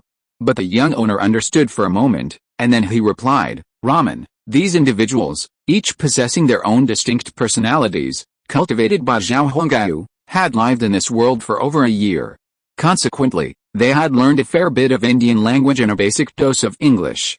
It was just some casual conversation, but it was still pretty good, wasn't it? "Ramen?" Lux and his assistant exchanged a glance. Neither knew what it was, having never tasted it before. But seeing a portly blonde man nearby slurping away his food, which looked delicious, Lux decided to give it a try. "Then please give me 2 servings, just like this gentleman." The young owner smiled and nodded. Then, he began stretching the noodles in front of Lux, displaying a technique that left him stunned. Not only Lux, but also the European and Indian diners nearby would occasionally look up or stare at the boss stretching the noodles. In their opinion, this boss was simply amazing. This soft flour could actually be made to this extent in his hands. Anyway, they couldn't do it themselves. An Indian girl who looked only 12 years old smiled and placed a kettle in front of Lux and his assistant, and then put down 2 teacups. Then she told them in very broken English that the tea was free to drink. This tea was not a good tea, it was basically tea leaves. But this way of doing business was very shocking to many people. Especially for Europeans. What is tea? It is an absolutely profitable commodity. Even tea leaves can be sold for money, right? But here in Manhattan, the owner of this noodle shop actually treats customers to free food. This is simply, give me some more boiling water. Gulp. The portly man sitting next to Lux picked up his large bowl and gulped down the ramen soup. Then he placed the empty bowl on the counter and wiped his forehead with his hand. Wow, he's sweating from eating, which shows how satisfying this guy is. Boss, your cooking is getting better and better. I'm completely captivated by you now. I can't sleep without a bowl every day. After finishing his meal, the portly man didn't leave. Instead, he sat down and chatted with the young owner. The owner didn't mean to chase him away, but instead happily responded to the portly man. Haha, that's nothing. Next year, when the adults plant peppers and other crops, I'll have more ingredients, and it'll be even better then. The young man's face exuded a strong sense of confidence, showing his deep faith in his own cooking. Oh, could it be any better? I never imagined it, the fat man said, a little unconvinced. He didn't quite believe the young boss's words, because in his opinion, this ramen was already very delicious. You'll know next year, the young man said without further ado. Captain, this noodle is quite luxurious. I saw so many spices. At least a dozen when I carefully counted them. As Lux listened to the two chattering, his deputy swallowed and whispered to him, to be continued. Chapter 173. Let's go to the Red X district. Oh, it's so delicious, hiss. Ha. Lux's deputy, sweating profusely, was fighting with the ramen in front of him. Since he couldn't use chopsticks, he often dropped noodles into the bowl, only to be burned by the scalding beef bone broth, but this guy didn't care about such trivial matters. After taking a bite of the ramen, he was completely absorbed in the delicious taste and couldn't help himself. My ramen broth is made with bison bones. It's my own secret recipe. With the addition of some spices, it's hard not to be delicious. The black-haired, black-eyed young boss was very confident in his craftsmanship. Sichuan peppercorns, aniseed, nutmeg, 13 spices in total, all available in Manhattan, and the prices were not expensive at all. If you carefully calculate, it's more cost-effective than buying them from the East or India and then shipping them back to Europe. After chatting with the young boss for a while, Lux was able to extract some useful information from him. Of course, this information was limited to some product prices and production quantities. As for Manhattan's military strength, Lux had no way of getting any information from the genetic boss. While the genetic boss was somewhat worried and reluctant to enlist, that didn't make him a fool. He knew there were things he could say, but there were things he couldn't say. He was especially reluctant to say anything about the Europeans who came to Manhattan to do business. You see, even though their faces didn't reveal their origins, they deeply despised Europeans. In their eyes, the Europeans of this era were practically no different from idiots. Aside from a few clueless genetic girls who liked Europeans, virtually no one else liked them. And not all of the genetic girls Zhao Hongyu had nurtured liked Europeans. Most of them preferred the young Chinese genetics, and many had formed families or were in close relationships. After all, these young Chinese genetics shared a common language with them. They were also good-tempered, lacked the shortcomings of the Europeans of this era, and were very particular about hygiene. Therefore, they were the best choice. Young men with Chinese genetics weren't just attractive to Chinese girls, they were even more so to Indian girls. Even many European girls were eager to marry young men with Chinese genetics. Among Zhao Hongyu's men, many had brought honor to their country by marrying European women. And once those European girls interacted with the young men with Chinese genetics, they immediately fell in love with these dark-haired, dark-eyed men. Their cleanliness and lack of body odor were secondary. These young men, in particular, weren't as harsh with girls as European men. They were gentle, knew how to make girls happy, and were so sweet-talking they'd almost kiss them over and over again. They were also excellent cooks, not at all chauvinistic, and quite capable of earning money. They were simply the perfect husbands God had sent them. European girls in 1620 had never seen such men, so it was natural for them to fall for them. However, these European girls faced formidable enemies, starting with the girls of the same Chinese descent, as well as the enthusiastic Indian girls. Furthermore, in Manhattan, Song Empire law permitted geneticists to have 3 wives. Therefore, those seeking a Chinese geneticist husband had to carefully consider their options. While the law allowed 3 wives, most young geneticists would not take a second wife if their first wife was Chinese. Everyone knew the power of Chinese girls. Therefore, if you wanted 3 wives, You had to consider girls from other ethnic groups. This gave the Indian and European girls a great opportunity. After a brief chat with the young boss, Lux began to enjoy the exotic meal. Like his deputy, Lux was immediately captivated by the flavor. Oh my! What a delicacy! Poor Lux, he'd mostly lived on simple food. When had he ever tasted something so richly seasoned? Fall was inevitable. The young ramen shop owner had seen this reaction many times, so he didn't react too strongly. Almost everyone who came to his shop for their first ramen had the same reaction. His 12-year-old wife, however, raised her hands and giggled non-stop. This little Sioux girl always found the white people's strange reactions ridiculous. But at the same time, she felt a surge of admiration for her man, because her husband could elicit such reactions from these white people. That was quite impressive, wasn't it? Kine, you're amazing. Another one's been conquered by you, dear, you're amazing. The girl's Chinese wasn't very good, so her accent was strange. According to Native American custom, a married woman must adhere to the rules, customs, and language of her husband's family. Therefore, the noodle shop owner's 3 wives were all learning Chinese. The young owner, looking at the little girl with admiration in his eyes, felt a surge of masculine pride. Thank you, Your Highness, for allowing me to be born in this era and to have the opportunity to marry 3 wives. It also fulfills a Lolita lover's dream. Hooray! Hooray! He thanked Zhao Hongyu in his heart, then raised his hand and gently patted the little girl's head. Of course, I'm your man. How can I bring you happiness if I'm not a bit more capable? The young boss's face was filled with a smile that made the little girl's eyes sparkle. These Indian girls loved to see these dark-haired young men smile. Thank God for finding me such a capable husband. Demagogue, I will always believe in you. As he patted her head, the little girl clasped her hands together, narrowed her eyes, and looked obedient. At the same time, she silently recited the name of a Sioux goddess and said a silent prayer. The other 2 wives, busy nearby, smiled kindly at the little girl's expression. Come on, it's still broad daylight. If you want to make out, close the shop and go home, one of the darker-skinned girls said to her husband with a smile. The family of 4 seemed quite happy. Lux wasn't particularly interested in other people's affairs. He was now locked in a battle with the delicious food before him. Sizzle. Sizzle. The beef bone broth was incredibly hot, causing Lux to slurp constantly. But even so, Lux refused to give up on the delicious dish, because the young owner had said that noodles lose their flavor when cold, so they should be eaten hot for their full flavor. As night slowly fell, the harbor streets continued to bustle with people, showing no sign of abating. Such a bustling scene was a rare sight in Europe. After finishing their beef bone broth, Lux and his deputy sat there, slowly sipping their cheap tea, their eyes fixed on the bustling streets. It was good value. This food wasn't expensive at all. To Lux, this delicious ramen, at just 3 copper livres, was a steal. Back in Europe, this delicacy, spiced with so much flavor, wouldn't cost a single silver coin. You'd be hard-pressed to even smell it. Lux's arrival was timely. Copper coins weren't popular in Manhattan back then. Everything had to be purchased with silver coins.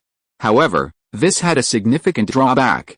After many people complained about it, Zhang Tai finally introduced the use of copper coins, resolving this minor issue. With copper coins, people had a much easier time eating out or buying small items. For example, a fast food meal with 2 meat dishes and 1 vegetable dish used to cost 2 small silver coins, but now it can be bought for 5 copper coins. Note, in Manhattan, 1 small dragon dollar can be exchanged for 10 copper coins, and a large dragon dollar for 100 copper coins. The dragon totem is the royal totem of the Song Empire.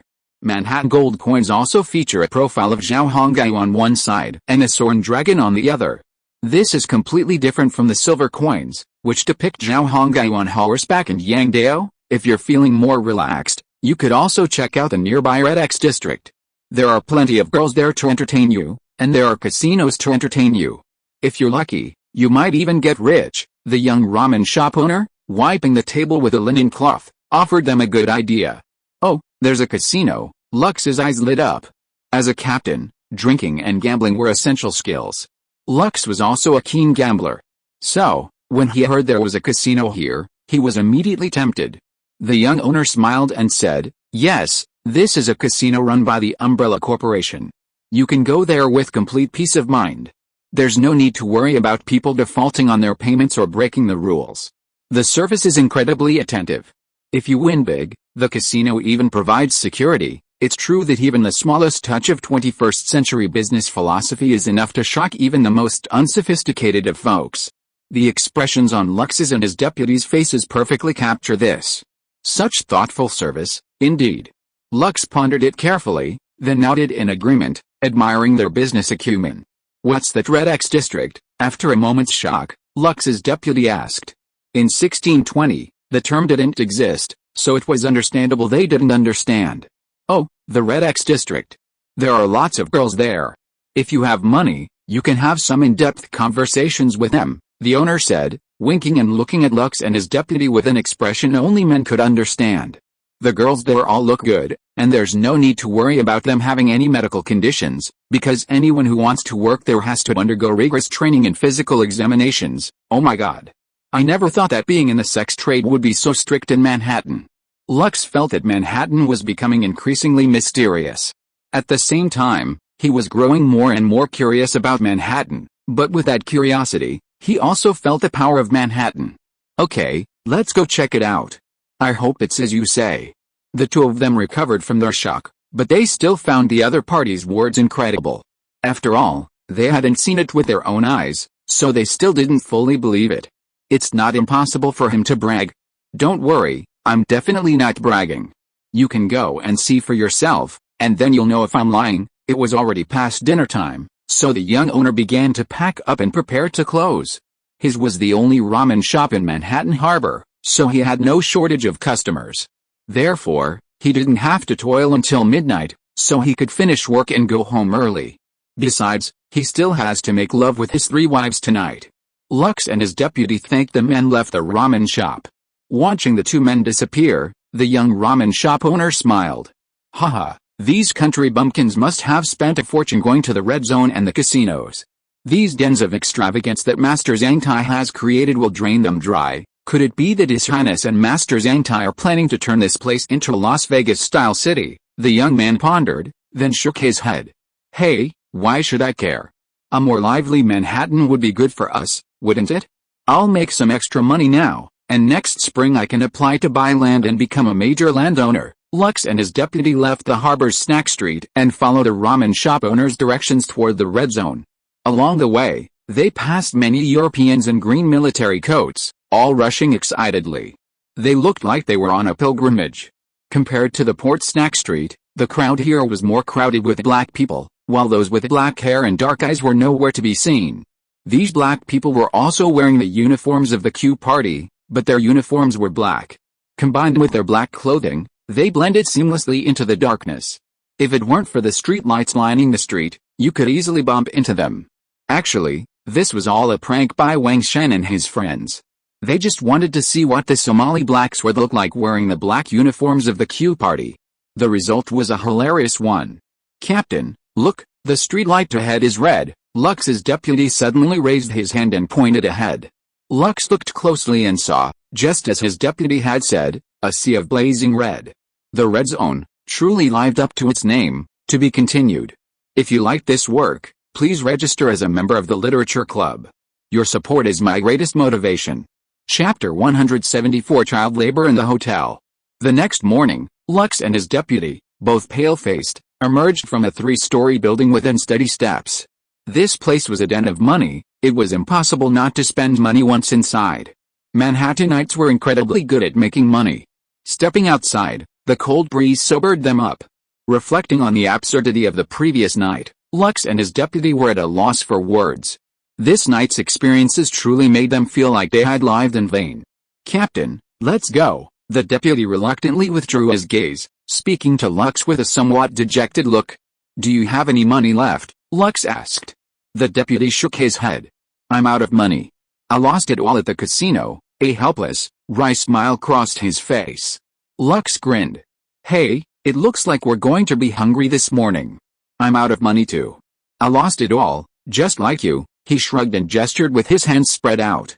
"Okay, let's go back and borrow some money from the others." "Going hungry isn't a good idea," the deputy said, tightening his coat around himself. Then, the two of them began walking towards the hotel. As they left, a few more people began to emerge from the casino behind them. It looked like they, like Lux, had spent the night there. Their faces were marked by a dejected look, pale complexions, dark circles under their eyes, and even purple lips. Of course, their faces weren't filled with excitement, suggesting they hadn't profited from the casino and, in fact, had likely lost a considerable amount. The casino was not far from the dock, only 3 blocks away. So, Lux and the others quickly returned to the small hotel they had booked the day before. Fortunately, they had prepaid for the hotel, otherwise they would have had to return to the ship to sleep. The hotel's amenities were quite good, a stark contrast to the European style. This delighted Lux, who loved exotic experiences. He sat down on the soft, thickly furred bed and slept twice. The bed is warm, there's no need to worry about freezing while sleeping. The fireplace, already lit by the staff, was blazing brightly. The crackling wood in the hearth quickly warmed the room, even making Lux and his assistant, clad in cotton coats, sweat a bit. Because of the sweat, Lux and his assistant removed their coats and jackets, leaving them in their European-style white jumpsuits. This room is incredibly warm. There's no need to worry about freezing while sleeping, the assistant exclaimed, strolling around the room. Lux nodded, agreeing. The room contained only 2 beds, 2 wooden chairs, and a wooden table. On the wooden table lay 2 small wooden cups, evidently for drinking water. Above the fireplace, in the ventilation holes, stood an iron rack. On that iron rack hung a conical iron kettle. Gurgle, Luke's stomach rumbled. They'd been playing all night and still hadn't eaten. Go borrow some money from the sailors and buy some food. I don't want to go to bed hungry, it's very uncomfortable, Luke said to his mate, patting his stomach. The mate nodded, then opened the door and walked out. Luke lay down on the bed and let out a long breath. Staring at the ceiling, Luke began to reflect on his day and night in Manhattan. Manhattan is truly inscrutable. The more he thought about it, the more he felt the inscrutable it was. The longer he stayed, the stronger this feeling became. And the more he wished he could stay here, because life here was truly so comfortable. Knock, knock, knock. Suddenly, there was a knock on the door. Sir, would you like a hot shower? The young man's voice asked. A shower? Hot water? Lux turned over and sat on the edge of the bed, loudly demanding. Yes, sir. We provide free hot water here for our guests to maintain hygiene. So, sir, do you need it? The boy outside the door continued to inquire. If it's free, why not use it?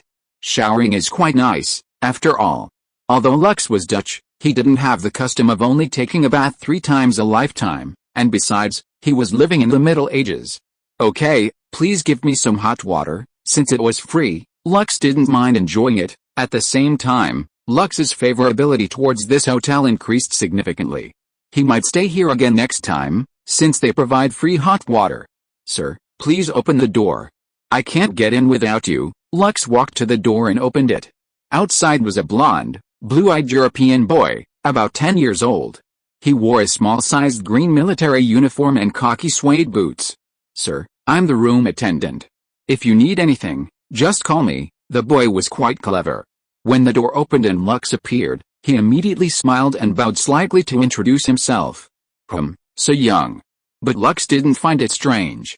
Even in Europe, children as young as 5 or 6 started working as young as 10, let alone this 10-year-old. Sir, please move aside. I'll get you some hot water. Lux slightly stepped aside to let the boy in. The boy walked into the room and opened the bathroom door near the fireplace. Lux followed him, wondering how this boy, who brought nothing with him, could get himself some hot water. Inside the bathroom was a squat toilet. Next to it was a large wooden barrel. A wooden pipe dangled from one end. The boy walked over to the barrel and unplugged the wooden stopper. Immediately, a stream of steaming hot water flowed out and filled the barrel. Sir, once the water is full, please plug the drain. While the hot water is free, please don't waste it. Also, when you're done using the toilet, there's a drain next to it. Pull out the plug and water will flow out to flush your waste away, the young man said to Lux with a smile. Since this is your first time at a Manhattan International Hotel, we feel it's our responsibility to explain how to use these things. Next time you stay here, it won't be such a hassle. Before Lux could ask, the young man explained himself. Lux finally understood why the young man was there. Manhattan International Hotel? He knew Manhattan, but what exactly was an international hotel? Lux was a little confused. However, he didn't feel comfortable asking the 10-year-old. He was an adult, after all. The owner of this hotel was a genetic human created by Zhao Hongyu. Instead of opening a restaurant, this genetic human saw the frequent ships at the pier and built this hotel. The name Manhattan International Hotel was chosen because of his penchant for pranks and a personal ambition. Yes, in this day and age, who doesn't have a bit of ambition? This hotel owner's ambition is to open hotels all over the world, making him one of the world's leading hotel tycoons. Of course, right now, he only has one hotel, Manhattan, but who knows what the future holds? They have a powerful backer behind them. As long as His Highness continues to grow stronger, the dreams of these genetic people might not be impossible to achieve. Well, you're lucky to have found a job at such a young age. But this boss doesn't pay you very much, does he? Lux, remembering the boy's instructions, engaged in a small conversation. The boy, smiling, walked over to the fireplace to check the fire. He then threw in 2 more logs to stoke the flames. We're running low.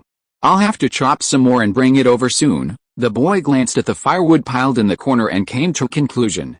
He was responsible for 10 rooms, so he had to be dedicated. Yes, the owner of this shop is very kind. He took me in to work here. Someone like me wouldn't have found a job in Virginia, but here he pays me $3 silver a month, provides food and lodging, and meat for every meal. The boy's face was filled with satisfaction. $3 silver, that's a pretty good salary indeed. Lux knew the cost of living in Manhattan, so he knew that this kid could earn $3 silver a month, a very good salary indeed. In Europe, a kid that age wouldn't get paid for a job. If the employer was kind, they'd just be given oatmeal porridge, and only twice a day. Sir, you're running low on firewood. I'll bring you some in a little while. I have to check on the other rooms now, so I won't bother you anymore. He still had 10 rooms to clean, so the boy clearly didn't want to waste his limited time chatting with Lux. He also cherished his current job and didn't want his boss to think he was slacking off. To be continued. Chapter 175. Will pirates have an impact on us? Inside the small hotel called the Manhattan International Hotel, there were many minors like this child. The oldest was only 12 years old, and there were both boys and girls. These children had come to Manhattan from Virginia to find work. Back in Virginia, most of them had to beg to make a living. Their lives now were a world apart from their past. Therefore, the children working at the hotel cherished their current jobs and lives. They worked diligently, striving to save enough money to buy a house in Manhattan before adulthood. At this time, there were no regulations prohibiting the use and employment of child labor in Manhattan. This was because children of this generation were clearly more mature than those of the 21st century. This precocity didn't refer to any particular aspect, but rather to their intelligence, perspectives on life, and experiences. Zhao Hongyu and his team had previously argued over the use of child labor. In the end, Zhao Hongyu compromised. Many children in Manhattan lacked skills and were unable to enlist in the military. If they weren't given a way to make a living, many would surely starve to death during the winter. Furthermore, even the young Indian children near Manhattan would go hunting and come to Manhattan to sell, even if it was just a rabbit. Therefore, child labor became a tacit understanding in Manhattan. Meanwhile, Wang Shan's intelligence department reported back to Zhao Hongyu that these Virginia children who had come to Manhattan showed little loyalty to their home country and instead had a fondness for the Song people who hired them. These children worked incredibly hard and cherished their hard-earned livelihood. This convinced Zhao Hongyu that this was the right move. After bidding farewell to Lux, the young man left his room and headed for the next, knocking on the door again to ask if anyone needed anything, perhaps buying breakfast or anything else. Lux had never encountered such service before, but it was incredibly heartwarming, almost making him feel like a noble lord.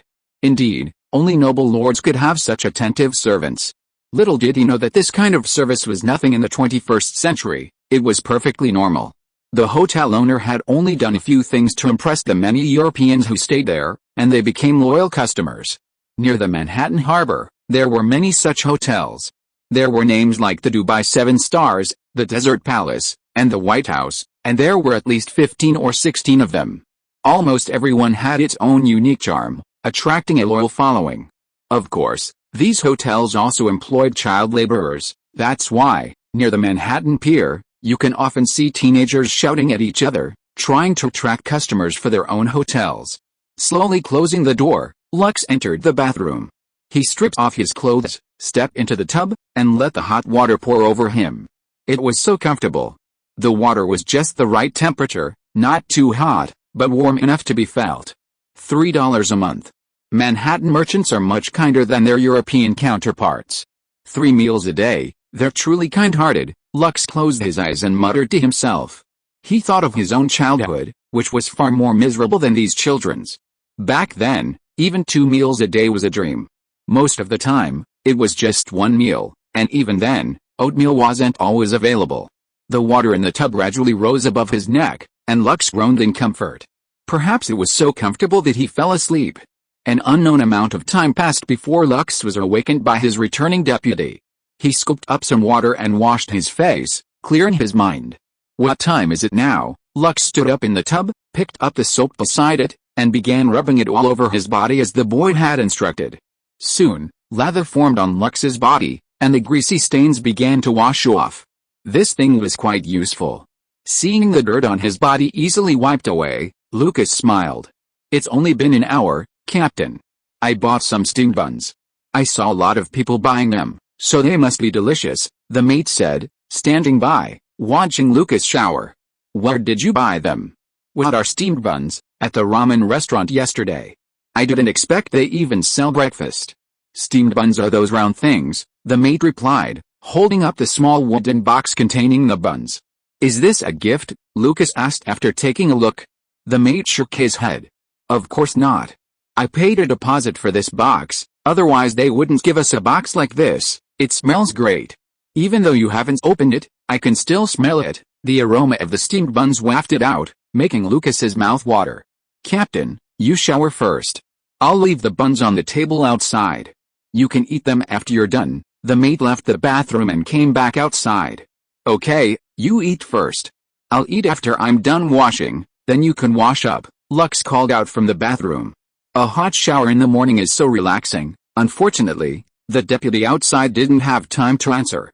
He was now stuffing his meat buns into his mouth, the fat inside slowly oozing out from the corners of his mouth.